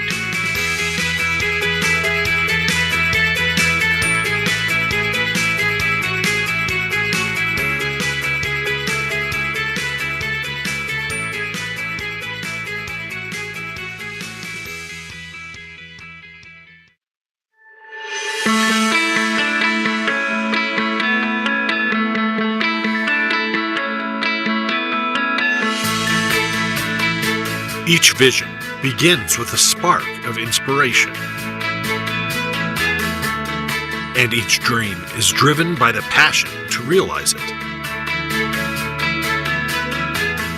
For over 50 years, we have worked hard to serve Indonesia.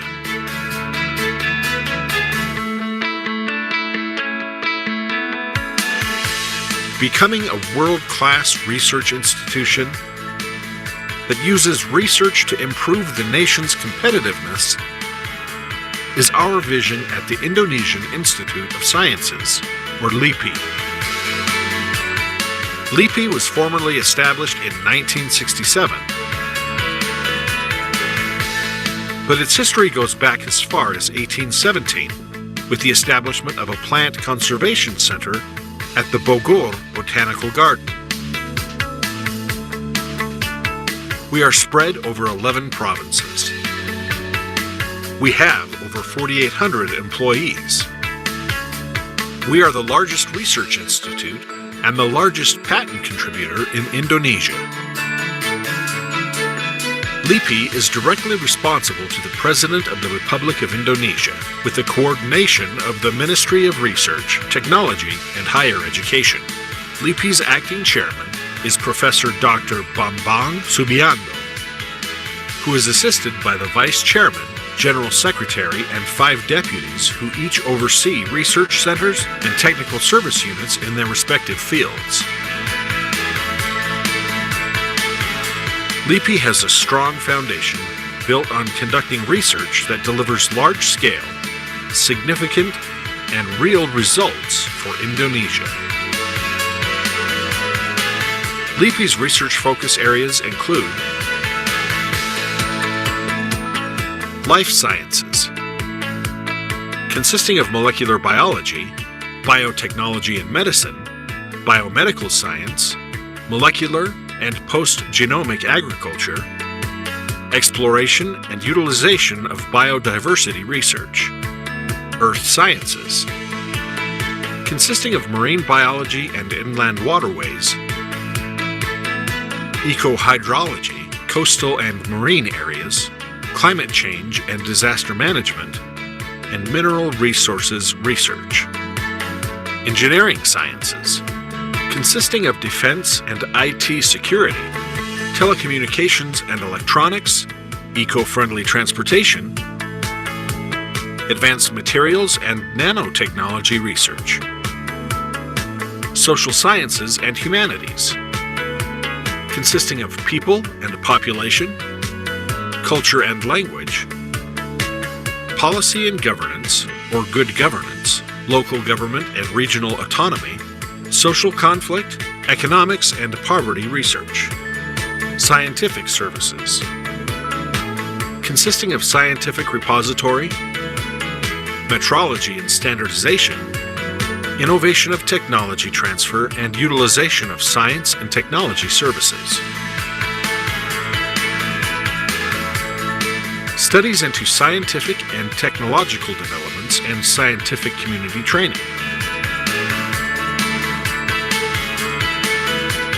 LIPI researchers are supported by world-class facilities spread over 48 research centers and technical implementation units throughout Indonesia. LIPI also has research vessels for oceanography research activities, as well as other marine research expeditions.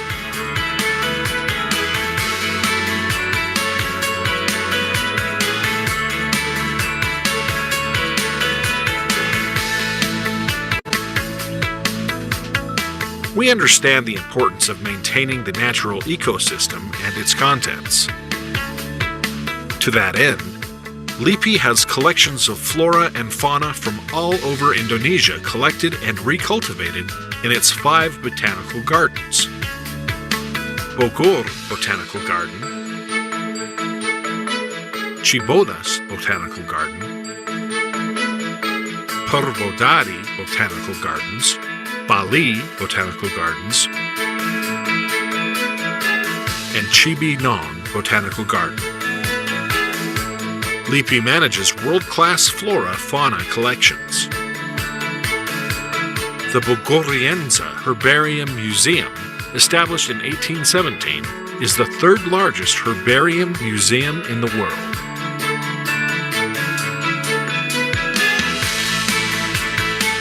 The museum has the 10th largest reference collection of fauna specimens in the world and and Indonesia Culture Collection, or INA-CC, which holds LIPI's listed in the World Microorganism Collection Culture Federation.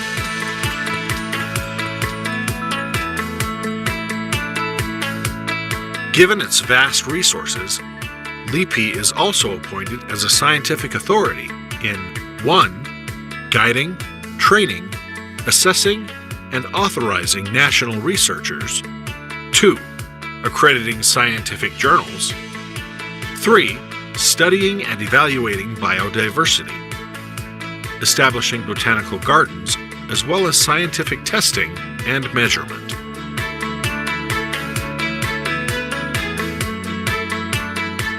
LIPI also plays a strategic role in various international scientific activities.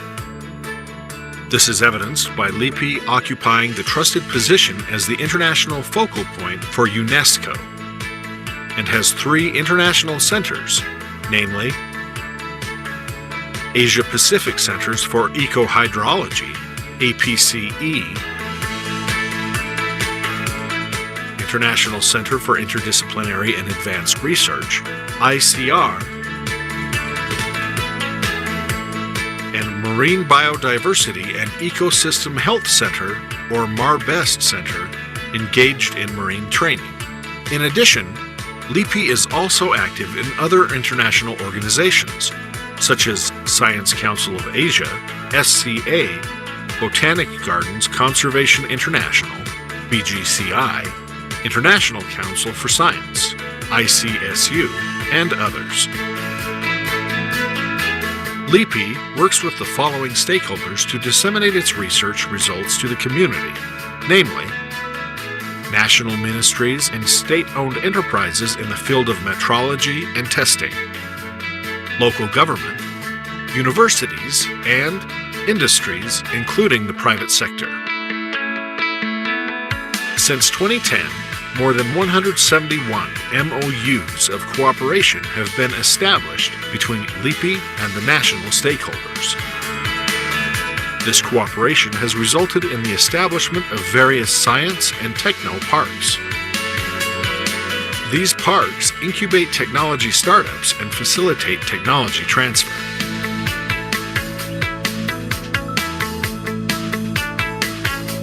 LIPI has also established more than 70 partnerships with international partners since 2010 in various branches of science across the world.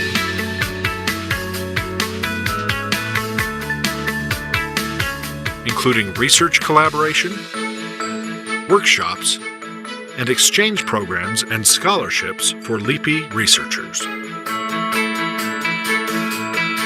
For more than 50 years, LIPI has produced research that has significantly improved the quality of life of Indonesians, as well as the development of science in Indonesia. To encourage the spirit of research among the younger generation, LIPI has, since 1968, hosted research paper competitions for teenagers, as well as the National Young Inventor Award, which is keenly followed by students throughout Indonesia.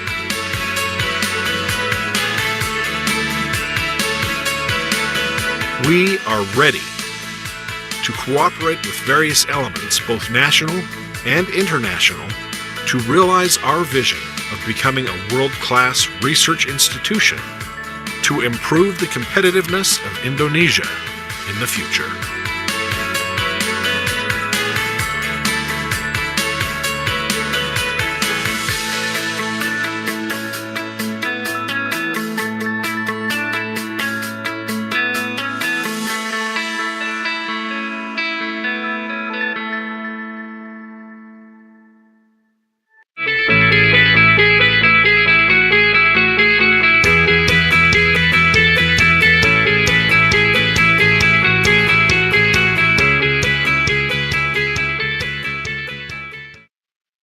Yogyakarta, the city of education and culture, has its own stories and romances in every corner of the city.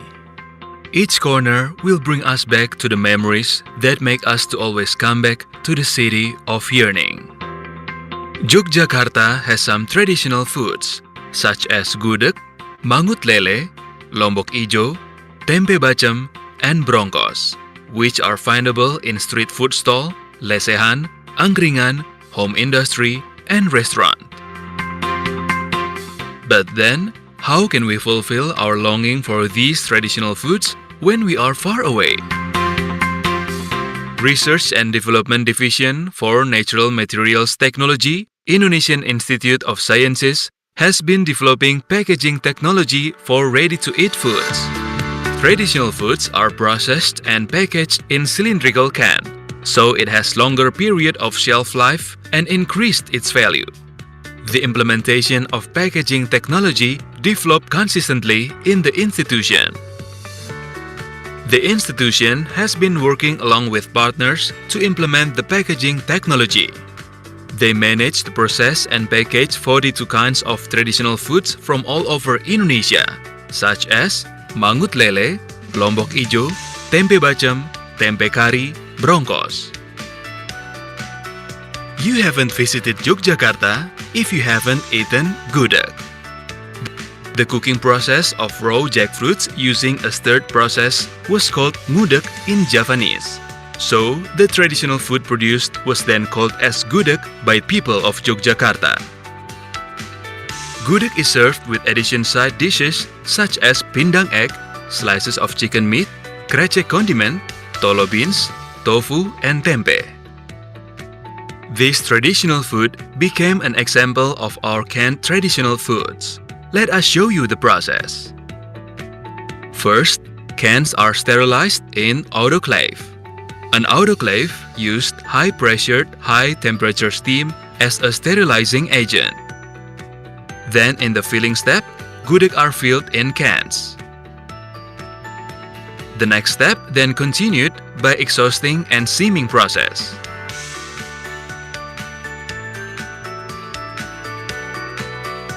After being tightly sealed, the cans go under another sterilization step using autoclave. This sterilization process is an essential step for the canned foods. After the sterilization process, canned food products are cooled down at room temperature and then quarantined for 2 weeks in sterile room for quality controlling. The cans are labeled and ready to be sold.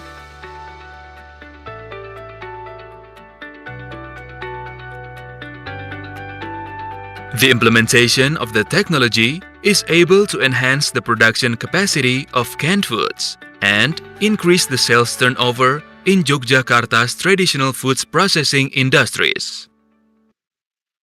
Furthermore, these culinary industries are getting more knowledge on the hygiene, safety, and standardization of food processing technology.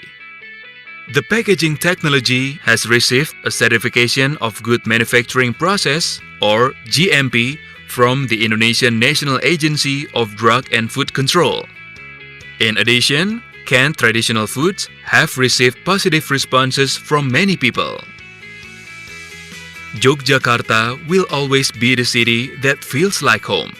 However, it's always been nice to be back to Yogyakarta, the city of yearning with the greatly delicious traditional local food.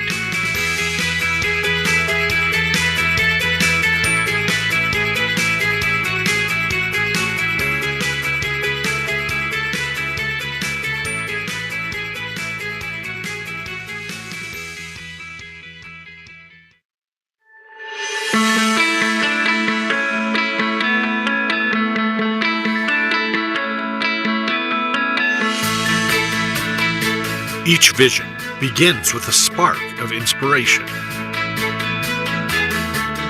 And each dream is driven by the passion to realize it. For over 50 years, we have worked hard to serve Indonesia.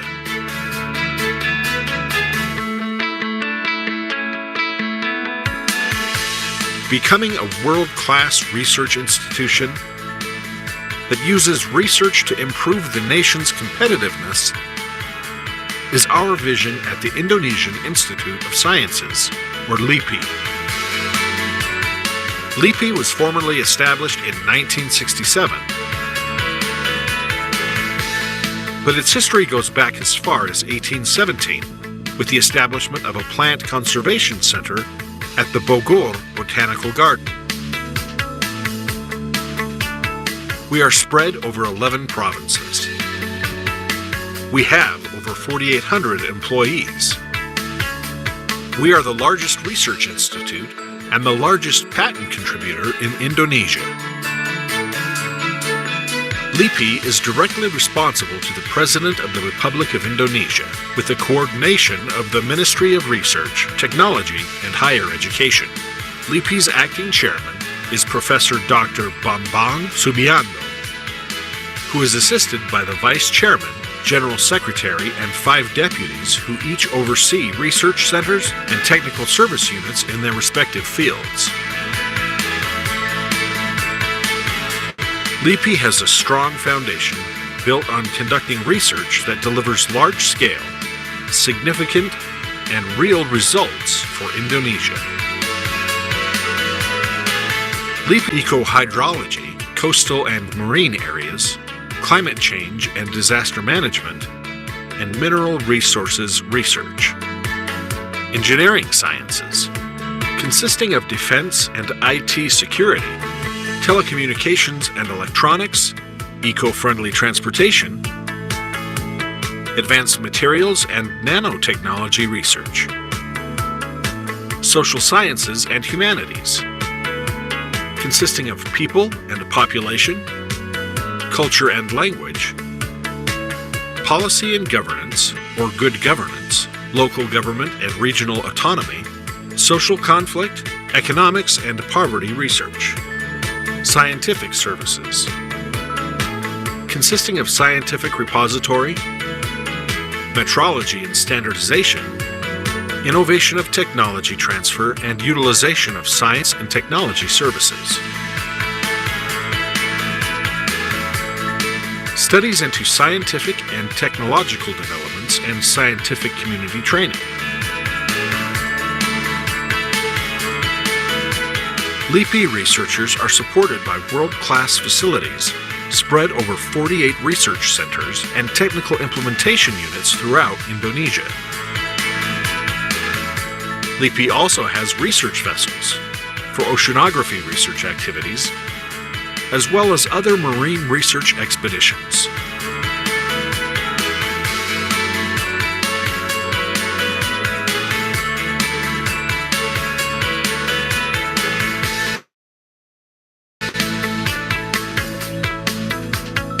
We understand the importance of maintaining the natural ecosystem and its contents.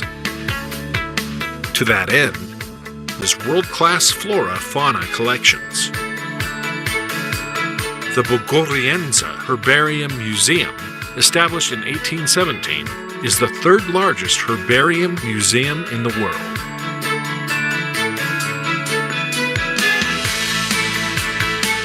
The museum has the 10th largest reference collection of fauna specimens in the world, and Indonesia Culture Collection, or INA-CC, which holds LIPI's collection of microorganisms listed in the World Microorganism Collection Culture Federation.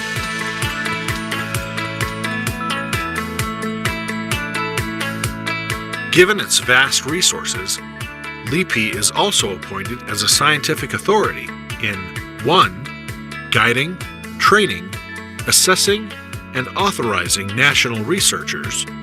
2. Accrediting scientific journals. 3. Studying and evaluating biodiversity. Establishing botanical gardens, as well as scientific testing and measurement.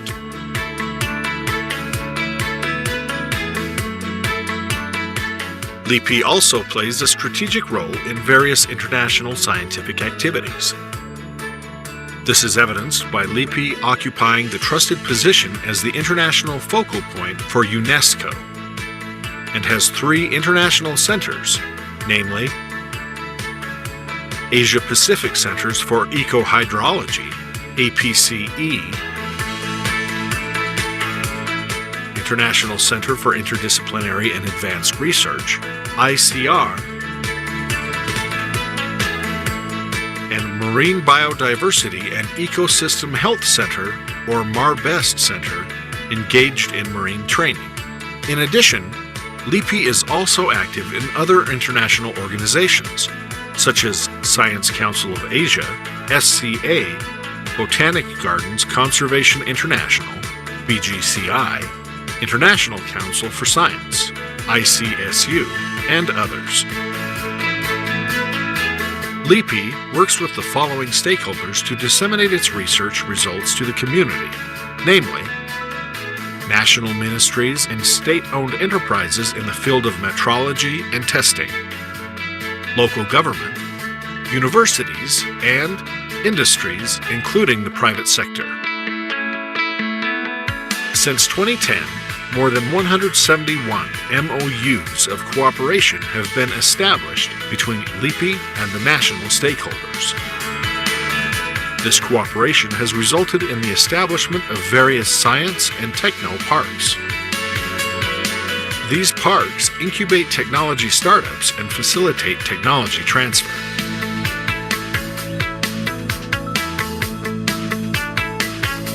LIPI has also established more than 70 partnerships with international partners since 2010 in various branches of science across the world.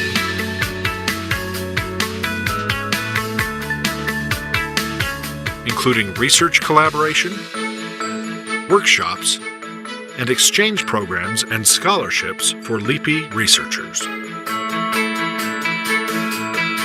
For more than 50 years, LIPI has produced research that has significantly improved the quality of life of Indonesians, as well as the development of science in Indonesia. To encourage the spirit of research among the younger generation, LIPI has, since 1968, hosted research paper competitions for teenagers, as well as the National Young Inventor Award, which is keenly followed by students throughout Indonesia.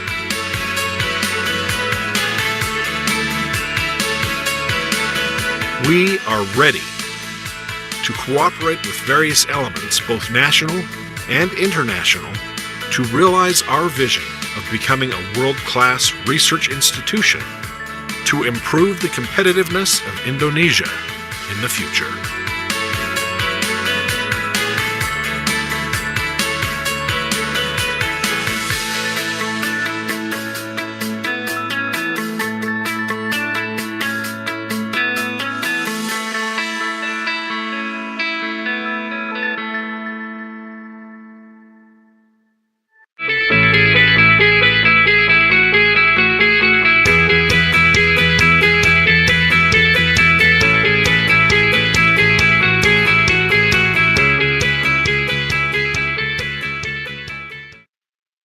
Yogyakarta, the city of education and culture, has its own stories and romances in every corner of the city. Each corner will bring us back to the memories that make us to always come back to the city of yearning. Yogyakarta has some traditional foods, such as gudeg, mangut lele, lombok ijo, tempe bacem, and brongkos, which are findable in street food stall, lesehan, angkringan, home industry, and restaurant. But then, how can we fulfill our longing for these traditional foods when we are far away? Research and Development Division for Natural Materials Technology, Indonesian Institute of Sciences, has been developing packaging technology for ready-to-eat foods. Traditional foods are processed and packaged in cylindrical can, so it has longer period of shelf life and increased its value. The implementation of packaging technology developed consistently in the institution. The institution has been working along with partners to implement the packaging technology. They manage to process and package 42 kinds of traditional foods from all over Indonesia, such as mangut lele, lombok ijo, tempe bacem, tempe kari, brongkos. You haven't visited Yogyakarta if you haven't eaten gudeg. The cooking process of raw jackfruits using a stirred process was called ngudeg in Javanese. So, the traditional food produced was then called as gudeg by people of Yogyakarta. Gudeg is served with addition side dishes such as pindang egg, slices of chicken meat, krecek condiment, tolo beans, tofu, and tempe. This traditional food became an example of our canned traditional foods. Let us show you the process. First, cans are sterilized in autoclave. An autoclave used high-pressured, high-temperature steam as a sterilizing agent. Then in the filling step, gudeg are filled in cans. The next step then continued by exhausting and seaming process.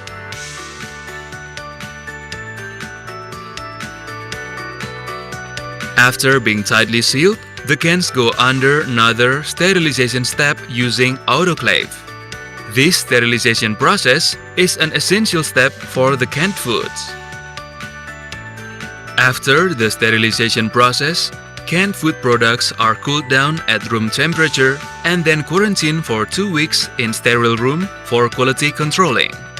The cans are labeled and ready to be sold.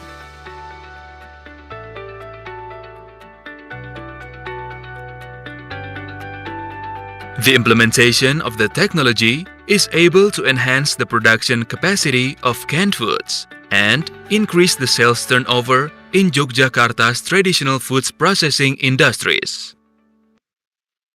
Furthermore, these culinary industries are getting more knowledge on the hygiene, safety, and standardization of food processing technology.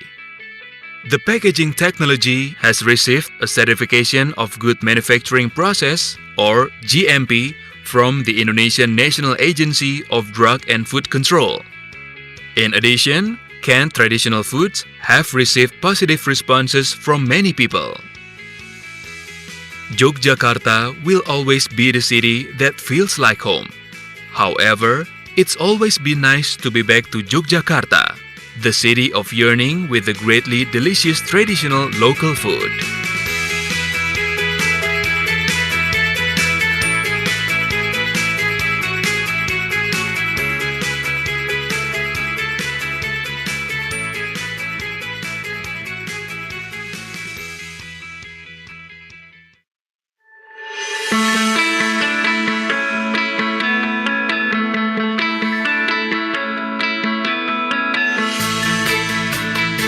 Each vision begins with a spark of inspiration.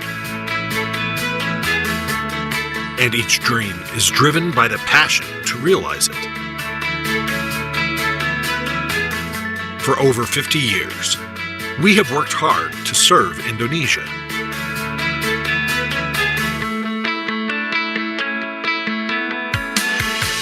Becoming a world-class research institution that uses research to improve the nation's competitiveness is our vision at the Indonesian Institute of Sciences, or LIPI. LIPI was formally established in 1967, but its history goes back as far as 1817, with the establishment of a plant conservation center at the Bogor Botanical Garden. We are spread over 11 provinces. We have over 4,800 employees. We are the largest research institute and the largest patent contributor in Indonesia. LIPI is directly responsible to the President of the Republic of Indonesia, with the coordination of the Ministry of Research, Technology, and Higher Education.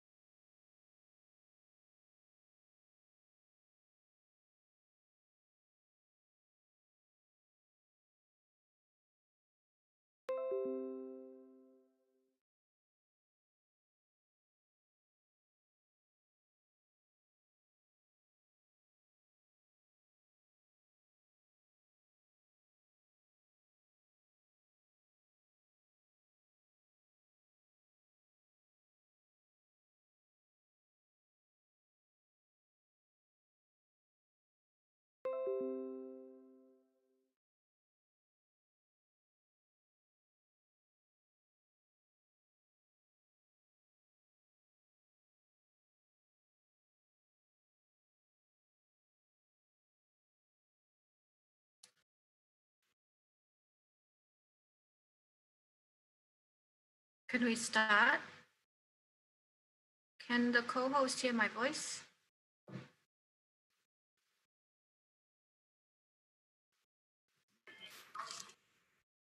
Yes, yes.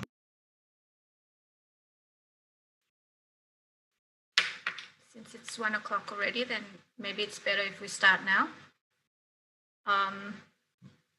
And it's better if the presenters today would open up their video so I could see your presence.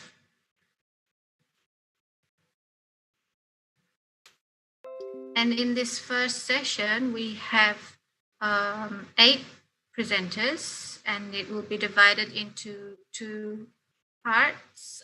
So first will be 4 presenters, and then the next 4 presenters will be presenting after session, and for only announcements by the organizing committees. So that's only the chat rooms, only for that.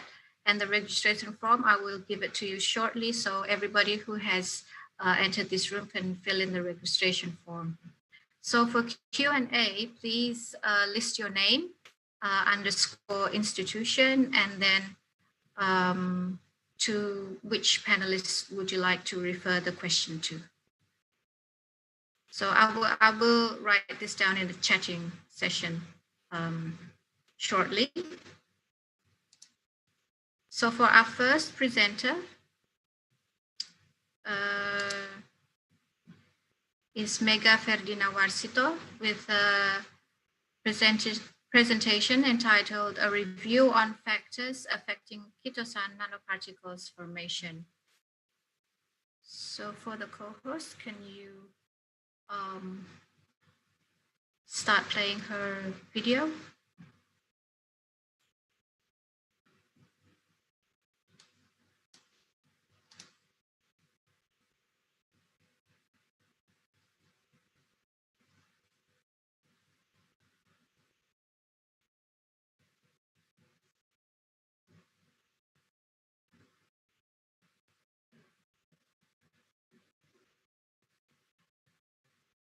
Sorry, we can't hear the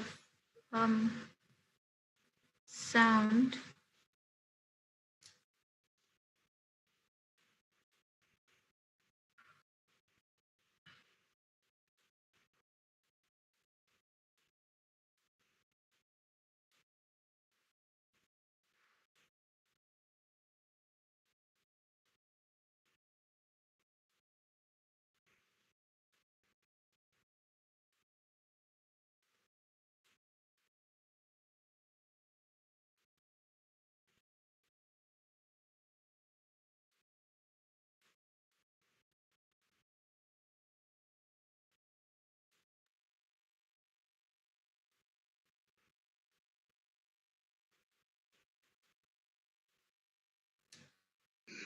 Good day everyone, my name is Mega. Today I will give presentation entitled A Review on Factors Affecting Kitosan Nanoparticle Formation. Kitosan is ketone derivative which contain acetylglucosamine unit and glucosamine unit. It has several characteristics such as renewable, sustainable, non-toxic, biodegradable, and biocompatible. It can interact easily with polyanionic molecules such as protein, DNA, and phospholipid. It also reported to be able to encapsulate various compounds, either hydrophobic or hydrophilic. Thus, kitosan developed into nanoparticle to control the drug release profile, improve the solubility and stability of the drug compound, enhance the efficacy, and reduce toxicity. Ionic reaction process is the most widely used method to produce CNT. The basic principle of this method is through the interactions of the cationic molecule, kitosan, with the oppositely charged ion from the cross-linker agent to initiate the cross-linking. It was the most commonly used method because it was easy, fast, of course, and the absence of organic solvent. The objective of this presentation is to give information about parameters that affecting the production of CNP through ionization processes and its characterization. Several factors that affecting CNP formation are ketosane molecular weight, ketosane degree of deacetylation, the cross-linking agent, ketosane and polyanion ratio, the mixing procedure, and also the mixing condition. Higher molecular weight ketosane had longer chain, thus it can interact more drug substances, which lead to the increasing entrapment efficiency. But it also causes the formation of bigger particle size and also the lower drug release rate because the degradation of the CNP particle is lower. The increasing DTA means that it will have higher free amino group, which lead to the higher interaction of the ketosane and the polyanion, which will produce more compact particle size or smaller particle size. It will also increase the encapsulation efficiency, like this graph show, and increasing zeta potential, but also lowering the drug release rate because the particle will be harder to degrade. Sinha classified cross-linking agent or polyanion into three groups, such as low molecular weight ion, hydrophobic, and high molecular weight ion. The type of cross-linking agent affecting the production time of the CNP, PDA, stability, drug release profile, particle size, drug loading capacity, and also mucoadhesiveness. From this table, it shows that higher molecular weight ion will produce higher or bigger particle size. It also shows that the ratio between the ketosane solutions and the cross-linking agent could affecting the loading capacity of the particles. Mixing method also affecting the formations of the CNP. From three types of mixing procedures such as stroke-wise addition, single-shot mixing, and dilutions, the dilution method offers the most precise control over the formation of CNP. It was shown in this graph.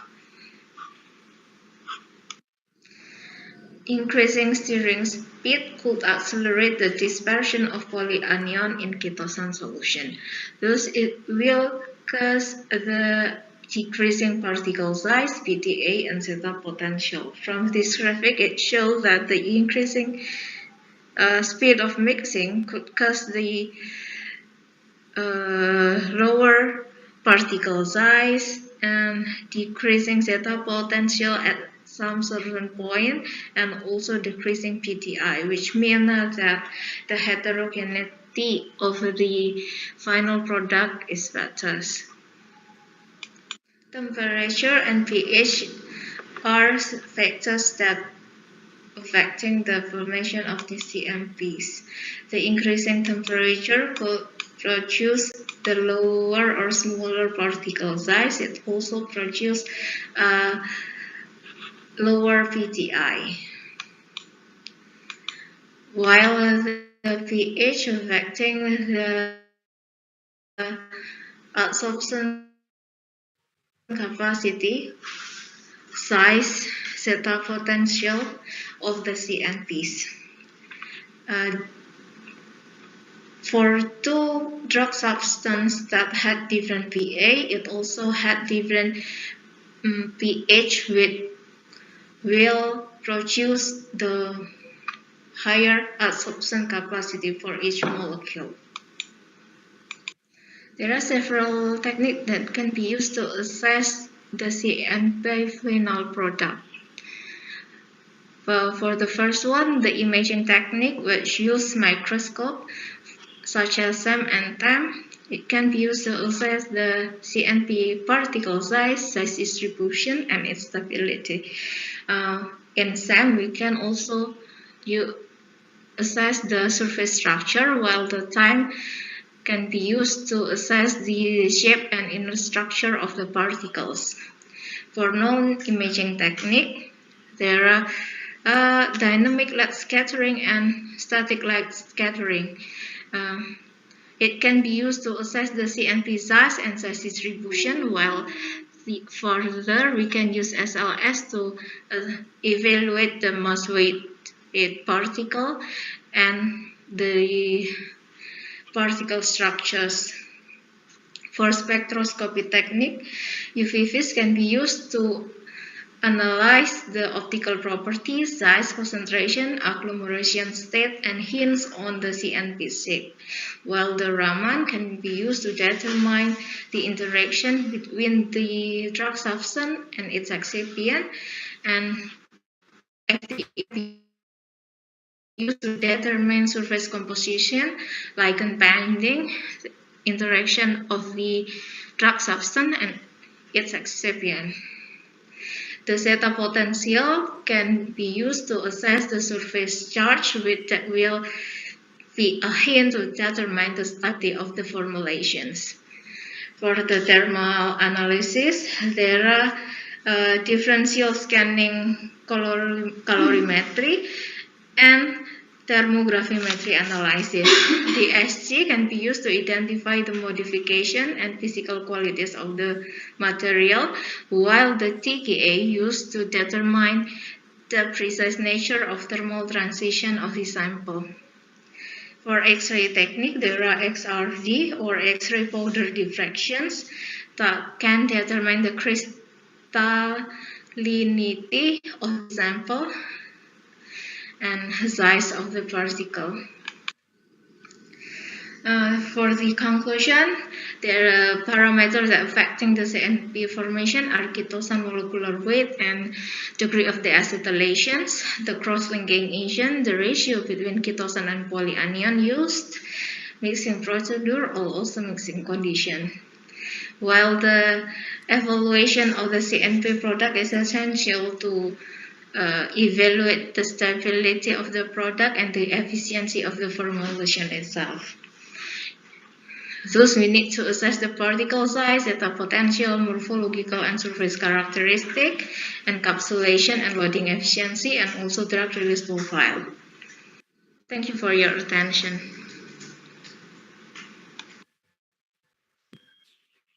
Assalamualaikum warahmatullahi wabarakatuh. My name is Melati Septianti from Pure Cocoa. Assalamualaikum warahmatullahi wabarakatuh.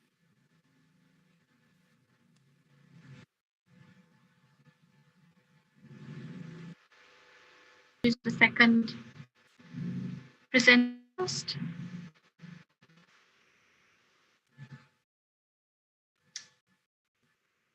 Okay, thank you, Mega, presentation. And now heading on to the second presenter.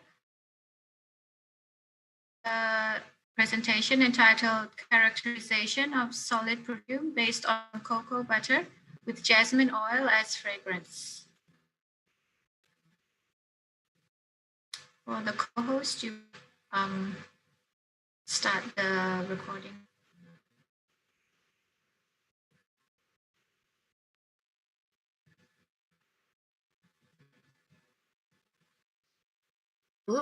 My name is Melati Septianti from Research Institute of Sciences. In this opportunity, I would like to present our research. The title is Characterization on cocoa butter with jasmine oil, which can increase breathing speed, increase oxygen absorption in the blood, reduce depression, and improve human mood. Thus, in this study, we use jasmine oil, essential oil, as fragrance in solid perfume. This is materials and method. This is the variation in solid perfume composition. In this study, we do variation of the ratio cocoa butter and beeswax, where the formulation 1 and 5 is without petroleum oil, Formulation 6 and formulation 10 is with peculiar oil. The methodology we use, first, we mix cocoa butter and beeswax at 90 degrees, and in different flasks, we mix avocado oil and jasmine oil. Next, we mix all the ingredients all together at temperature 80 degrees Celsius for 30 minutes. After that, it cooled at room temperature. After the product is produced, we do characterization, pH, hardness level, melting point, chemical functional group, stability test, organoleptic test, and antioxidant. This is the raw material characterization. We do analysis, acid number, and saponification number of cocoa butter.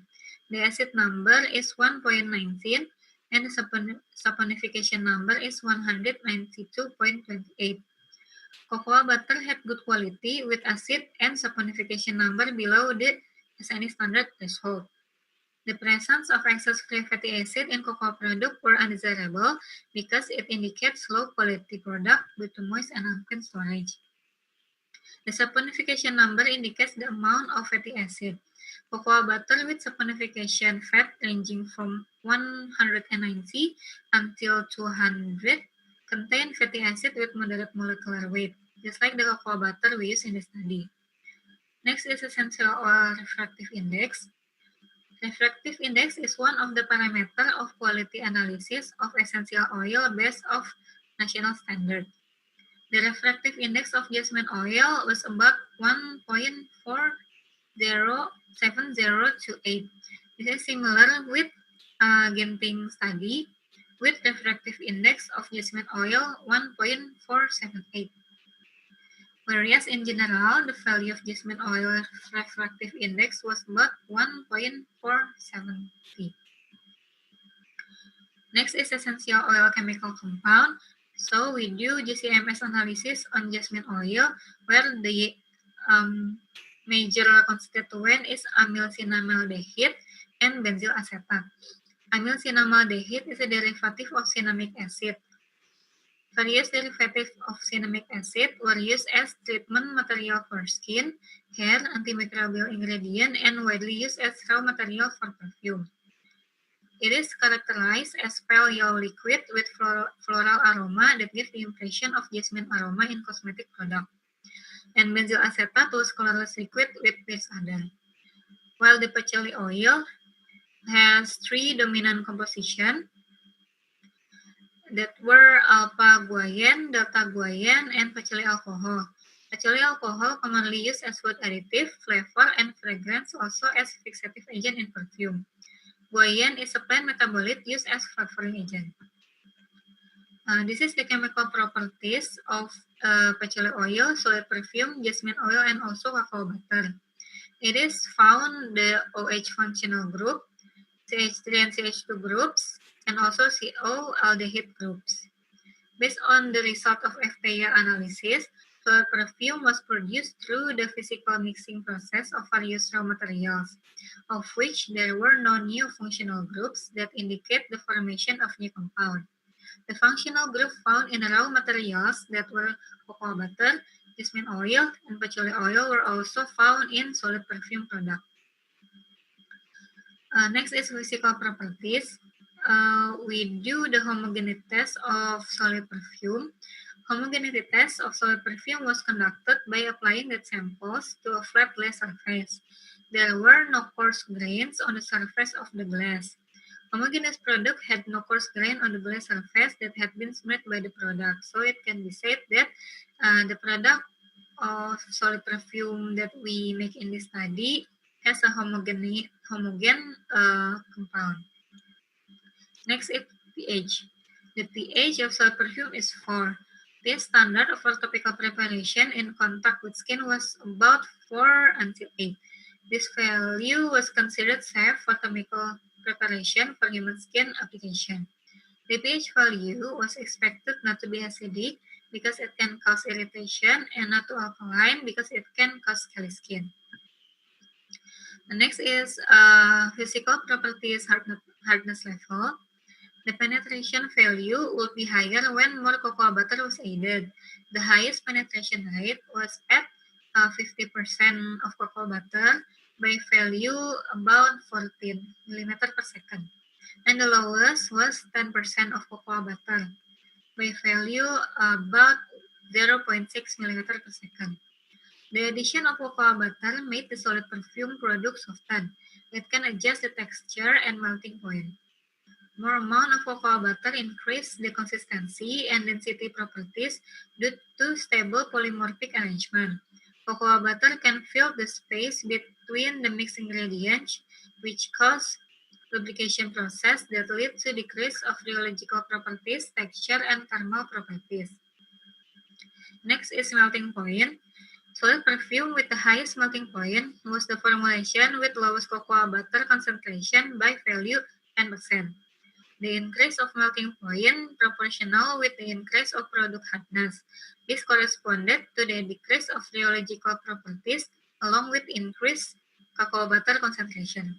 It caused a decrease in the solid perfume product's melting point at high cocoa butter concentration.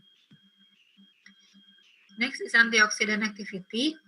So the IC50 of cocoa butter is 168, solid perfume 201, and vitamin C as positive control as IC50 44.6. The IC value of the cocoa butter and solid perfume was categorized as medium to weak antioxidant. It is caused by the process. Pure cocoa product had high antioxidant value due to the presence of polyphenol content, while the cocoa butter was a byproduct of the cocoa bean process. Thus, the antioxidant activity of cocoa butter was lower than pure cocoa. Next is stability test. Overall, the observation for 4 weeks on all formulation had good stability for color and aroma parameter, but had a different texture consistency. The sensory of preparation with high cocoa butter concentration had soft texture, which has uncomfortable when it applied to the skin. Product with high beeswax concentration had hard texture, which was difficult to apply. The addition of patchouli oil gave its distinctive aroma and intensified the scent of jasmine oil. It because the function of patchouli oil was to hold other scent, thus the fragrance didn't disappear quickly and long-last. Next is organoleptic test. The most preferable solid perfume formula was formula F3 with cocoa butter concentration 30% without the addition of patchouli oil. The least preferable solid perfume formula was formula F5 with cocoa butter concentration 50%. The consistency that was very dependent on the ratio beeswax and cocoa butter. The sensory analysis can identify the level of acceptance of a product, which was the basis for product development and reference to the concentration limits of the ingredient. So the conclusion of this study, the concentration of cocoa butter significantly affected the characteristic of the final product. The process only involved the physical process because there was no new chemical group formed in the final product. The most preferred formulation based on organoleptic test was product with 30% of cocoa butter, with a preference level score 3.63. Solid perfume with 30% cocoa butter concentration had characteristic of penetration level of 14 millimeter per second, melting point 90 degree, pH value of 4, and IC50 100. Solid perfume products show homogeneity and physical stability during 4 weeks of observation at room temperature.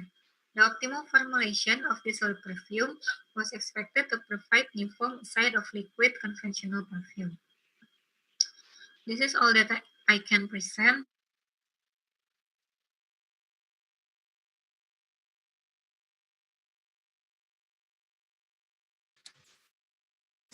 Thank you, Melati. We head on to our next presenter, the third presenter, Ms. Dilani Putri Ramadan Yes. with her research entitled GCMS Identification of Extractables and Leachables from Transdermal Drug Delivery Patches Materials.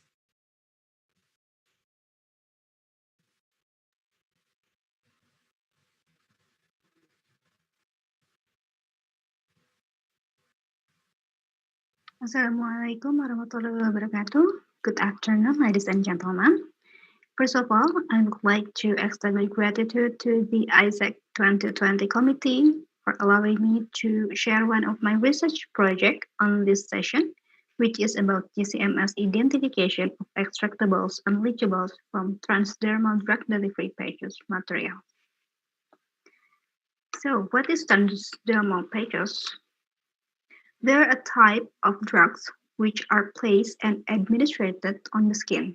The active pharmaceutical ingredients or the drugs on the patch then penetrate through the skin pore and deliver to the site of action. They have several advantages. Among them are they have unique administration route as an outcome that they are safe for patient use. One of the study widely performed as extractable and leachable study, which is conducted to establish the impurities profile in the drug products.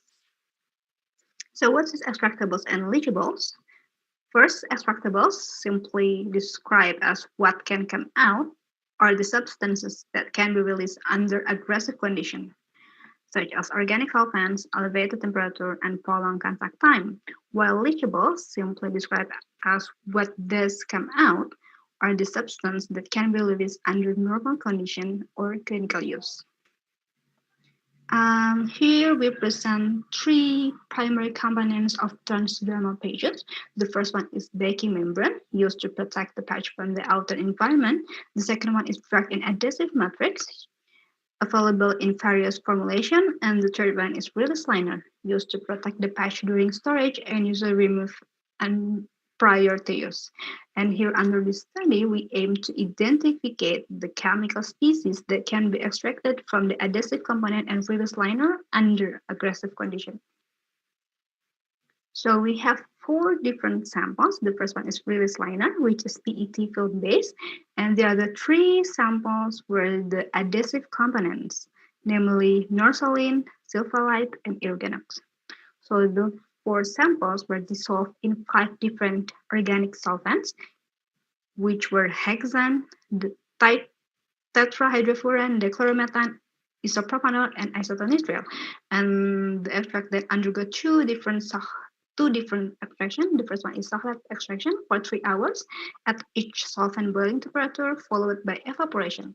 And the second one is passive extraction, where the extract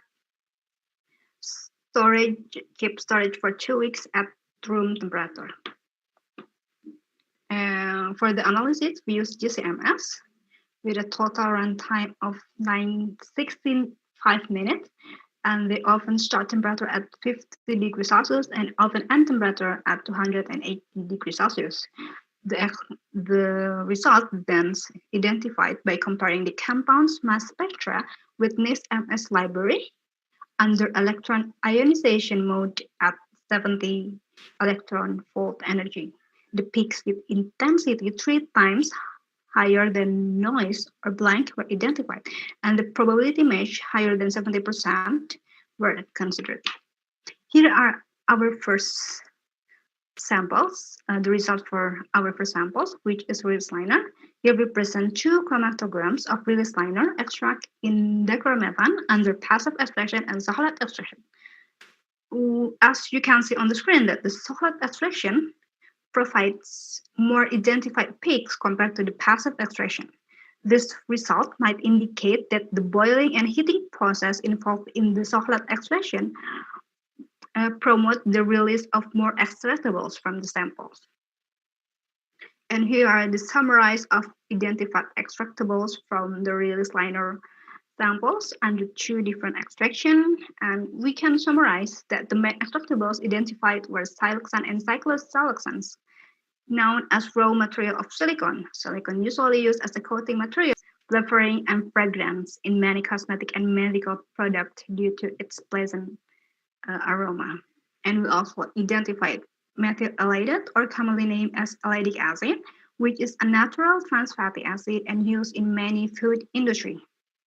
And last, we also identified compounds known as aerocamide and widely used in the polymer industry as a slip additive or anti-friction and release agent.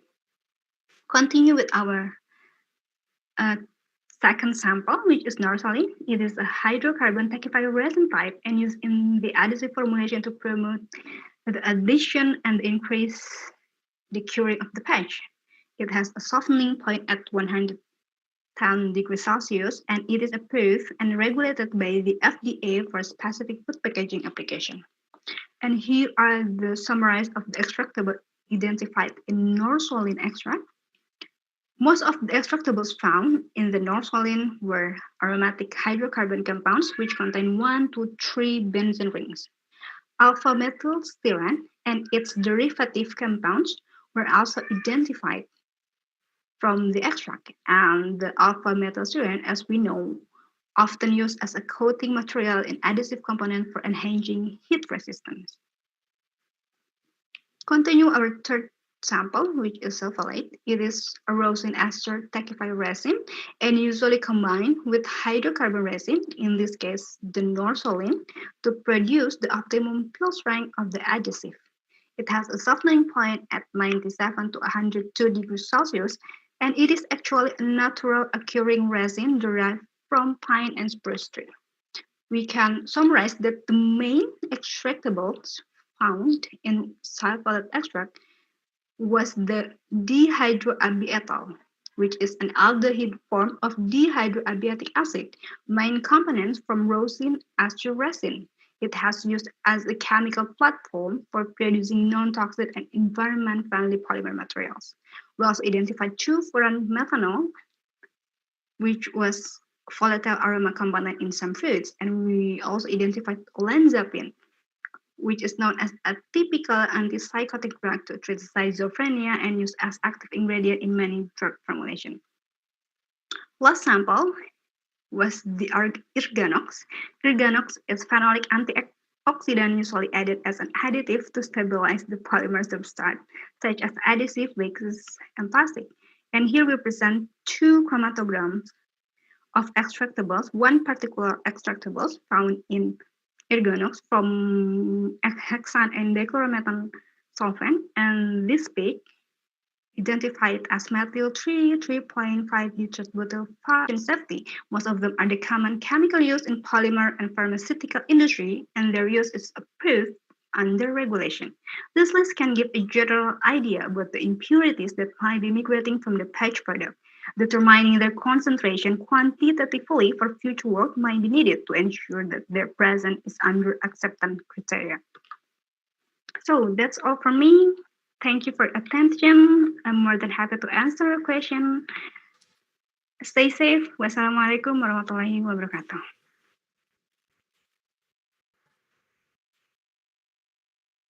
Waalaikumsalam. Thank you, Dilani.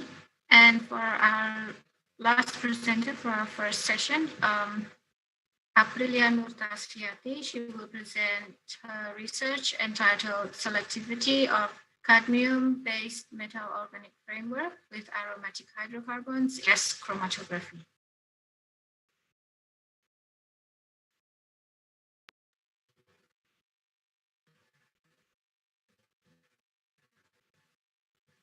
Good afternoon, everyone.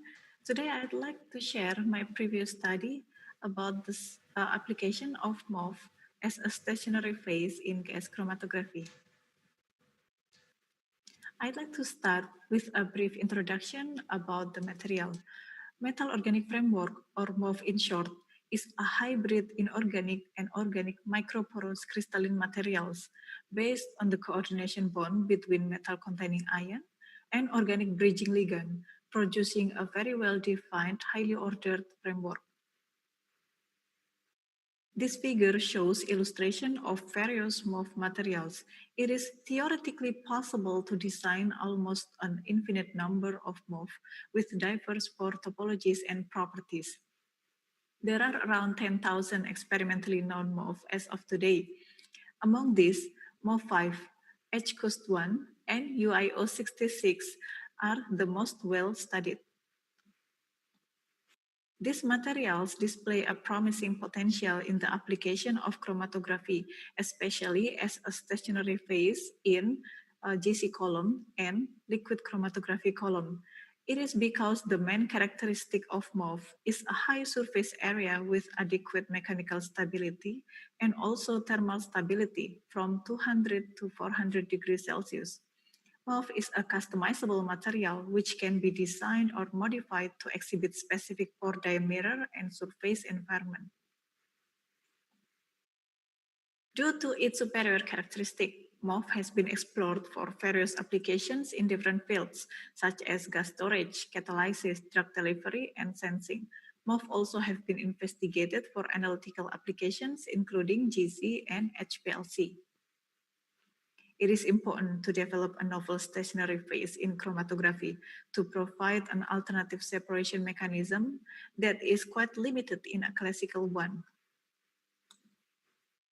Hence, the aim of this study is to prepare a cadmium-based MOV material as a GC column.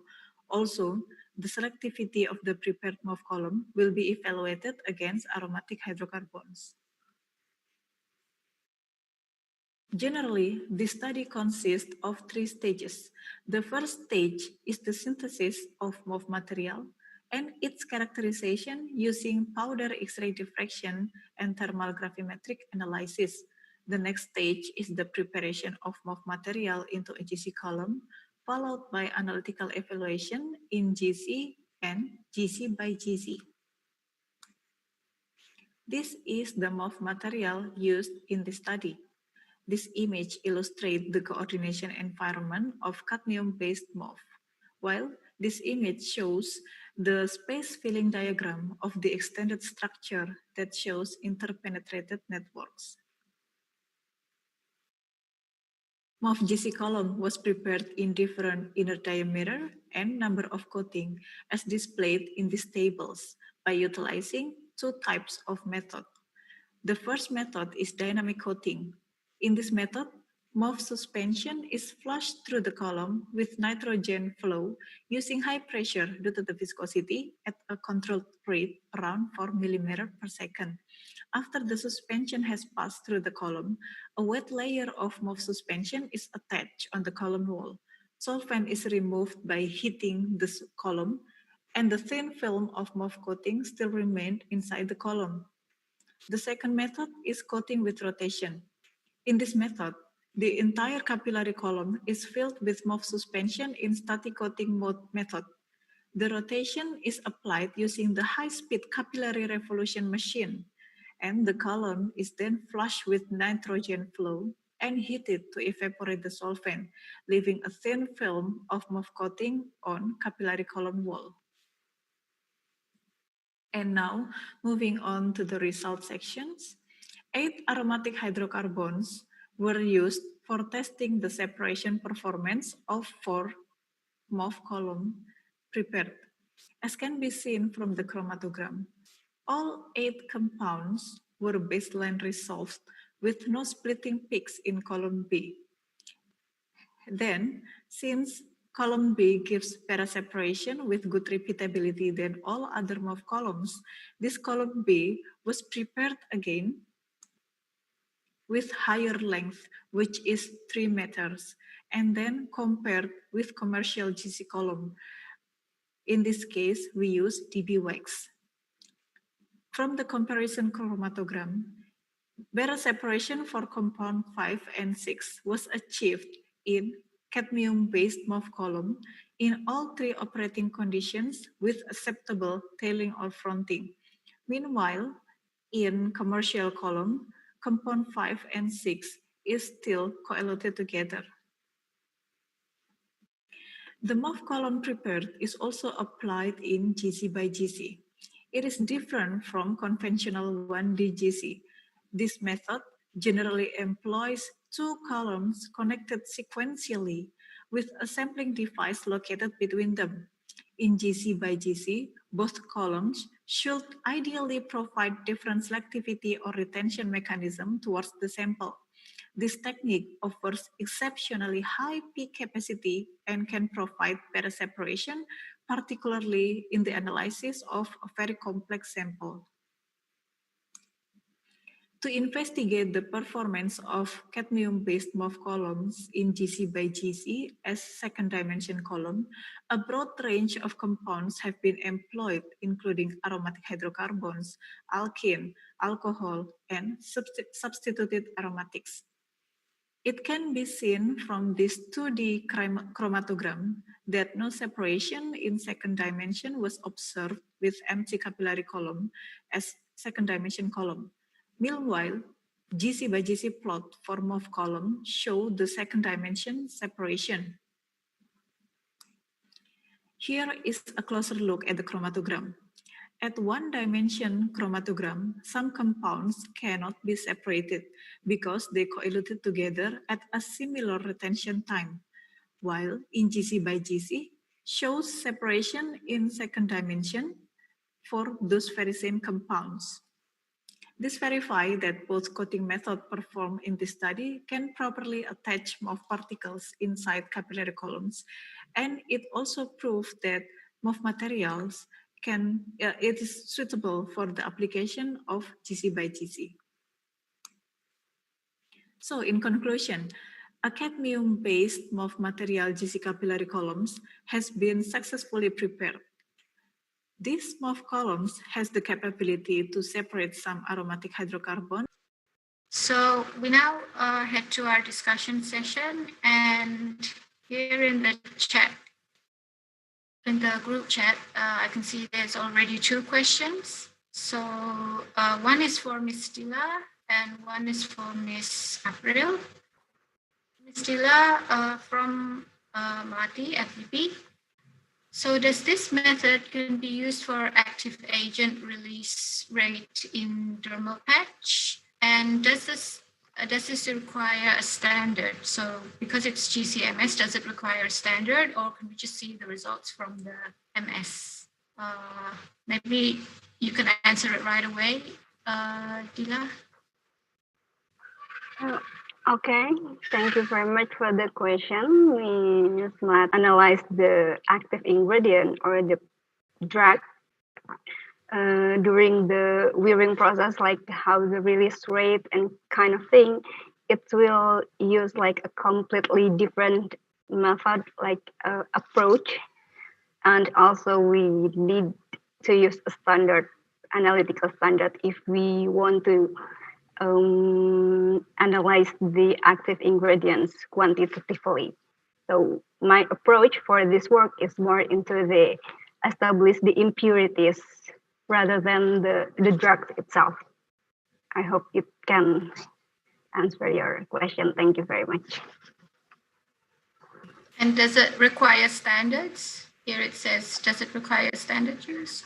Yeah. If you want to analyze it quantitatively, which means like you want to state how much the concentration over the period of time, like how many like milligram per gram of the drugs that you want to analyze or check during the period of time during the wearing process, then yes, you need to use the analytical standard. Thank you. Thank you. The second question is from Dila to April. Has the MOF stationary phase compared with commercial widely used stationary phase in terms of resolution, sensitivity, intensity? Okay. Thank you, Ms. Aisyah Jenny, for the opportunity, and thank you, Ms. Dilani, for the question. So yes, in our study, we have compared the novel stationary phase of MOF that used in this study to 2 commercial columns, GC column in this case. One is DB-WAX and the other is DB5MS. So DB-WAX is polyethylene glycol based, and the DB5MS is a 5% methyl polysiloxane or something. I cannot remember at the top of my head, but yeah, it's around that, something along that line.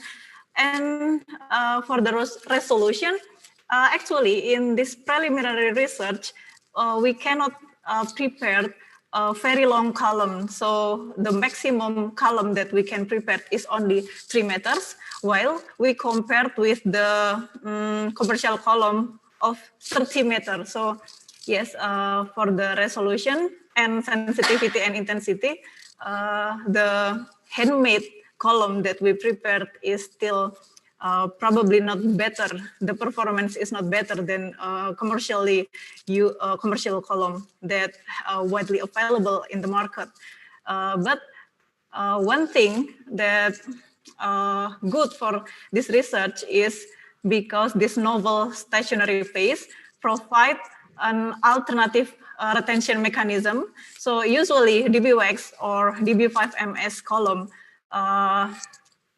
they separate the compounds based on the differences in vapor pressure of analyte or polarity. But in this novel stationary phase metal organic framework column, they also can separate based on size exclusion and hydrocarbons interaction between analytes and stationary phase. So, okay, is that answering your question? Yeah. Thank you very much, Ms. April, for that answer. And thank you to the moderator.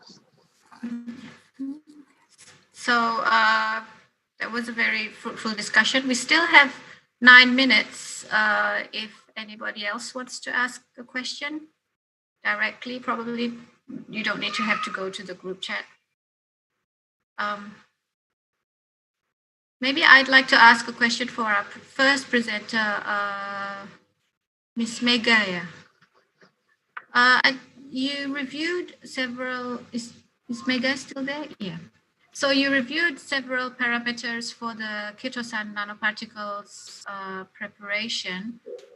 What do you think? So you reviewed some of them physical and some of them are chemical characterization, right?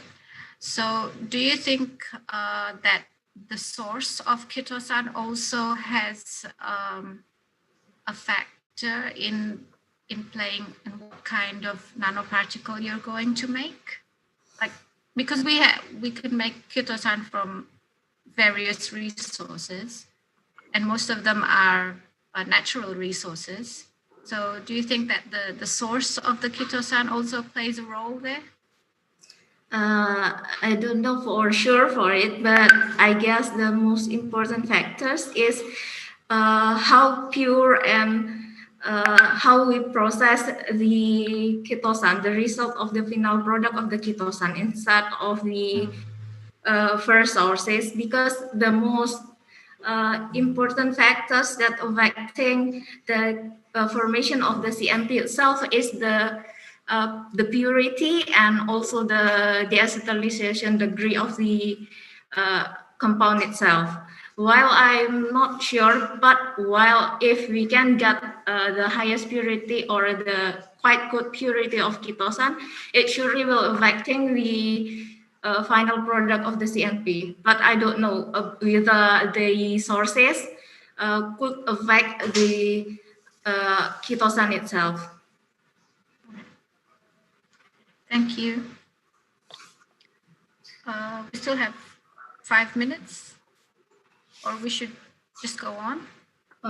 Maybe I would like to ask Ms. Melati. Oh yeah, sure. Yeah. I would like to know if the essential oil in the formulation could affecting the penetration of the cocoa butter, if I'm not wrong, about the moisturizer active ingredient for the products. Do it affecting the effectivity of the moisturizing effect of the final product, the availability of the essential oil in the formulation? Because yeah, you can answer it right away. Okay. Thank you for the question and thank you for the moderator. So the role of the essential oil in this formulation is for fragrance only. So, but in this study we haven't investigate the correlation or between the cocoa butter and the essential oil, because that is not our goals actually, because the essential oil in this study is only for fragrance.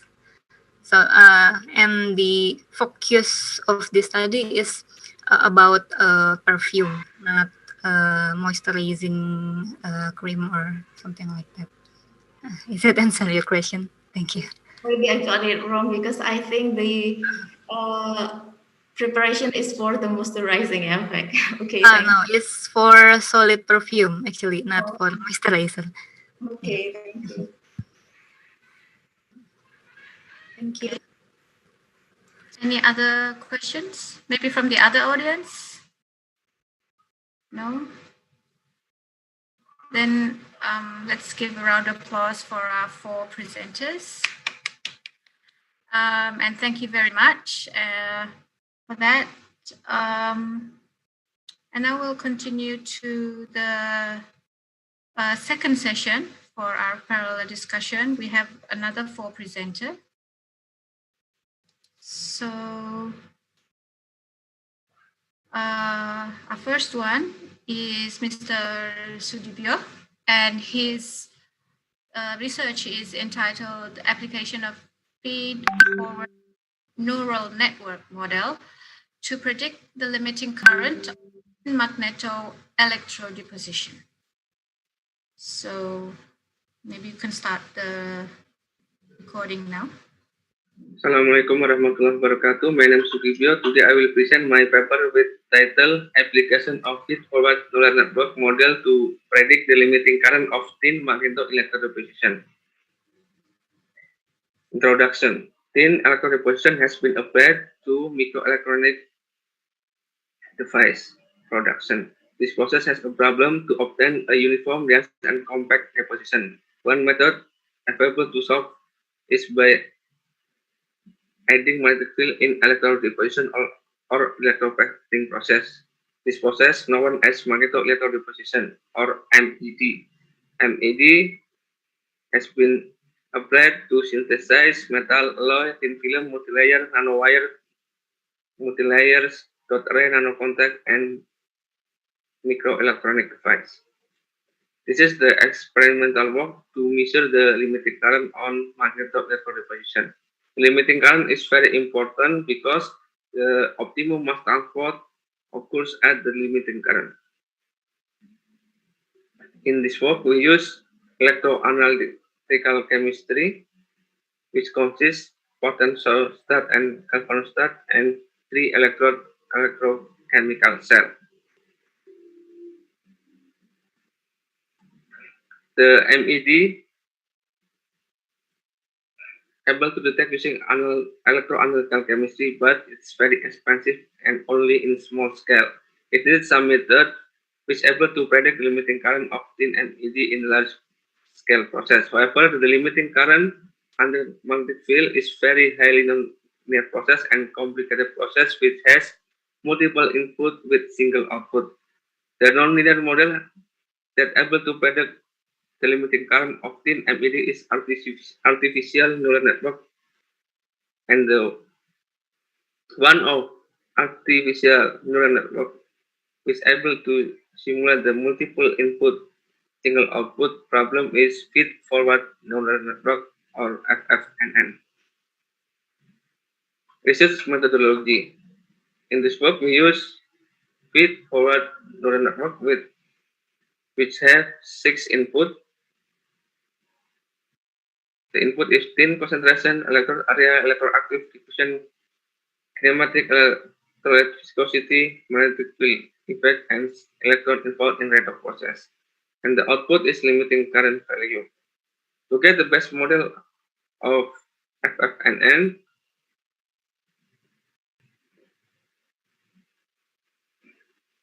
we vary the number of neurons and the three variation of algorithm. The first is Levenberg-Marquardt, second Bayesian regulation, and the third is scale computer gradient. The FFNN model was generated using MATLAB software, and the best MISO FFNN will develop in simulating model which is easy and simple to use. In this work, the data generation is for experimental work of magneto-electrode deposition. This is used as input and output data for FFNN identification. And then we develop the FFNN MISO model using MATLAB software. Result and discussion. This is the table of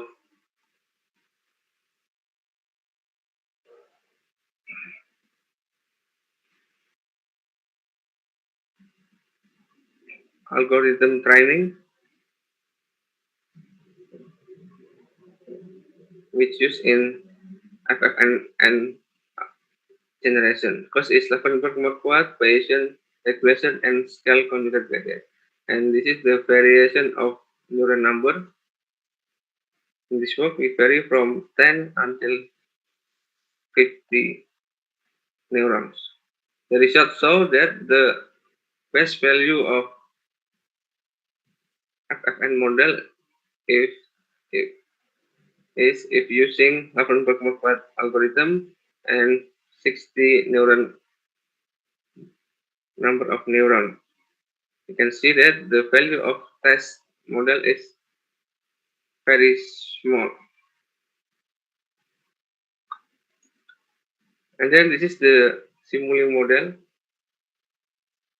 We develop this neural network model from the best performance of FFNN model. And this is the 6 input and single output. This we use several tests for simulating model.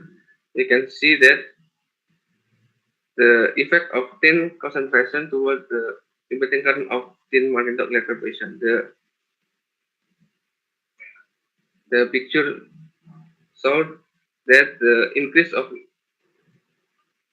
concentration, thin concentration will increase the limiting current, and the simulating model able to simulate the limiting current.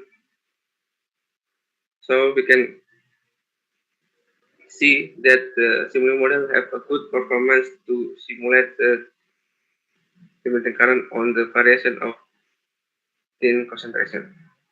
And this is the picture of the effect of electrode area toward the limiting current on magneto-electrode deposition. You can see that the increase of electrode area will increase the limiting current, and the simulating model able to simulate the limiting current with the number value. The value of limiting current is very fluctuative and very difficult to simulate. But in the higher value of electrode area, the simulating model have very good performance to simulate the limiting current. This is the effect of coefficient electrode concentration. So we vary the concentration of sulfuric acid concentration. And this is the picture of the effect of kinematic electrode viscosity toward the limiting current of thin magneto-electrode deposition.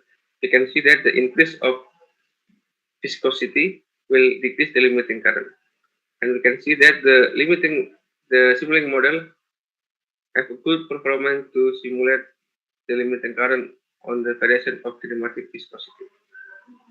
And this is the effect of magnetic strength toward the limiting current of thin magneto-electrode deposition. You can see that the increase of magneto-electrode deposition will increase the limiting current, and the simulating model have a good performance to simulate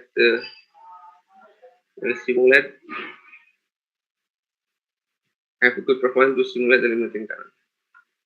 Conclusion: the MISO feed-forward neural network model have successfully developed using simulating on MATLAB to predict limiting current value of thin MEG and user-friendly.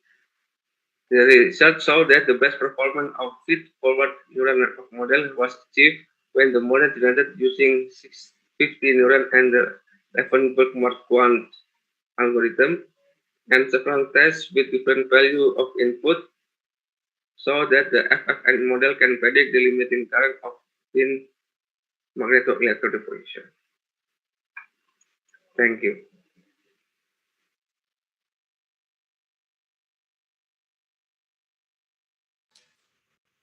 Yes. Thank you, Mr. Sudibyo. And now we head on to our next presenter, Mr. Nurianto, with his presentation entitled Enzymatic Biodelignification of Corn Cob by Lakas from Serena. I hope I said it right.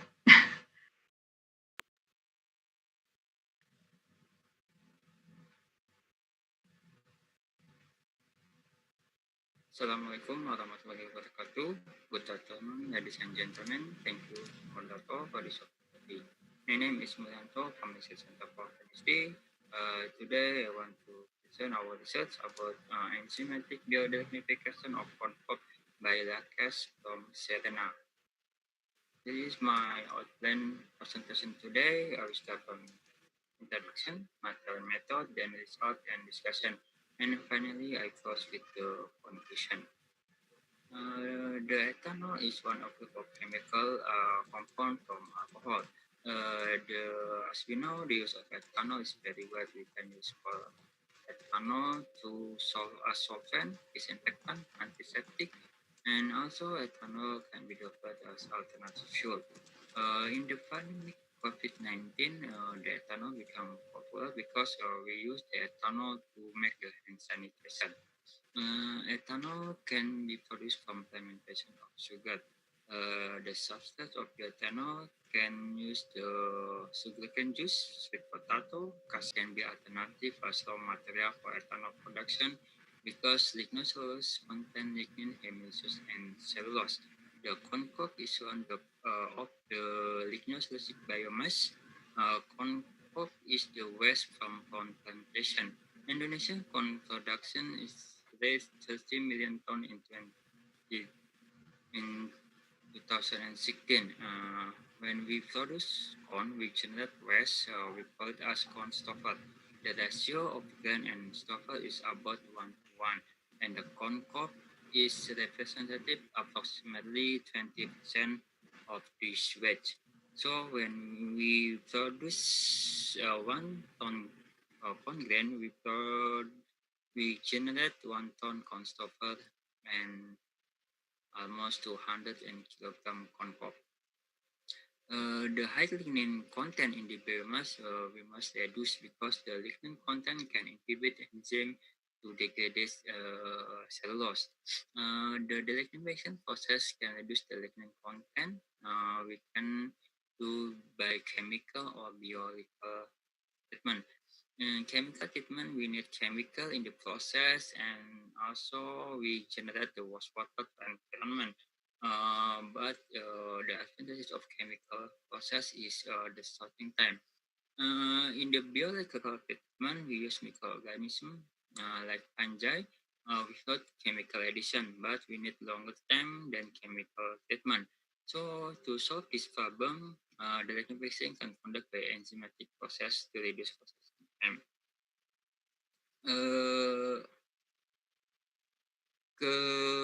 Biodelignification can conduct by lignolytic enzyme from fungi. The lignolytic enzyme such as lacase, lignin peroxidase, and manganese peroxidase. The advantages of enzyme delignification is the shorter time and also didn't require nutrient supplementation and also no sugar consumption by the fungi.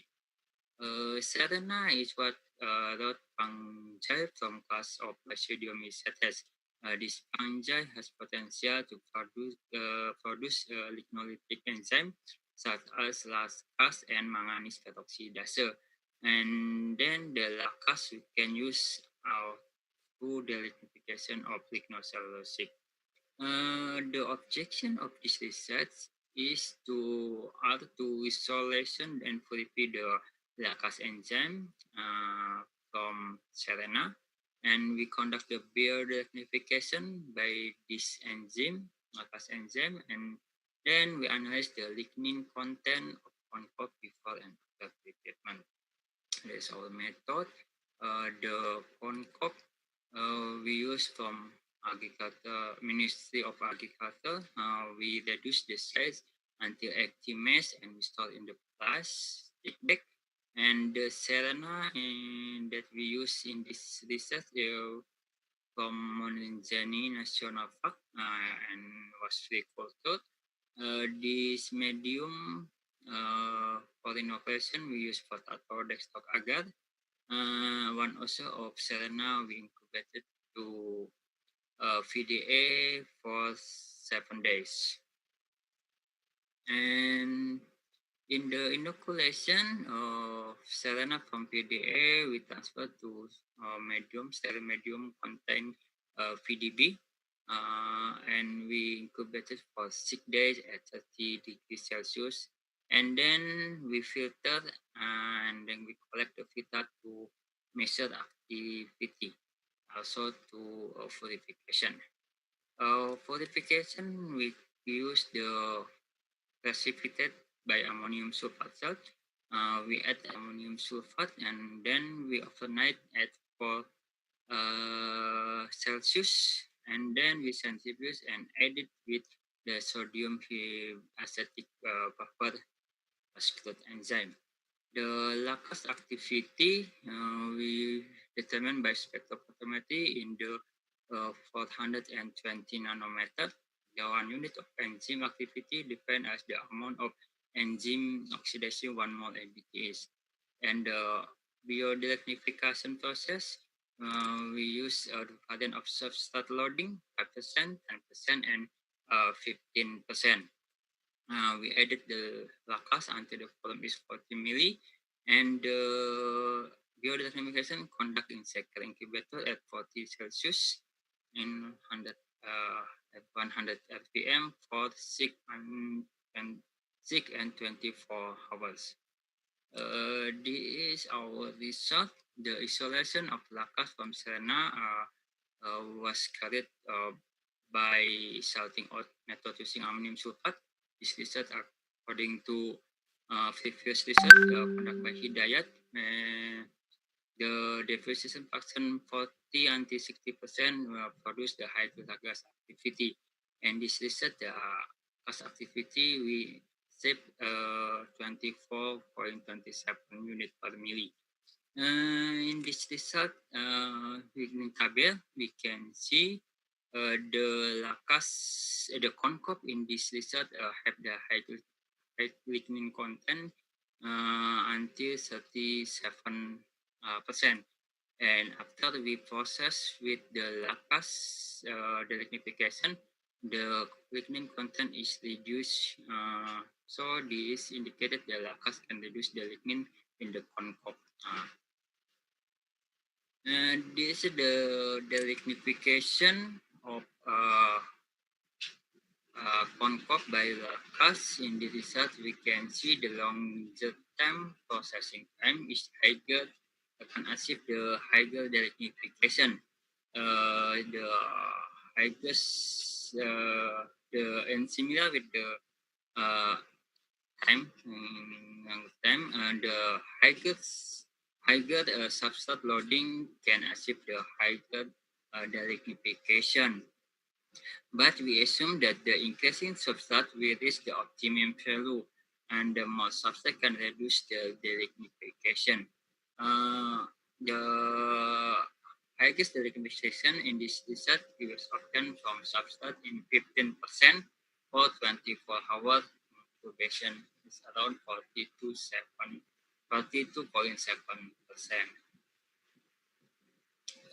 This is our conversion the access, so we can use the on-call for future process such as for bioethanol raw material. Okay, that's all our present. Thank you. Presentation. Thank you for your attention.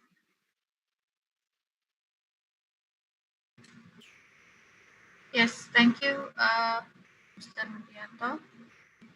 Our next presenter would be Vita Kartikarastu with her research on effect of solvent concentration in sago starch fractionation.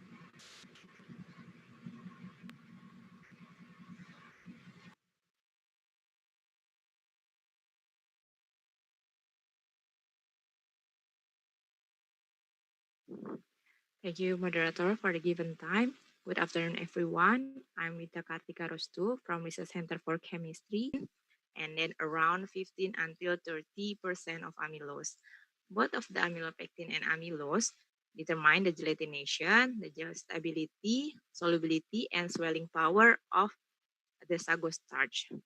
And then here, the amylose fraction itself is a critical material in the starch gelation, and then it's also represent the quality parameter for the starch-based products. And there are some points to be consideration. At first, the only several success in separation or fractionation, and then only limited study of amylose from sago starch fractionation. And then amylose itself is able to make the inclusion complexes with certain solvents. And here we use butanol among other solvents.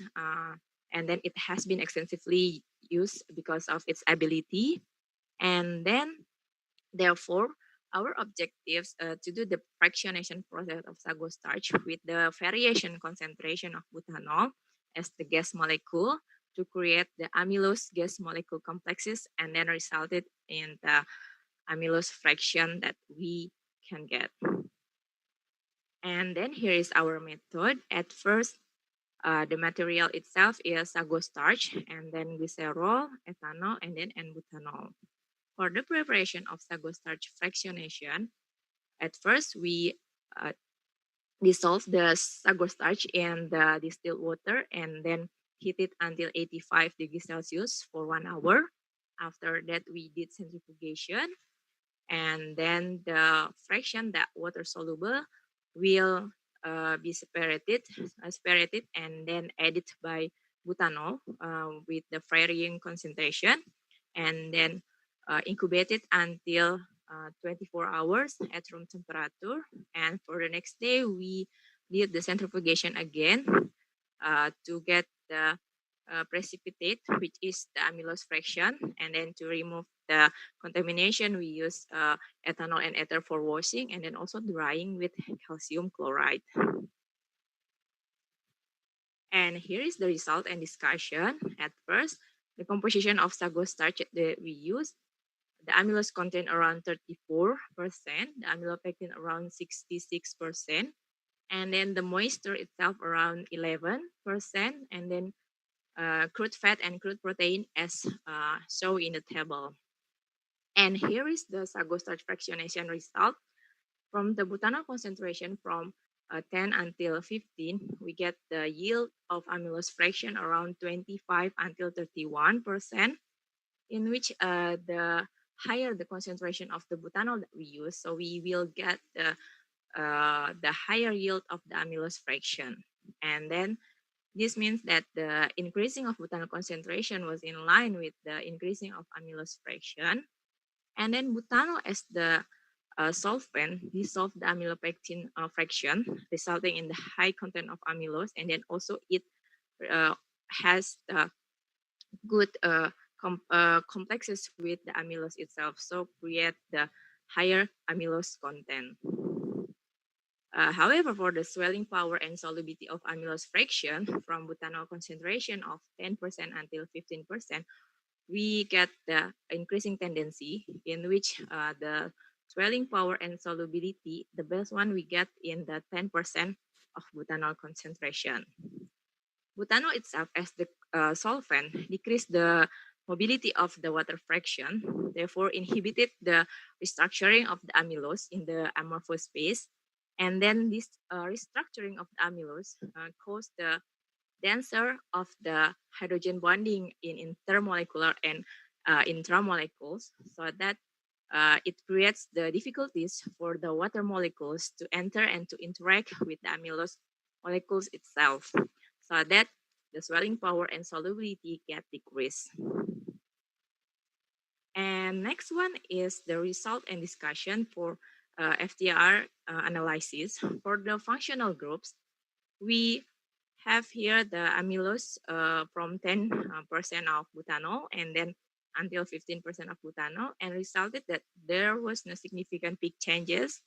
And then there was only the difference in the peak intensity. This might be due to the butanol, the concentration of butanol itself that creates different intensity for the functional group analysis. And last one is our conclusion. At first, the starch separation procedure was successfully synthesized, and the amylose fraction that we get from sago starch are with different variation because the butanol concentration as the solvent also different. And then this different butanol concentration also implied in the swelling ability and water solubility of each obtained amylose. And then the last one, the amylose that separated from the sago starch itself had the same functional group, but with different intensity. That's all from our presentation. Thank you very much. And then go back to the moderator. Thank you.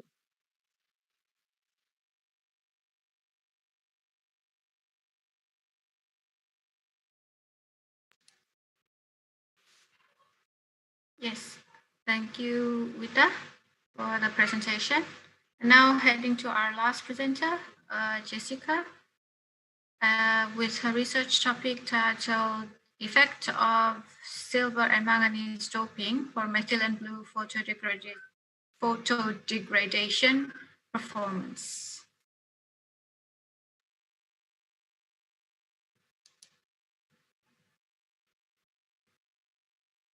They have heterocyclic aromatic structure that is difficult to degrade.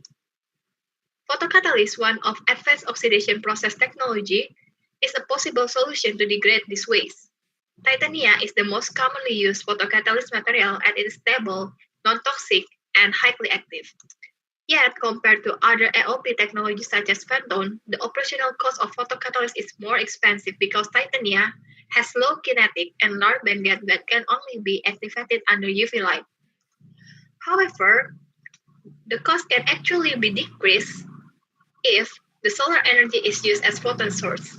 Therefore, current research are directed to increase the ability of catalysts to capture photon with lower energy and reduce the rate of recombination.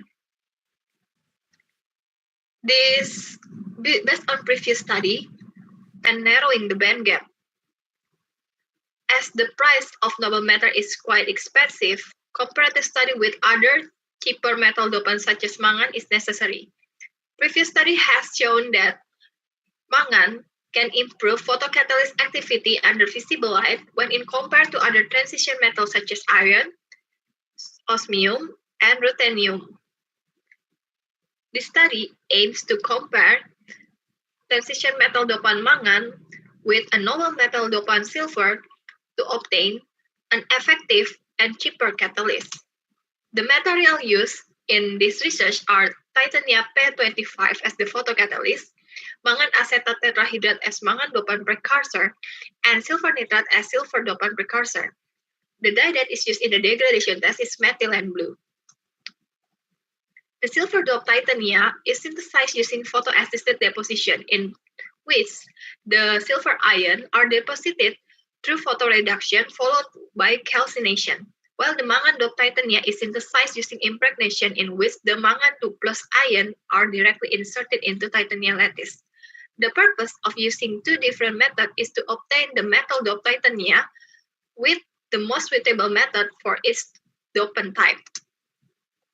After the catalysts are ready, The degradation tests are carried out with this setup for the hour. Every 30 minutes, the sample was taken and was analyzed using UV vis spectrophotometer to obtain methylene blue concentration after the degradation at certain period of time. Structural and optical characterization done to the catalyst are UV vis DRS to obtain the bandgap value and SEM-ADX to analyze the final composition, distribution, and surface morphology of the photocatalyst. The SEM-ADX characterization results show that the doped catalyst did not change the morphology significantly, and that both methods have successfully doped metal into titanium with desired content that is 1% weight.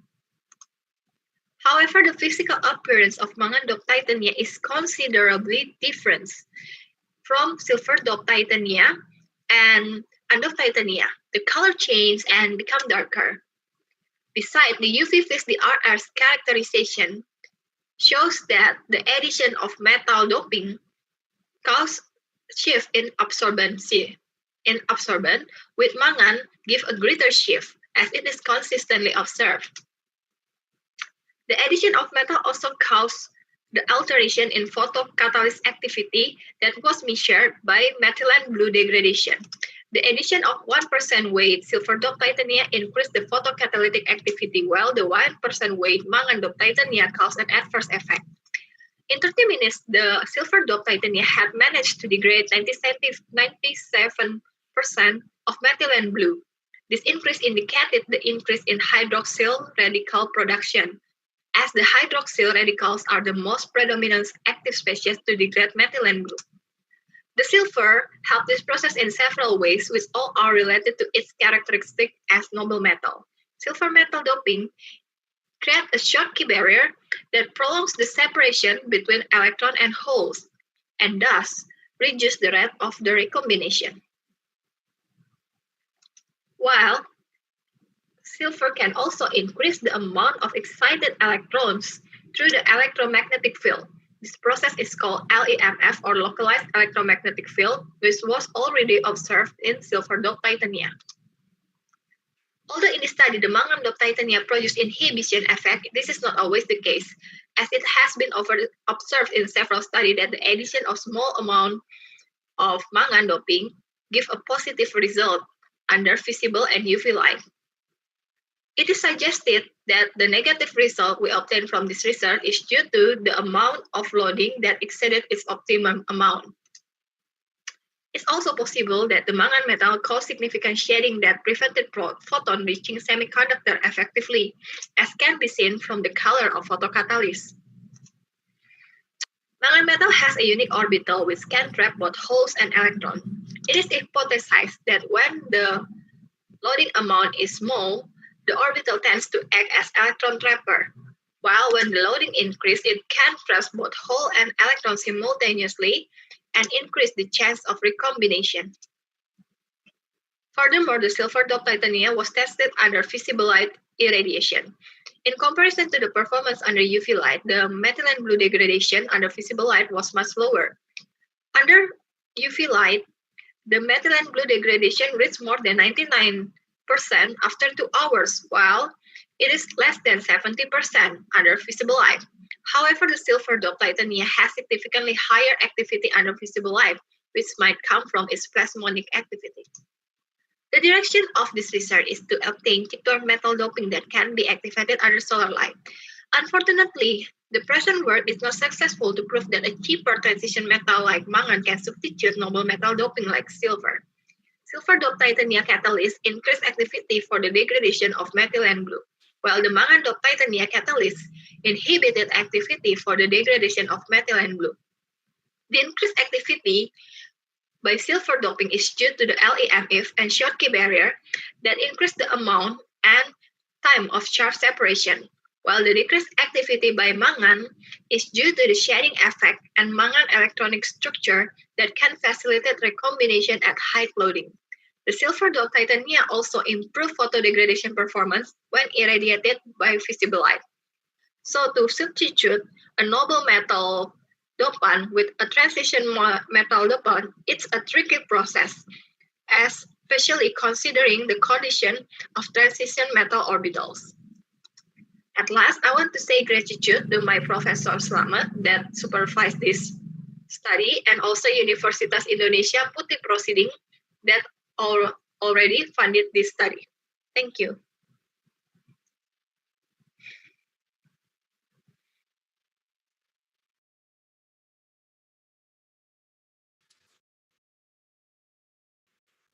Thank you, Jessica. Very nice presentation, and thank you for all for the presentation. Now we're heading on to the Q&A.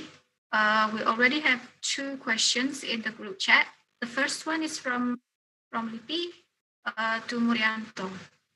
Does the lacase isolate can be used for other biomass sources other than corn cob?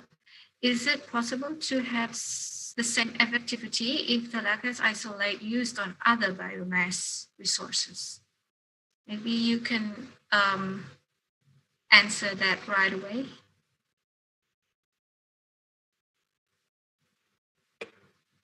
Thank you for the question. Okay, this enzyme lacase can be used for other biomass, especially for the lignocellulosic biomass that contain lignin. So, such as the empty fruit buns, sugarcane bagasse, or sorghum bagasse. But I think it's better if we use this lacase enzyme for the biomass that contain small lignin, because in this corn cob or EFD, in the lignocellulosic that contain high lignin, the lignification is small. To increase the effectivity, the lacase enzyme, we can purification or the lacase from the curd enzyme to increasing the activities of enzyme lacase. I think that's all my answer. How is it, Melody? Yes, thank you. Yes, answer my question. Thanks. Okay. Yeah, and going on to our second question from Mr. Sudibyo from Mineral Lampung. To Wita, what is the function of calcium chloride in your process? How many percent is the purity of the calcium chloride? Because I think what Mr. Sudibyo is referring to, that they have carbonate and calcium chloride from the Lampung seawater, right? So probably he's just asking how much do you need it in your process and the purity. Okay, thank you for the question for Mr. Sudibyo and the moderator. Actually, we use calcium chloride here as for the drying process, because it's a drying agent and it's quite economic, and then we use it. However, we use only a certain amount, but about the purities, we use as per we bought from the commercial store, from the supplier, so we use directly. And then regarding the calcium chloride that produced from the LIPI Lampung, maybe for later process, we can do collaboration about it. So we can use the calcium chloride from LIPI Lampung. Maybe that's from my answer. Is that answer your question for Mr. Sudibyo? What's the purity of the calcium chloride in LIPI Lampung? I'm asking Mr. Sudibyo. Purity around 70 until 80%. Yeah. Technical grade. High. Yeah. Maybe if Wita can compare that to the commercial one. Yes. Maybe later on we will compare and maybe contact. Yeah. Okay, thank you, moderator. Yeah. Next is a third question from Murianto to Jessica. So are you measuring or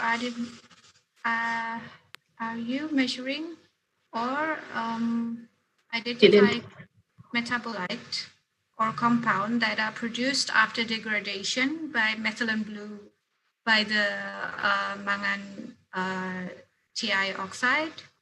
So are you measuring and identifying the metabolite after that, after the degradation process, right? Yeah, Muri. Unfortunately, I did not identify what kind of metabolite or the compound that is produced from the degradation of methylene blue, because we're measuring it based on the color intensity of the methylene blue using UV spectrophotometer. So actually, it is a very good further research, but we did not do it at that time. And actually, theoretically, if it degraded completely, it should become carbon dioxide. But maybe we should confirm it actually. So we did not. I'm sorry, we did not. But it's a good further research for us because it's also one of our concerns. So you only measured the activity of your photocatalyst only by the UV, right? Yeah, just by UV spectrophotometer. That's it. Yeah. By the intensity of the peak. Yeah, so you measured the difference intensity, right? Yeah. So, this is also related to Jessica as well from Dilani. In the future work, have you considered another cheap metal as a promising doping agent rather than manganese? Actually, we're also seeking something like iron, or most likely is iron, but we have not tried it yet. And here we are trying to compare from the silver that is most common to mangan, because according to the previous study, it is one of the best dopant in compared to the similar metal with similar electronic structure. But maybe iron can be tested too. So is this in terms of cost effective or the performance? Actually, we're both seeking for that. We're seeking something that is both cost effective and also having the similar performance with silver. Actually, I still think, personally still think that this mangan can be tested again, because at that time I tested at 1% weight, and according to than that, and if it means if we use something that is lower than that and it can optimize the degradation effect, it means that it can be both cost effective and also it can be most cost efficient and also effective in compared to the silver that according to previous study is more optimum at 1%. Right. Actually, and this is to just. Yeah, you can go on. Actually, when I used 1%, I base it onto the optimum content of the silver.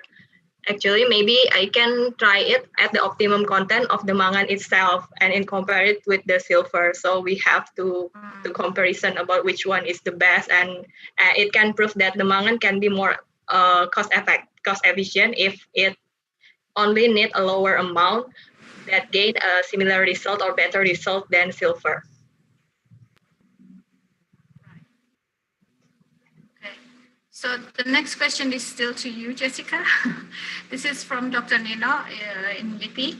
So you have already explained the effect of each metal dopant on the titanium oxide photocatalyst. Have you already tried to mix the dopant, silver and manganese, on the titanium oxide photocatalyst? So a mixture of both, a mixture of silver and manganese. Well, it is not yet being explored because at that time we're only thinking about making one type of dopant rather than a combination, because it will give more trouble in the synthesis, as they both have different type of characteristic that metal. So maybe we can do it in further research after if we want to optimize it and really want to know what will happen if we use that combination of different metals. Yeah, but you mentioned in your presentation that just by changing into mangan, it's already a tricky process, right? So if you use two dopants, what do you think you will have to overcome? What are the challenges? Well, the first thing that is problematic for transition metal is its orbital level. That is can facilitate either it's trapping electron or trapping holes or making it easier for recombination. And if orbital can also obstruct the orbital that mangan use as a facilitator for electron trapper. Or maybe we can get both character. We can also get the LEFF effect from the silver. We don't know that yet. And the problem maybe that we can overcome is the effect to the orbital energy to the metal the metal dope photocatalyst.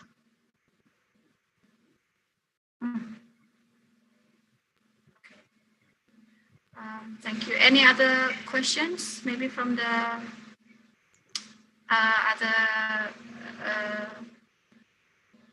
participants, not only the presenters, but from the participants, because we have good presentations. And we still have time until 3 o'clock, so we still have about 15 minutes.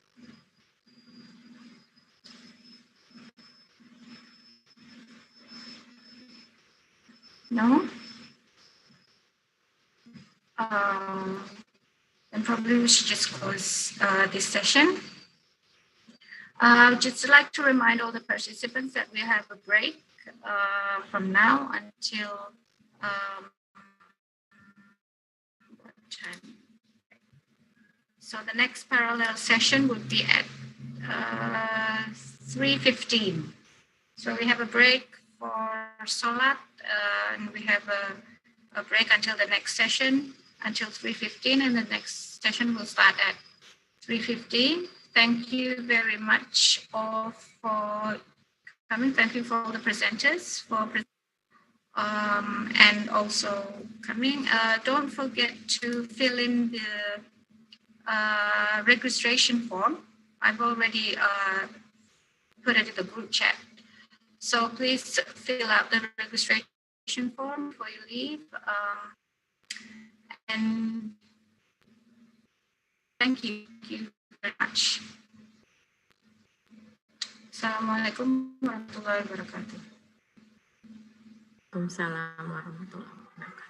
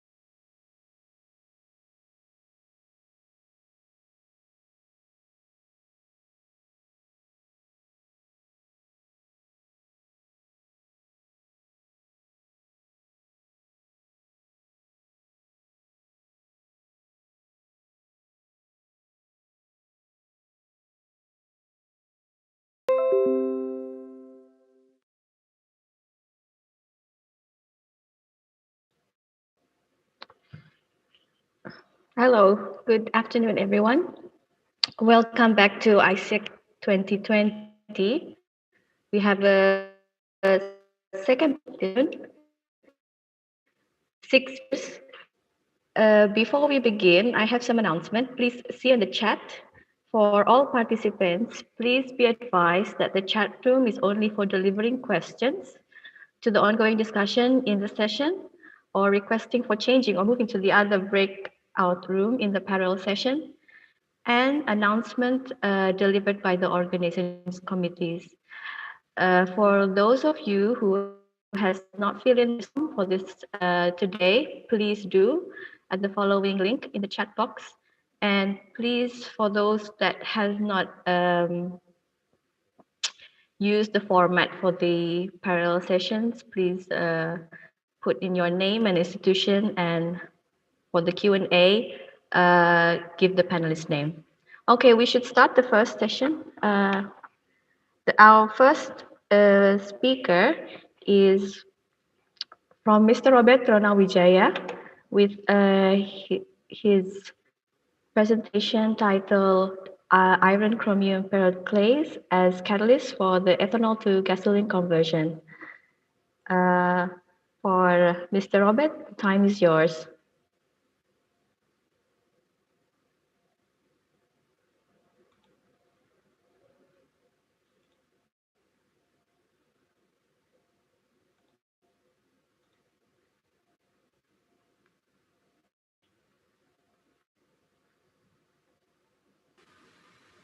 Can you show the video? Yes, can you please show the video for the co-host? Yes.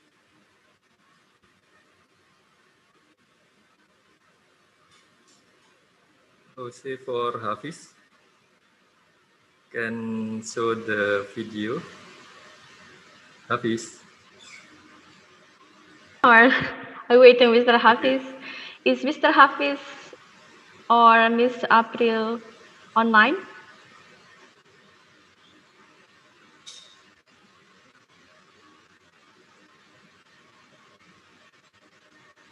Okay, we will wait for a moment.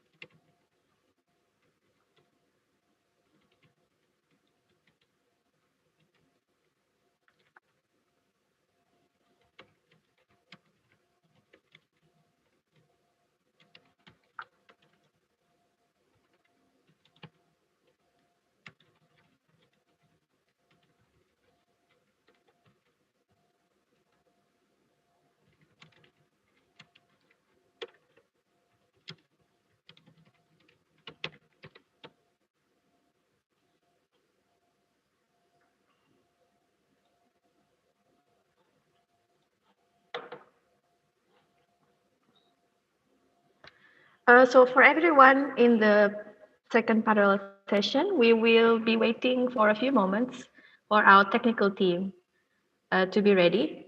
So please kindly wait for a moment.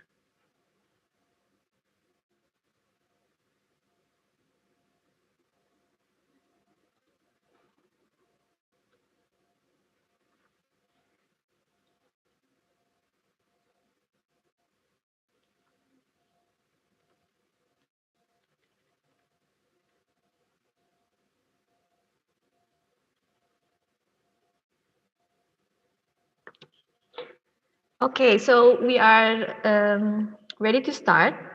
Again, for all participants, thank you for your time today. We are back with the ISAC 2020, Day 1, Parallel Session 2. We have 6 speakers. Our first speaker will be Mr. Robert Donald Wijaya with his presentation on iron chromium pillar clays as catalyst for the ethanol to gasoline conversion. Mr. Robert, the time is yours. We will see the video.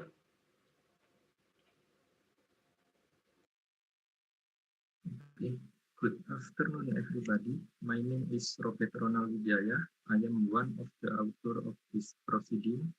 I will present about synthesis and characterization pillared clay of ferrous and chromium metal as catalyst for ethanol to gasoline conversion process. So let's start with the introduction. Bentonite, which has an alumina layer structure flanked by silica, can be applied as a catalyst support for energy alternative or fuel. Between the layer, there is a space containing ion, which can be replaced by metal catalyst, in this case ferrous and chromium. The CR pillar clay catalyst is able to increase the bentonite interlayer spacing, which can also increase an acidic site after pillarization process. The ferrous pillar clay can increase surface area and pore volume on the bentonite. The problem raised in this 2D are: one is, how are the physical and chemical characteristics? Result include interlayer spacing, surface area, pore volume, thermal stability, and acidity from the synthesis of the catalyst.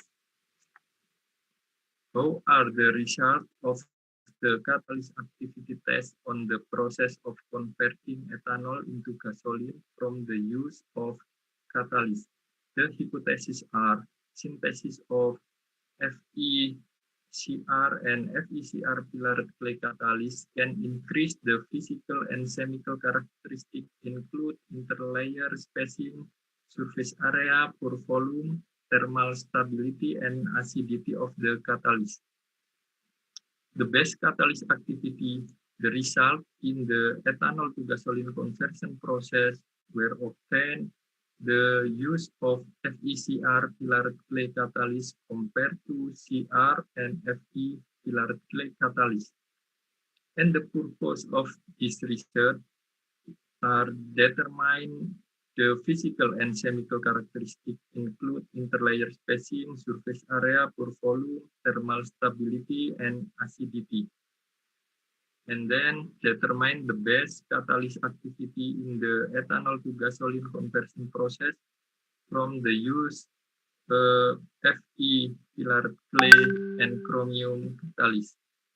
This research is expected to provide benefit in the form of information on the effect of Fe and Cr metal polycation on modification of bentonite structure using the pillarization method. This is a work step to synthesize the monometal oxide pillarization. It 4.5 liter of polycation Fe and 4 liter of polycation Cr added to the bentonite suspension 1% in a stir state. And then the Fe pillared clay and Cr pillared clay suspension were then centrifuged at 7,000 RPM for 5 minutes at 20 degrees Celsius until we get Fe and Cr catalyst. And this is the step of synthesis of bimetal oxide of catalyst. Start with polycation FeCr added to the bentonite suspension 1% in stir state until the precipitate was dry in oven at 100 degrees Celsius for 12 hours. For catalyst characterization, we use XRD for interlayer spacing and crystallinity, FTER for functional group, TPD for acidic strength and acidic site, XRF for element distribution, And then SAA for surface area and pore volume. And PGA for thermal stability. And then GCFID to determine the conversion selectivity and yield of gasoline product. Result and discussion. There is a peak shift to small angle indicating that the basal spacing interlayer bentonite is increasing. And from the XRD analysis, we get the formation of pilar metal bond on the bentonite as support catalyst. The presence of new peak, shift in peak and change in peak intensity indicate the distribution of intercalated metal oxide of ferrous and chromium. XRF analysis produced the following data. An increase in the composition of the element content when the process of pillarization using two metal oxide, namely the FECR pillared clay catalyst, indicate that the element of metal are interlocked in the bentonite interlayer. The addition of transition metal, namely Fe and Cr metal, can cause of increase in the surface area and pore volume the catalyst. This occurred because the Fe and Cr metal carried through the pillarization process might have been distributed in interlayer bentonite. The result of measurement using surface area analyzer show the addition of transition metal, namely Fe and Cr, can cause an increase the surface area and pore volume of the catalyst. The TPD measurement show the result that the pillarization process exchange of cation in the interlayer of the bentonite with the Cr and Fe cation of the metal help in forming a large number of acid site. PGA measurement, the addition of metal, namely Fe and Cr metal to Cr pillared clay, Fe pillared clay, FeCr pillared clay catalyst, provide physical property resistant to the bentonite structure, thereby resulting in an increase in thermal stability compared the bentonite, which has not been carried out by pillarization process. From the result of GCFID, we can know the selectivity and yield value. The selectivity value is 43.3% and the selectivity value is 87.15%. And then the conclusion is synthesis of catalyst Fe pillared clay, Cr pillared clay, and FeCr pillared clay are able to produce an increase in physical or chemical characteristic possessed by the catalyst, namely increasing interlayer spacing, surface area, pore volume, thermal stability, and acidity of the catalyst. The best catalyst in the catalyst activity test of the ethanol to gasoline conversion process is the FeCr pillared clay catalyst. So that's the result I can present. Thank you for your attention. Thank you very much for Mr. Robert, his presentation. So we will have the second speaker, Ms. Nova Anissa, with a presentation titled Potential of Carbonized Rice Husk as a Filter Media, Rain Garden to Decrease the Turbidity of... I will present a literature review about potential of carbonized rice husk as a filter media rain garden to decrease the turbidity of water and colibacteria and the strong water runoff. The rapid development of physical infrastructure and infrastructure activity in several metropolitans in Indonesia have an impact on the environment. Such facilities cause a reduction in the green open space. The existence of high rainfall causes uncontrolled stormwater runoff. As a result of the massive flood that frequently happen, the problem that often found the stormwater runoff tend to result in high turbidity and pollution of polybacteria. Material and method. The rain garden concept. The rain garden is a natural expanse like a garden comprising a combination of soil and leaves and plants. A rain garden is also called a bioretention area, in which it's designed to host stormwater filter temporarily, and it helps the infiltration and evaporate process. The hydrological cycle is the circulation of water from the ocean to the atmosphere and then back to the earth and forth. The water from the sea levels evaporate into the air, moves and upward to the atmosphere, then condense and turn into a cold sharp water point and subsequently plug into the earth and the seas as rain. The surface runoff is stormwater that drains through thin layer above the surface of the land, going into trains and sewers that eventually join into river water and eventually become a stream.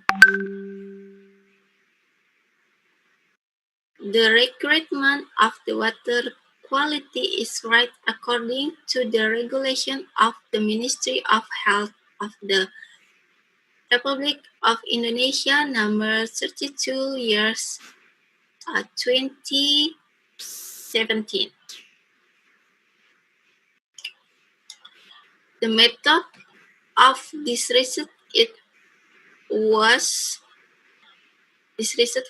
conducted with the technique of literature review, such as national and international journal, books, websites, and other documents related to the topic of study.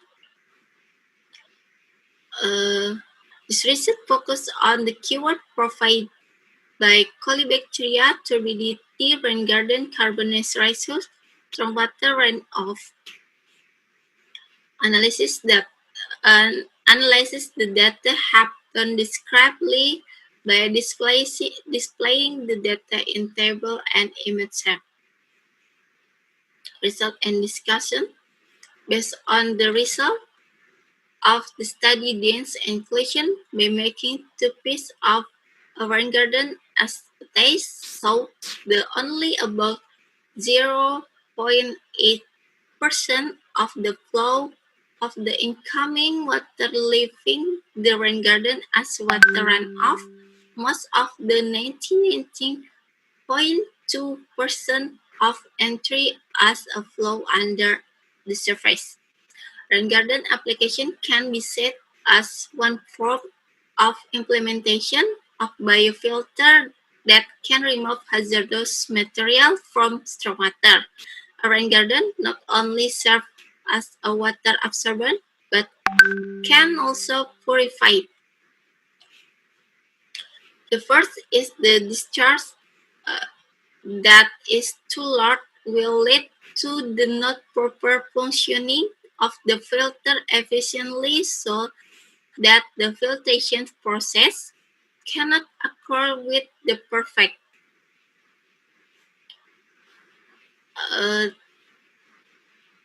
The contact time is very determining factor in the absorption process. Besides, the media that is used must be dry, so this can improve the process of oxidation. According to the result of research by Sharifuddin and Santoso, The use of rice hooks can reduce turbidity until 0.95 NTU, and colibacteria can lower up to 110 colonies. According to the research that the carbonate rice hook activated at 700 degrees Celsius indicate the carbonate rice hook have power. With this, it can be assumed that the carbonate rice hook absorb turbidity and colibacteria. Conclusion. The conclusion that can be drawn from this study is a rice hook can be an alternative media for a rain garden that can reduce turbidity and colibacteria. The efficiency rate decrease turbidity between 65% until 19%, while the decrease in colonibacteria between 90% until 96%. That's my presentation this time. If something goes wrong, I apologize and thank you. Thank you very much, Ms. Ms. Nova. Okay, we go directly to the third speaker, Ms. Feni Lufita, with a presentation titled The Analysis of Several Types of Catalysts for Ozone Decomposition. Please, Ms. Feni, the time is yours.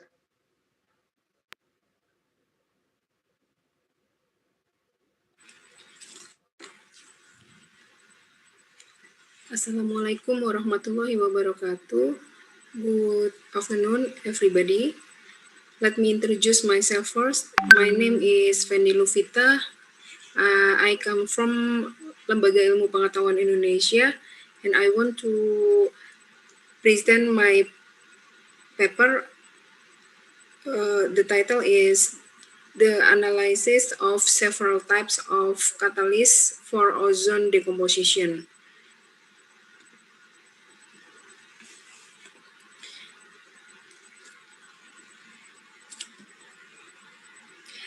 In introduction section, we use phenol for experiment. Why phenol? Because phenol used in many sectors of industry.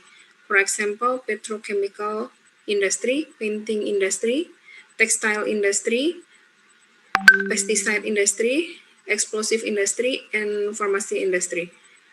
Phenol is one of the most dangerous waste because phenol is toxic, carcinogenic, mutagenic, and difficult to degrade only in biological process.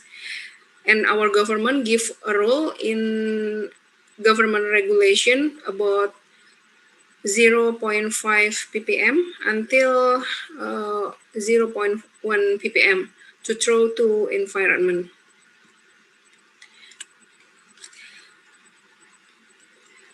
At this research, we use advanced oxidation process or AOPS for waste treatment.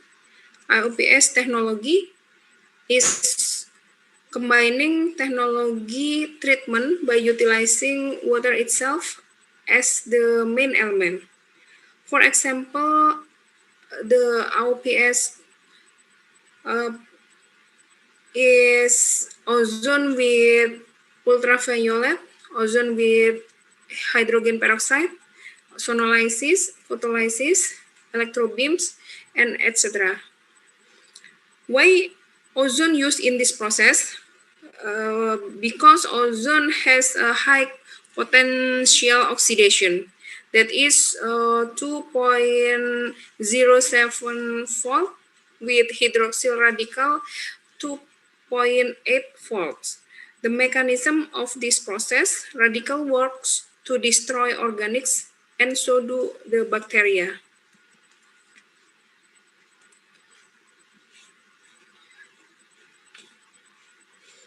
And the second process is using plasma properties.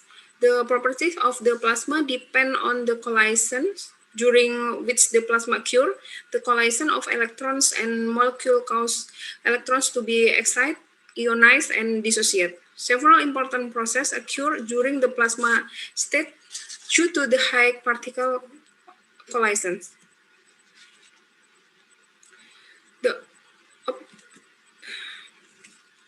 The objective of this research is ozone is a powerful oxidant and disinfectant used to eliminate unwanted chemical compound, bacteria, and virus.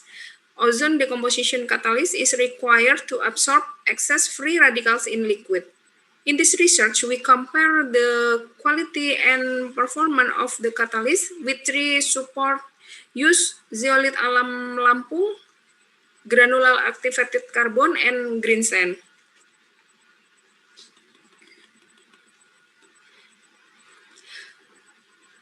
The material and methods, we use material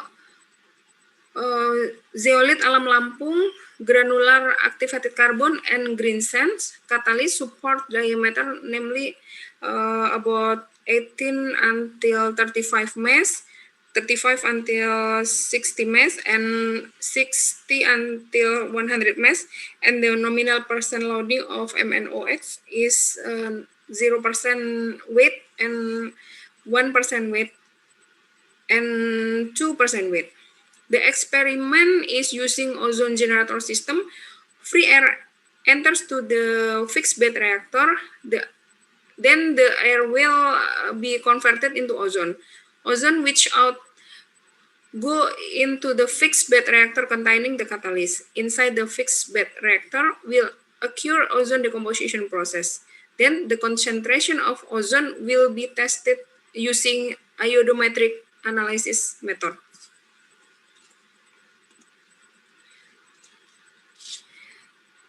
In table 1 until 3 is the result of the experiment.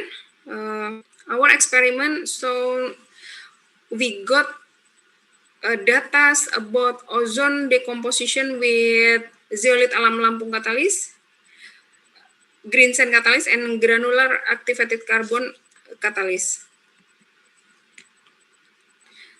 From table 1 and 2, the zeolite alam Lampung and green sand catalyst, buffer catalysts have the highest performance on size 60 until 100 mesh with a nominal loading concentration of 1%.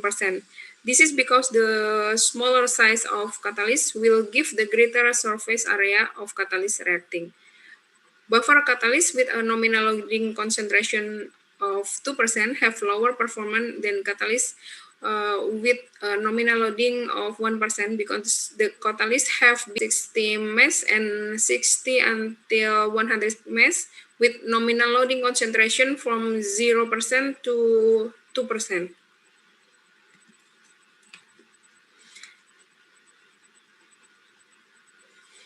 Ozone decomposition mechanism, we can see in this reaction, we get the homogeneous decomposition, and ozone with radicals being free radicals plus oxygen, and ozone plus free radical being free radical, and until free radical with reacting with ozone, reacting with oxygen being the product.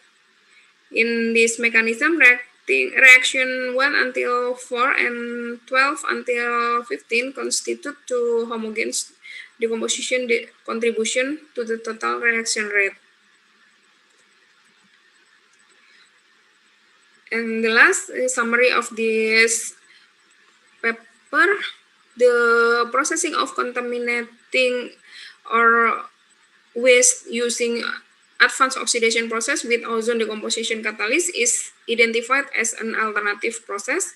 The best quality of the catalyst is seen from the greater surface area, pore volume, and the optimum pore diameter, and actual loading composition will be even higher catalyst performance. This can be seen from the quality of gaseous supported catalyst. The performance of granular activated carbon supported MNOx catalyst is based on ozone decomposition conversion, has the highest performance compared to zeolite alam Lampung and green sand. Magnitude of conversion 100% for 24 hours for the diameter of the catalyst buffer, about 35 until 100 mesh, and nominal loading concentration 0 until 2%. Thank you. That is my presentation.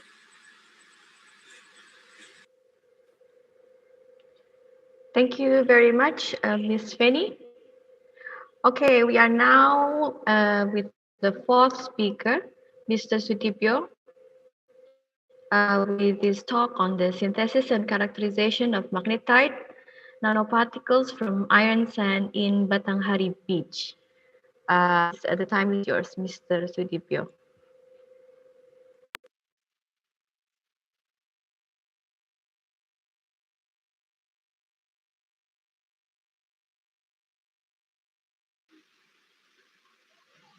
Assalamualaikum warahmatullahi wabarakatuh.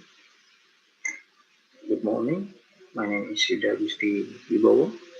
I will explain about the synthesis and characterization of magnetic nanoparticles from iron sands in Batanghari River, Jambi Province. The purpose of this study is to know the method used to synthesize magnetic nanoparticles and their characteristic of the nanoparticles use X-ray diffraction and UV rays. The material and methods in this study, as you can see, the iron sands nanoparticle was filtered in hundreds and centimeters, and the last figures is the result of the materials. And then the materials dissolved into 38 milliliter the acid chemicals in 12 moles at 55 Celsius and still for a hours using a magnetic stirrer. The chemical process in this process can see in below. And the next method is co-precipitation. As you can see, the process is the solution add into 73 milliliters the base chemical solution and allow to stand for hours to obtain a precipitate. And the chemical reaction in this process can see below.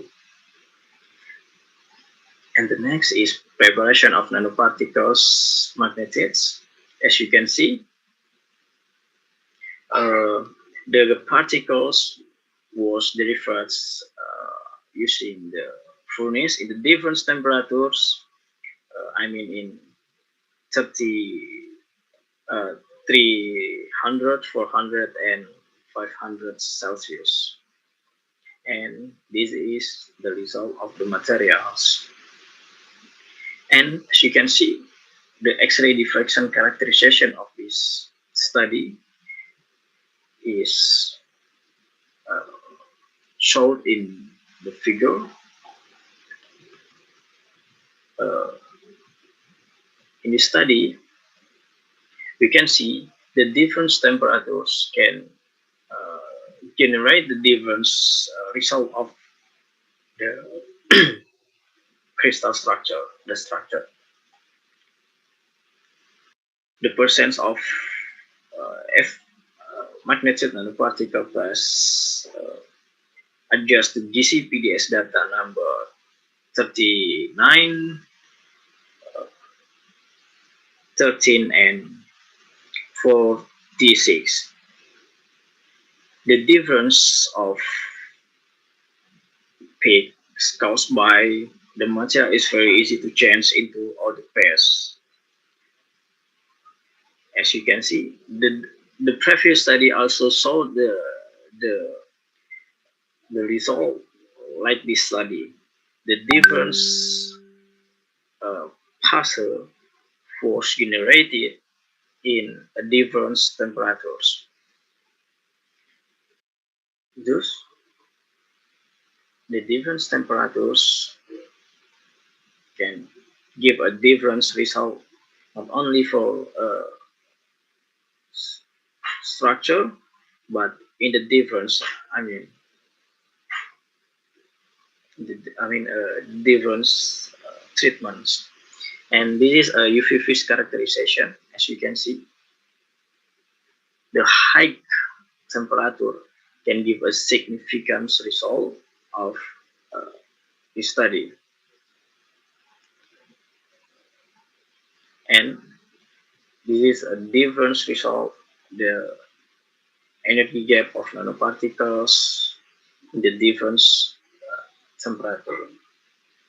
The smaller the smaller temperature will give a highly gap energy.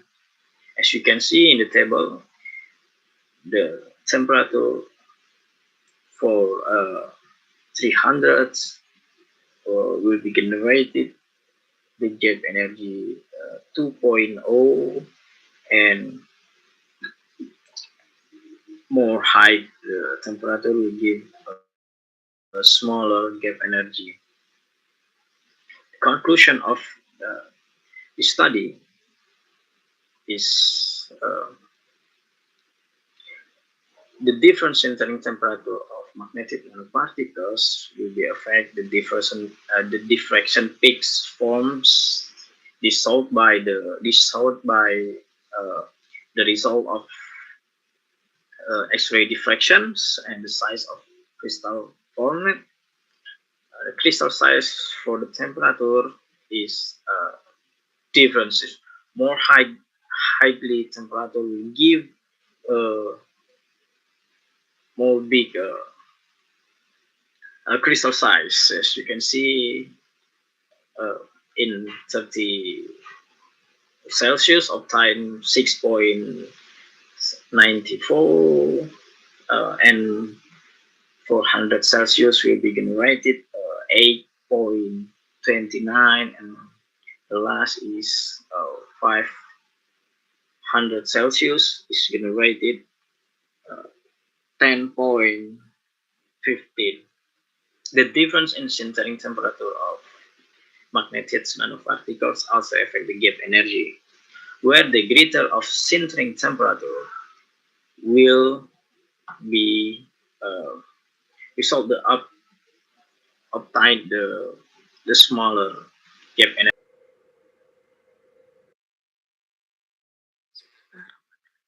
Thank you for the organizer. My name is Adit Adebduan Moko from Research Center for Chemistry, Indonesian Institute of Sciences. And today I would like to present part of our work. The title is Catalytic Conversion of Ethanol into Butanol over Magnesium Oxide Catalyst.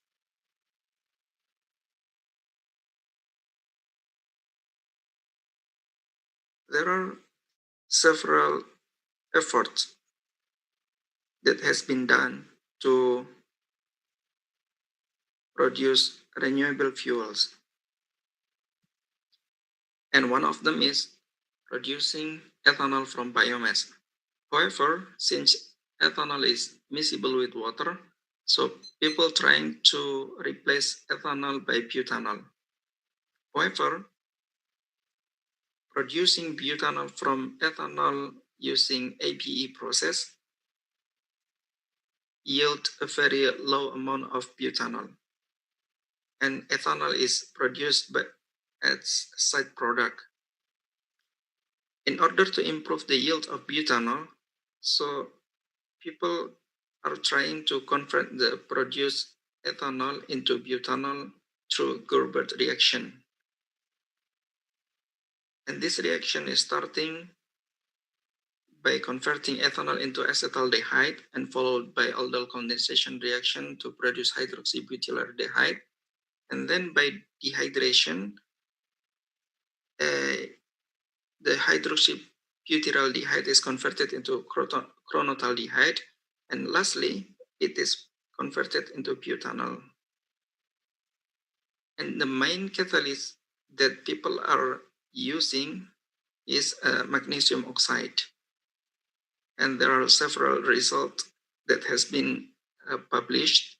And in this work, we are doing the synthesis of MgO or magnesium oxide using several preparation methods. And we are trying to know what is the effect on the catalyst, on the reaction. And we have 4 different types of MgO that has been synthesized. The commercial one, and then MgO prepared by calcination, and then MgO prepared by calcination with the addition of surfactant, and MgO prepared by precipitation. Here is the detail of the synthesis method. And the commercial one is only grounded and dried in the oven at 110. And then the second MgO is prepared by calcination. It is started from the nitrate one and then directly calcined at 700 for 4 hours. And then MgO prepared by preparation method. It is started from the maximum chloride and then reacted with the sodium hydroxide. And after washing and then drying at the oven, we calcine at 700 for 4 hours, and then we obtain the MgO. And the last one is highest surface area obtained by MgO prepared by precipitation. And the structure of this MgO is quite similar one to another. However, different intensities obtained from the XRD analysis, and we can calculate the crystalline size of this MgO is different one to another. And the smaller one is the MgO prepared by precipitation method. And then we also characterized the basicity of this catalyst. And we found that the highest basicity is obtained by this MgO prepared by precipitation method. After that, we applied the catalyst into our reaction. And we use this small autoclave batch reactor, and the reaction was done at 300 for 4 hours. After the reaction, we use the GCFID to quantitatively analyze the butanol and the converted ethanol. We found that the MgO prepared by precipitation method shows the highest butanol selectivity towards in the reaction. And all the catalyst shows a similar conversion. However, the yield of butanol is different according to the difference the catalyst we use. And the highest one is the MgO prepared by precipitation method. We believe that the highest yield of butanol is caused by the highest surface area and the highest basicity, and also the smaller or the smallest crystalline size of the MgO. And then we the PD and copper on our MgO to increase the performance of this catalyst to produce butanol. And then this one is the ratio of the metal that we use: 1% of palladium, 1% with 2% of copper, 1% with 5% of 1% palladium with 5% of copper, and this is only 5% of copper. on MGO. And this one is the characterization by XRF, and we found that different amount of copper is produced. Palladium could not be detected by our instrument. From the ADS, we found some agglomeration of our metal on the surface. And the big agglomeration is observed. And then all the catalysts shows a quite similar structure from the XRD analysis.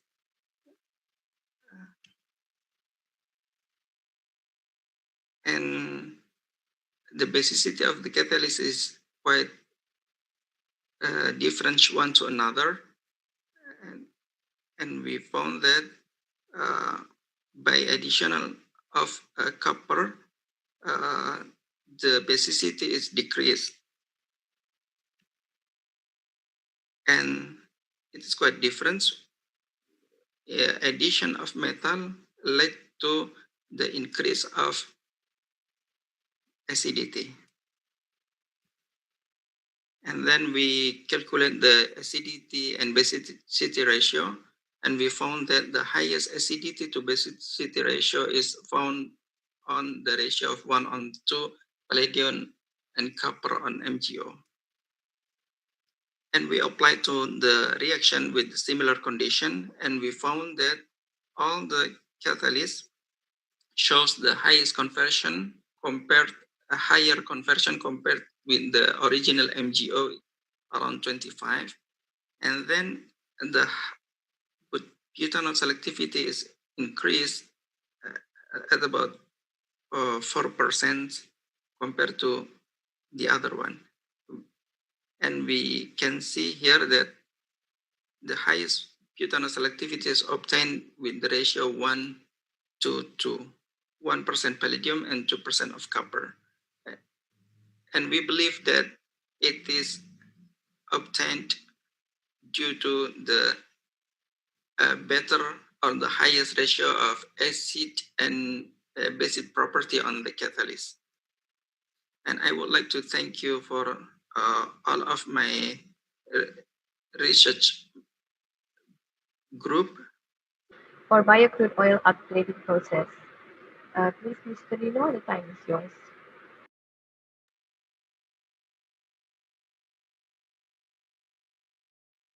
Good afternoon, everyone. Thank you for the time. This section, I would like to share our study with the title is Synthesized Layer Material of Manganese Oxide and Titanium Oxide as the support of molybdenum catalyst for biocrude oil upgrading process. This presentation consists of 4 sections, starting from introduction until conclusion. So as we know that we face a serious problem relating with the energy and environment crisis due to depletion of crude oil resources, production of liquid fuel are more declining, and CO2 emission trigger global warming. Moreover, liquid fuel needed in every sector is more increased year by year. Therefore, we should develop the renewable energy. Indeed, our president has already launched a presidential decree that in a year 2035, around third. So we know that with the produced palm oil product, in this industry also produce a biomass waste. For example, empty fruit branch waste is almost 37 million ton on waste per year in 2018 and further increase. This biomass waste is potential to produce or to convert become a liquid product or biocrude oil by the production process. So this is an alternative route of biomass conversion to the liquid fuel. As you can see that mostly the biomass waste from the palm oil industry is lignocellulose, and we can convert to the liquid product such as crude oil by pyrolysis. However, this bio oil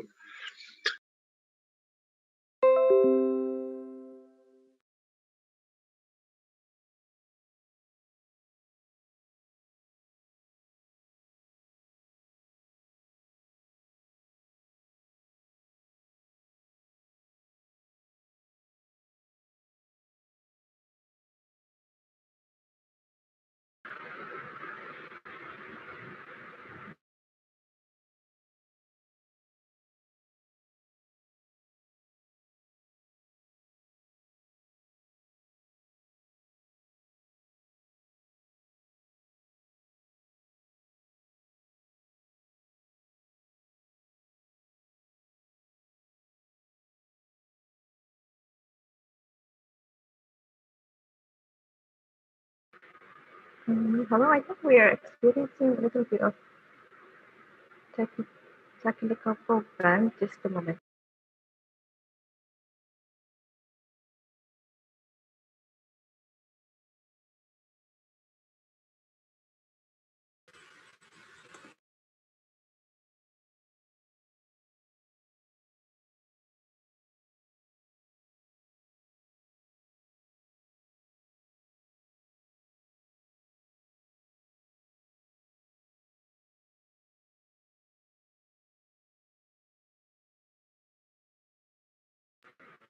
We are experiencing quite a storm in Serpong, so I think we had a loss of connection.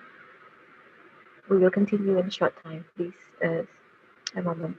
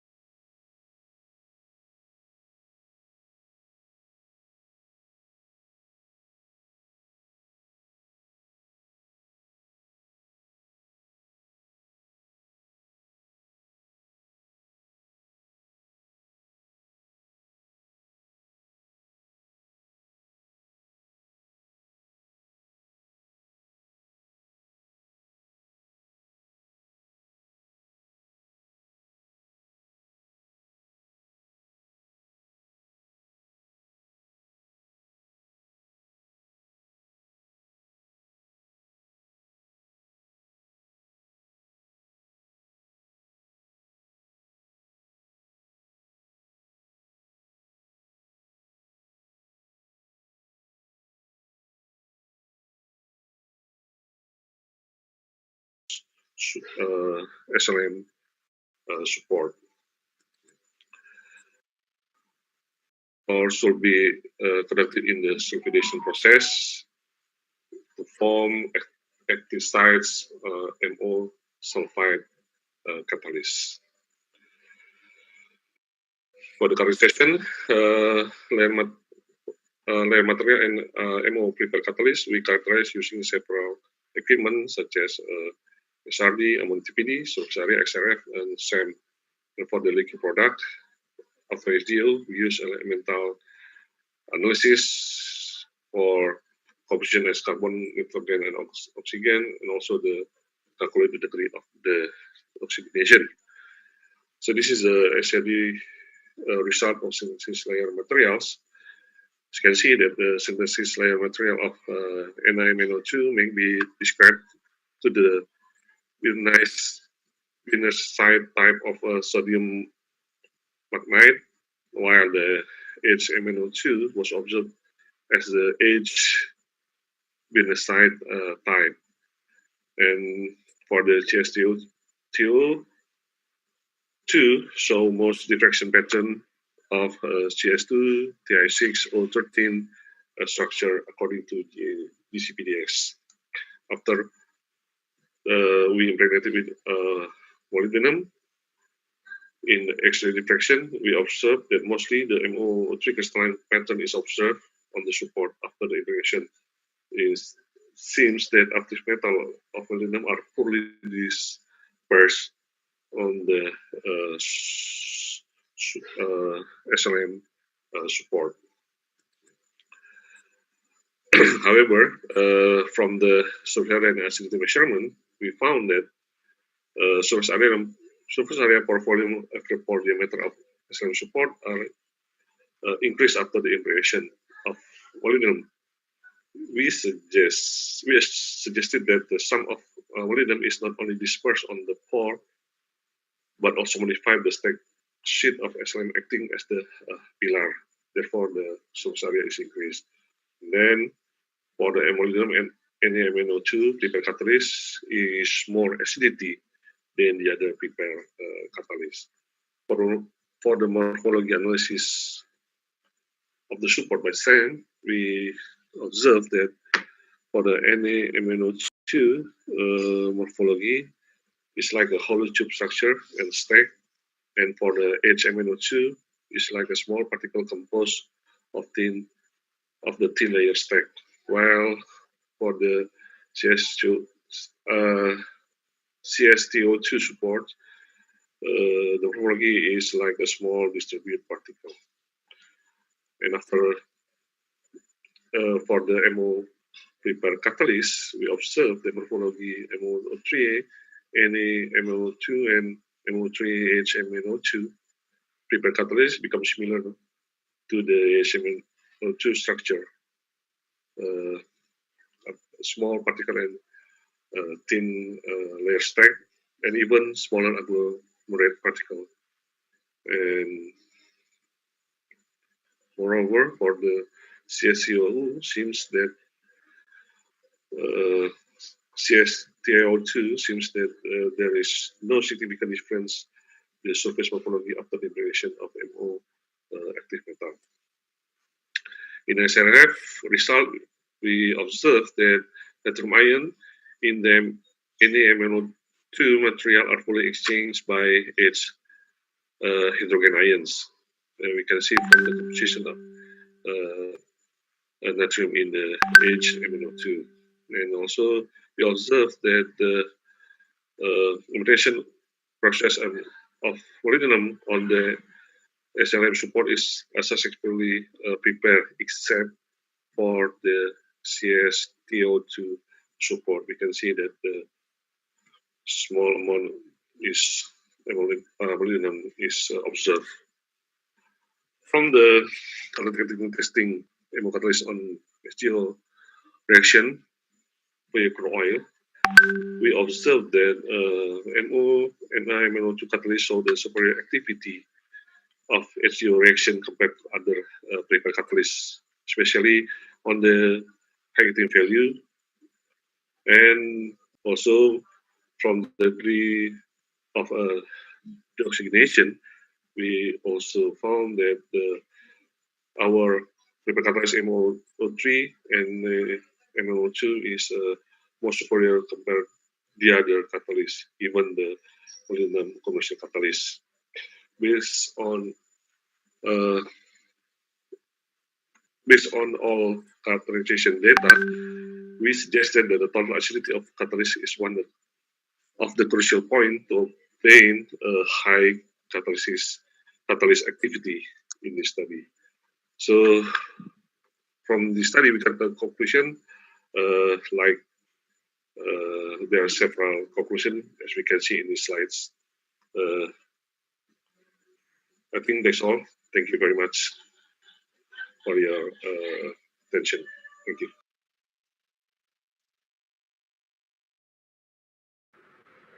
Thank you very much, Mr. Nidong. Once again, apologies for the very unstable connection during your presentation. We are still experiencing the storm, so there might be some unstable connection also in a few moments having our discussion. So, okay, we have finished with all of our 6 speakers. I invite all the speakers to turn on their video. All that for you that had once turned out of the Zoom meeting, I hope you can also log in again. Okay, so we will have a 30-minute discussion. We have time until 5 o'clock. I think everyone is here except Mr. Robert, I think. Okay, well, we can start with the first question from Hafiz to Ms. Nova.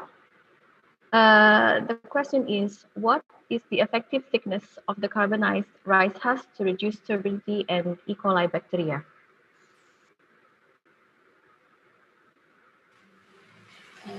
Thank you for the moderator. My voice here? Yes, we can hear your voice clearly.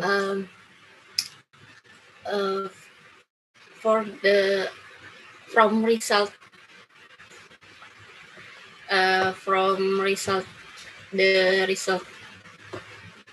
from Santoso and Sharifuddin, the effectively filter. I'm sorry.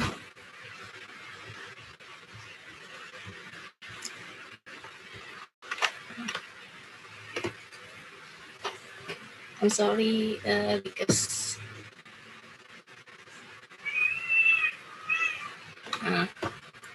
from the result for effectively filter thickness in treatment they research, they have 3 treatment, and treatment 1 they have filter thickness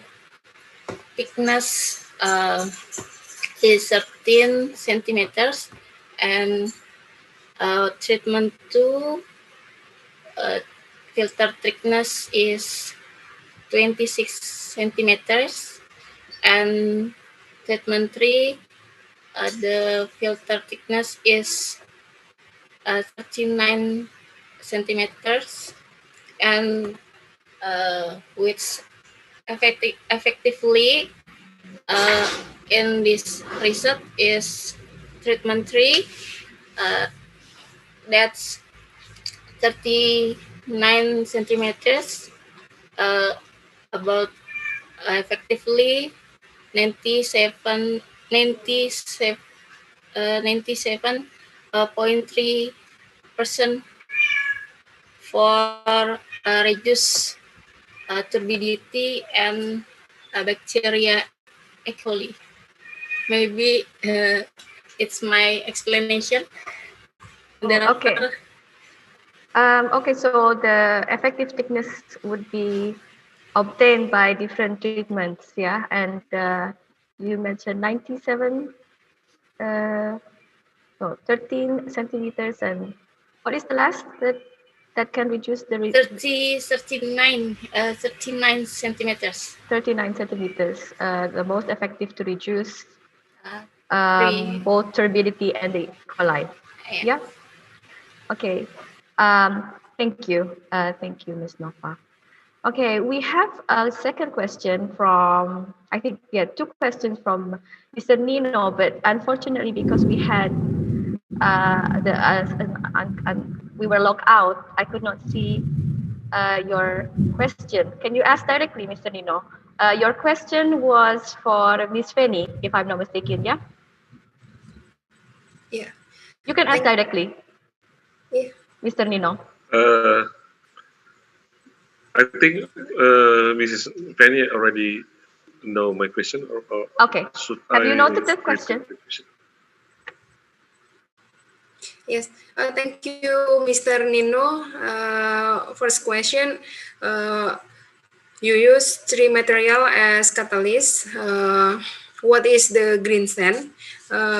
Green sand is found all over the world, and then the main ingredient of green sand is silica, and green sand is come from rock that has a greenish color with containing with glauconite and smectite and has an iron element. Green sand. I think my professor get green sand from maybe eBay. He bought from eBay maybe. I'm not sure, but like that. And the second question based on my study, what is the key point of catalyst for the ozone decomposition process? If we process and produce ozone, when produce ozone is too much, it will interfere with the degradation process. And so we need catalyst to reduce overproduction of ozone. Excess ozone can attack each other, like free radicals or another materials, so that the degradation process inhibited. So we need a catalyst to help for reduce excess ozone, like that, Mr. Nino. Yeah. May I add something? Yes, of course.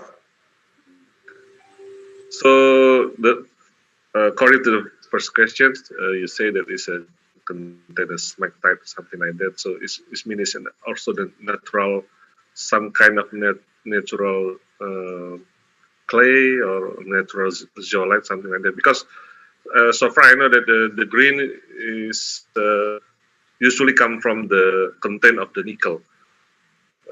If I've done I've done make a mistake there. But in this case, you say that the smectite. I don't know. You said smectite or what material? Maybe like that is like maybe from clay, yeah. Because I think that in the and in the function is like from fertilizer for a farm. I don't know. I don't know what is the main ingredient at that rock. Yeah, I don't know. Yeah, no problem. So the second question is, seems that you don't tell the key point because you just say the process, but I mean as we know that there are to make this I don't know, maybe the surface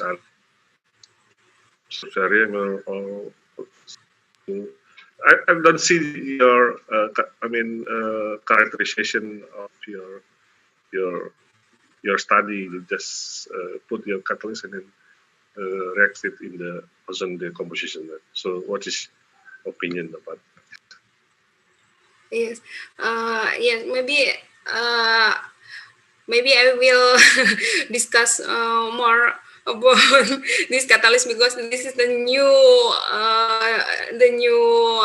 lesson and the new knowledge from me with ozone. Then this is just preliminary study, and then I will maybe join with a friend at research of chemistry at Serpong to to find more about ozone decomposition like this. Thank you. Okay. Thank you, Okay, Mr. Nino, and thank you, Ms. Fanny. Yes, please do come to Serpong. We have many experts in catalysis. Okay. Thank you, Ms. Indri. Okay. We will have, our time is not until 5 o'clock, until 4:45. So we have around 10 more minutes more. I invite the audience to you can write your question in the chat bar, or you can also ask directly if is there any questions from other participants. No? If you're still waiting for asking a question, I have a question for Mr. Sudipyo. Could you kindly video about the magnetite? Are you online, Mr. Sudipyo? No? Okay. Okay, maybe I'll ask someone that's online. Mr. Adit, I have a question. Thank you for a very nice presentation. So I see that the selectivity of the conversion or the activity of your catalyst is quite good. But the selectivity is not so good, under around maybe 10%. So I was wondering what are the other products? What are the major byproducts of this reaction, and how to get a more selective catalyst? Thank you. Thank you very much, Dr. Indri, for the question. It is true that the selectivity of our catalyst is quite low. Actually, there are several reasons for having such a result. The first one is the reactor. Our reactor is a batch reactor, and it is not suitable for the catalytic reaction of ethanol into butanol, because it should be done at the fixed bed reactor. And then the product, main product from this reaction is not butanol. We actually didn't analyze or haven't analyzed what is the other product, but from the paper that we cite, I think I showed in one of the slides that they also have the product around selectivity of the butanol is around 6 to 10, depending on the reaction condition. So it is quite similar. If we use the autoclave reactor, so the selectivity is quite low. And then ethanol is easily decomposed into the gas product. For example, ethylene or the other like water vapor. I showed one of the slides showing that ethanol is easily decomposed at high temperature, and we use 350 without any catalyst. Ethanol will be decomposed into the product around 50%. So that's the kind of that we don't know yet what is the product. I think that's all. And yield of those products yet. Okay, thank you. So your strategy would be changing the reactors, or are you going to select another type of catalyst? I mean, are you going to change the reactant condition or a different catalyst screening? Yes, actually, we are going to move to the other reactor, fixed bed reactor, and we will increase the reaction temperature until 400 because it could not be done in our autoclave batch reactor. And by increasing the reaction temperature with the proper or appropriate condition like LHSV and others, so we'll get the better selectivity. And we hope that our selectivity is improved until between 10 to 20, and that's the selectivity that people obtain already. Okay, thank you very much. Thank you for the explanation. Yeah, we have around 5 more minutes. Again, any question from Ms. Fanny or Mr. Adeb to other participants and the audience? Can I ask a question from Mr. Adeb? Yes, okay. Please, of course. Dr. Nino. Yeah, thank you, Mr. Adeb. Nice presentation. I saw your slide that,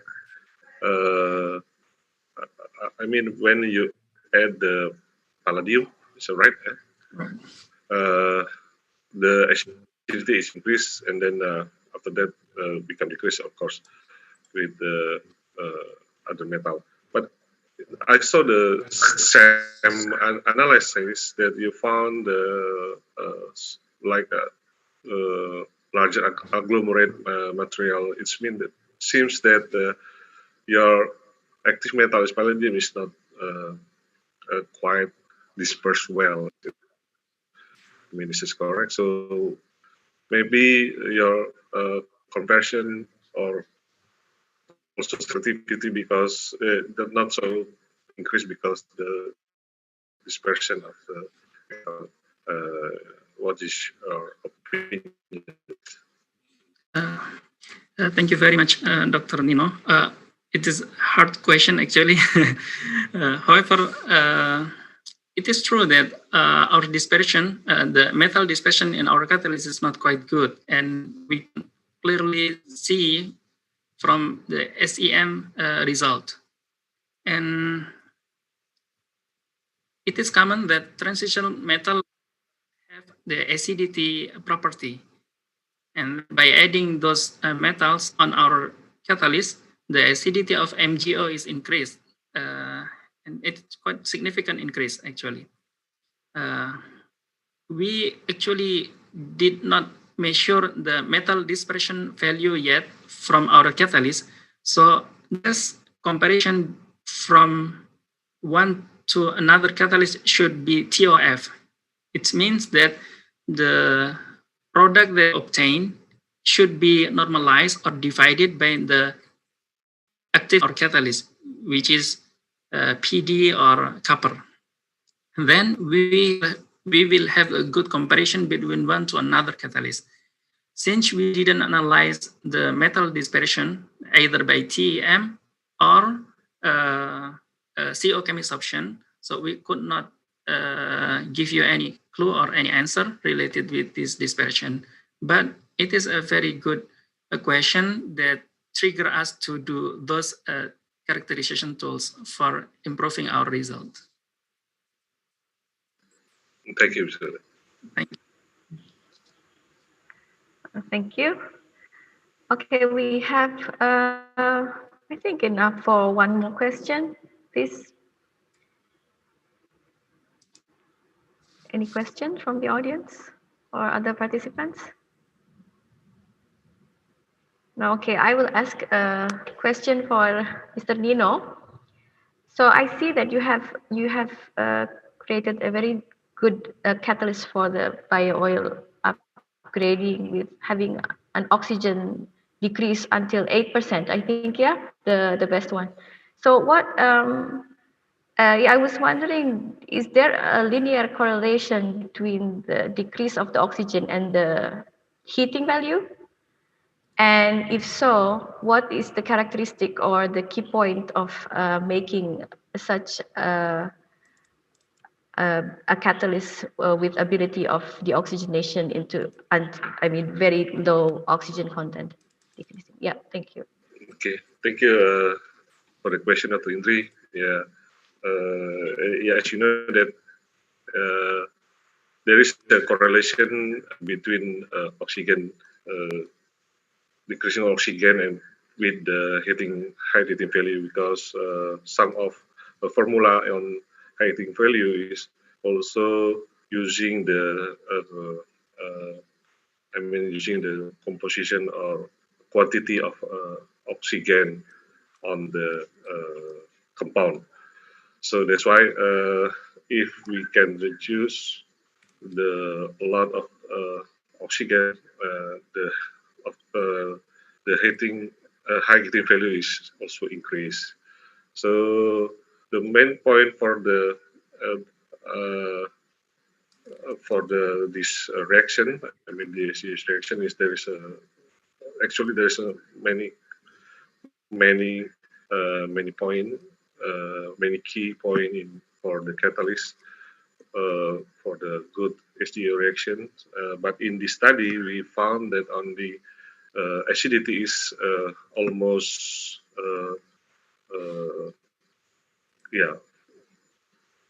what was said, almost. Okay, thank you. So the acidity, acid strength, yeah. Does the acid type also have an effect, Bronsted or Lewis type? Yeah, actually, several some of paper also said that there are Bronsted or Lewis is also affect to the reaction, but in study I just calculate the acidity strength, so you cannot find is there Bronsted or type. Okay, the total acidity, yeah. Okay, the last question. For a fuel grade, so you are trying to make a fuel grade type oil. So what is your goal, or what is the goal for people in the bio oil upgrading? How many? What is the oxygen, the goal of the oxygen content and the heating value for us to achieve? Yeah, thank you. Actually, my achievement is at least meet the diesel oil, diesel fuel, but not for the automatic diesel fuel, but it's industrial diesel fuel, because for the actually this is a long step.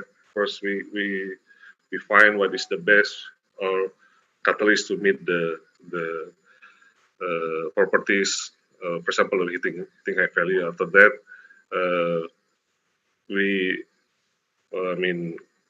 if we already catch the high heating value, and then we can measure the composition is close enough or not with the diesel properties, diesel fuel properties. But in my achievement is at least we can close to the property of industrial diesel oil, that is not need to the high properties like automatic diesel fuel, something like that.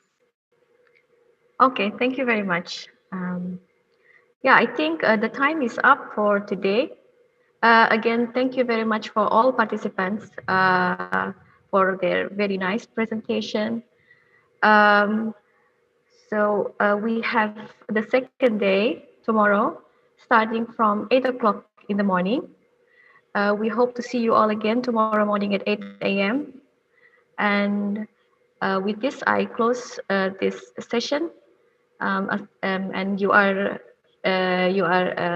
can leave the meeting. Assalamualaikum warahmatullahi wabarakatuh. Assalamualaikum warahmatullahi wabarakatuh.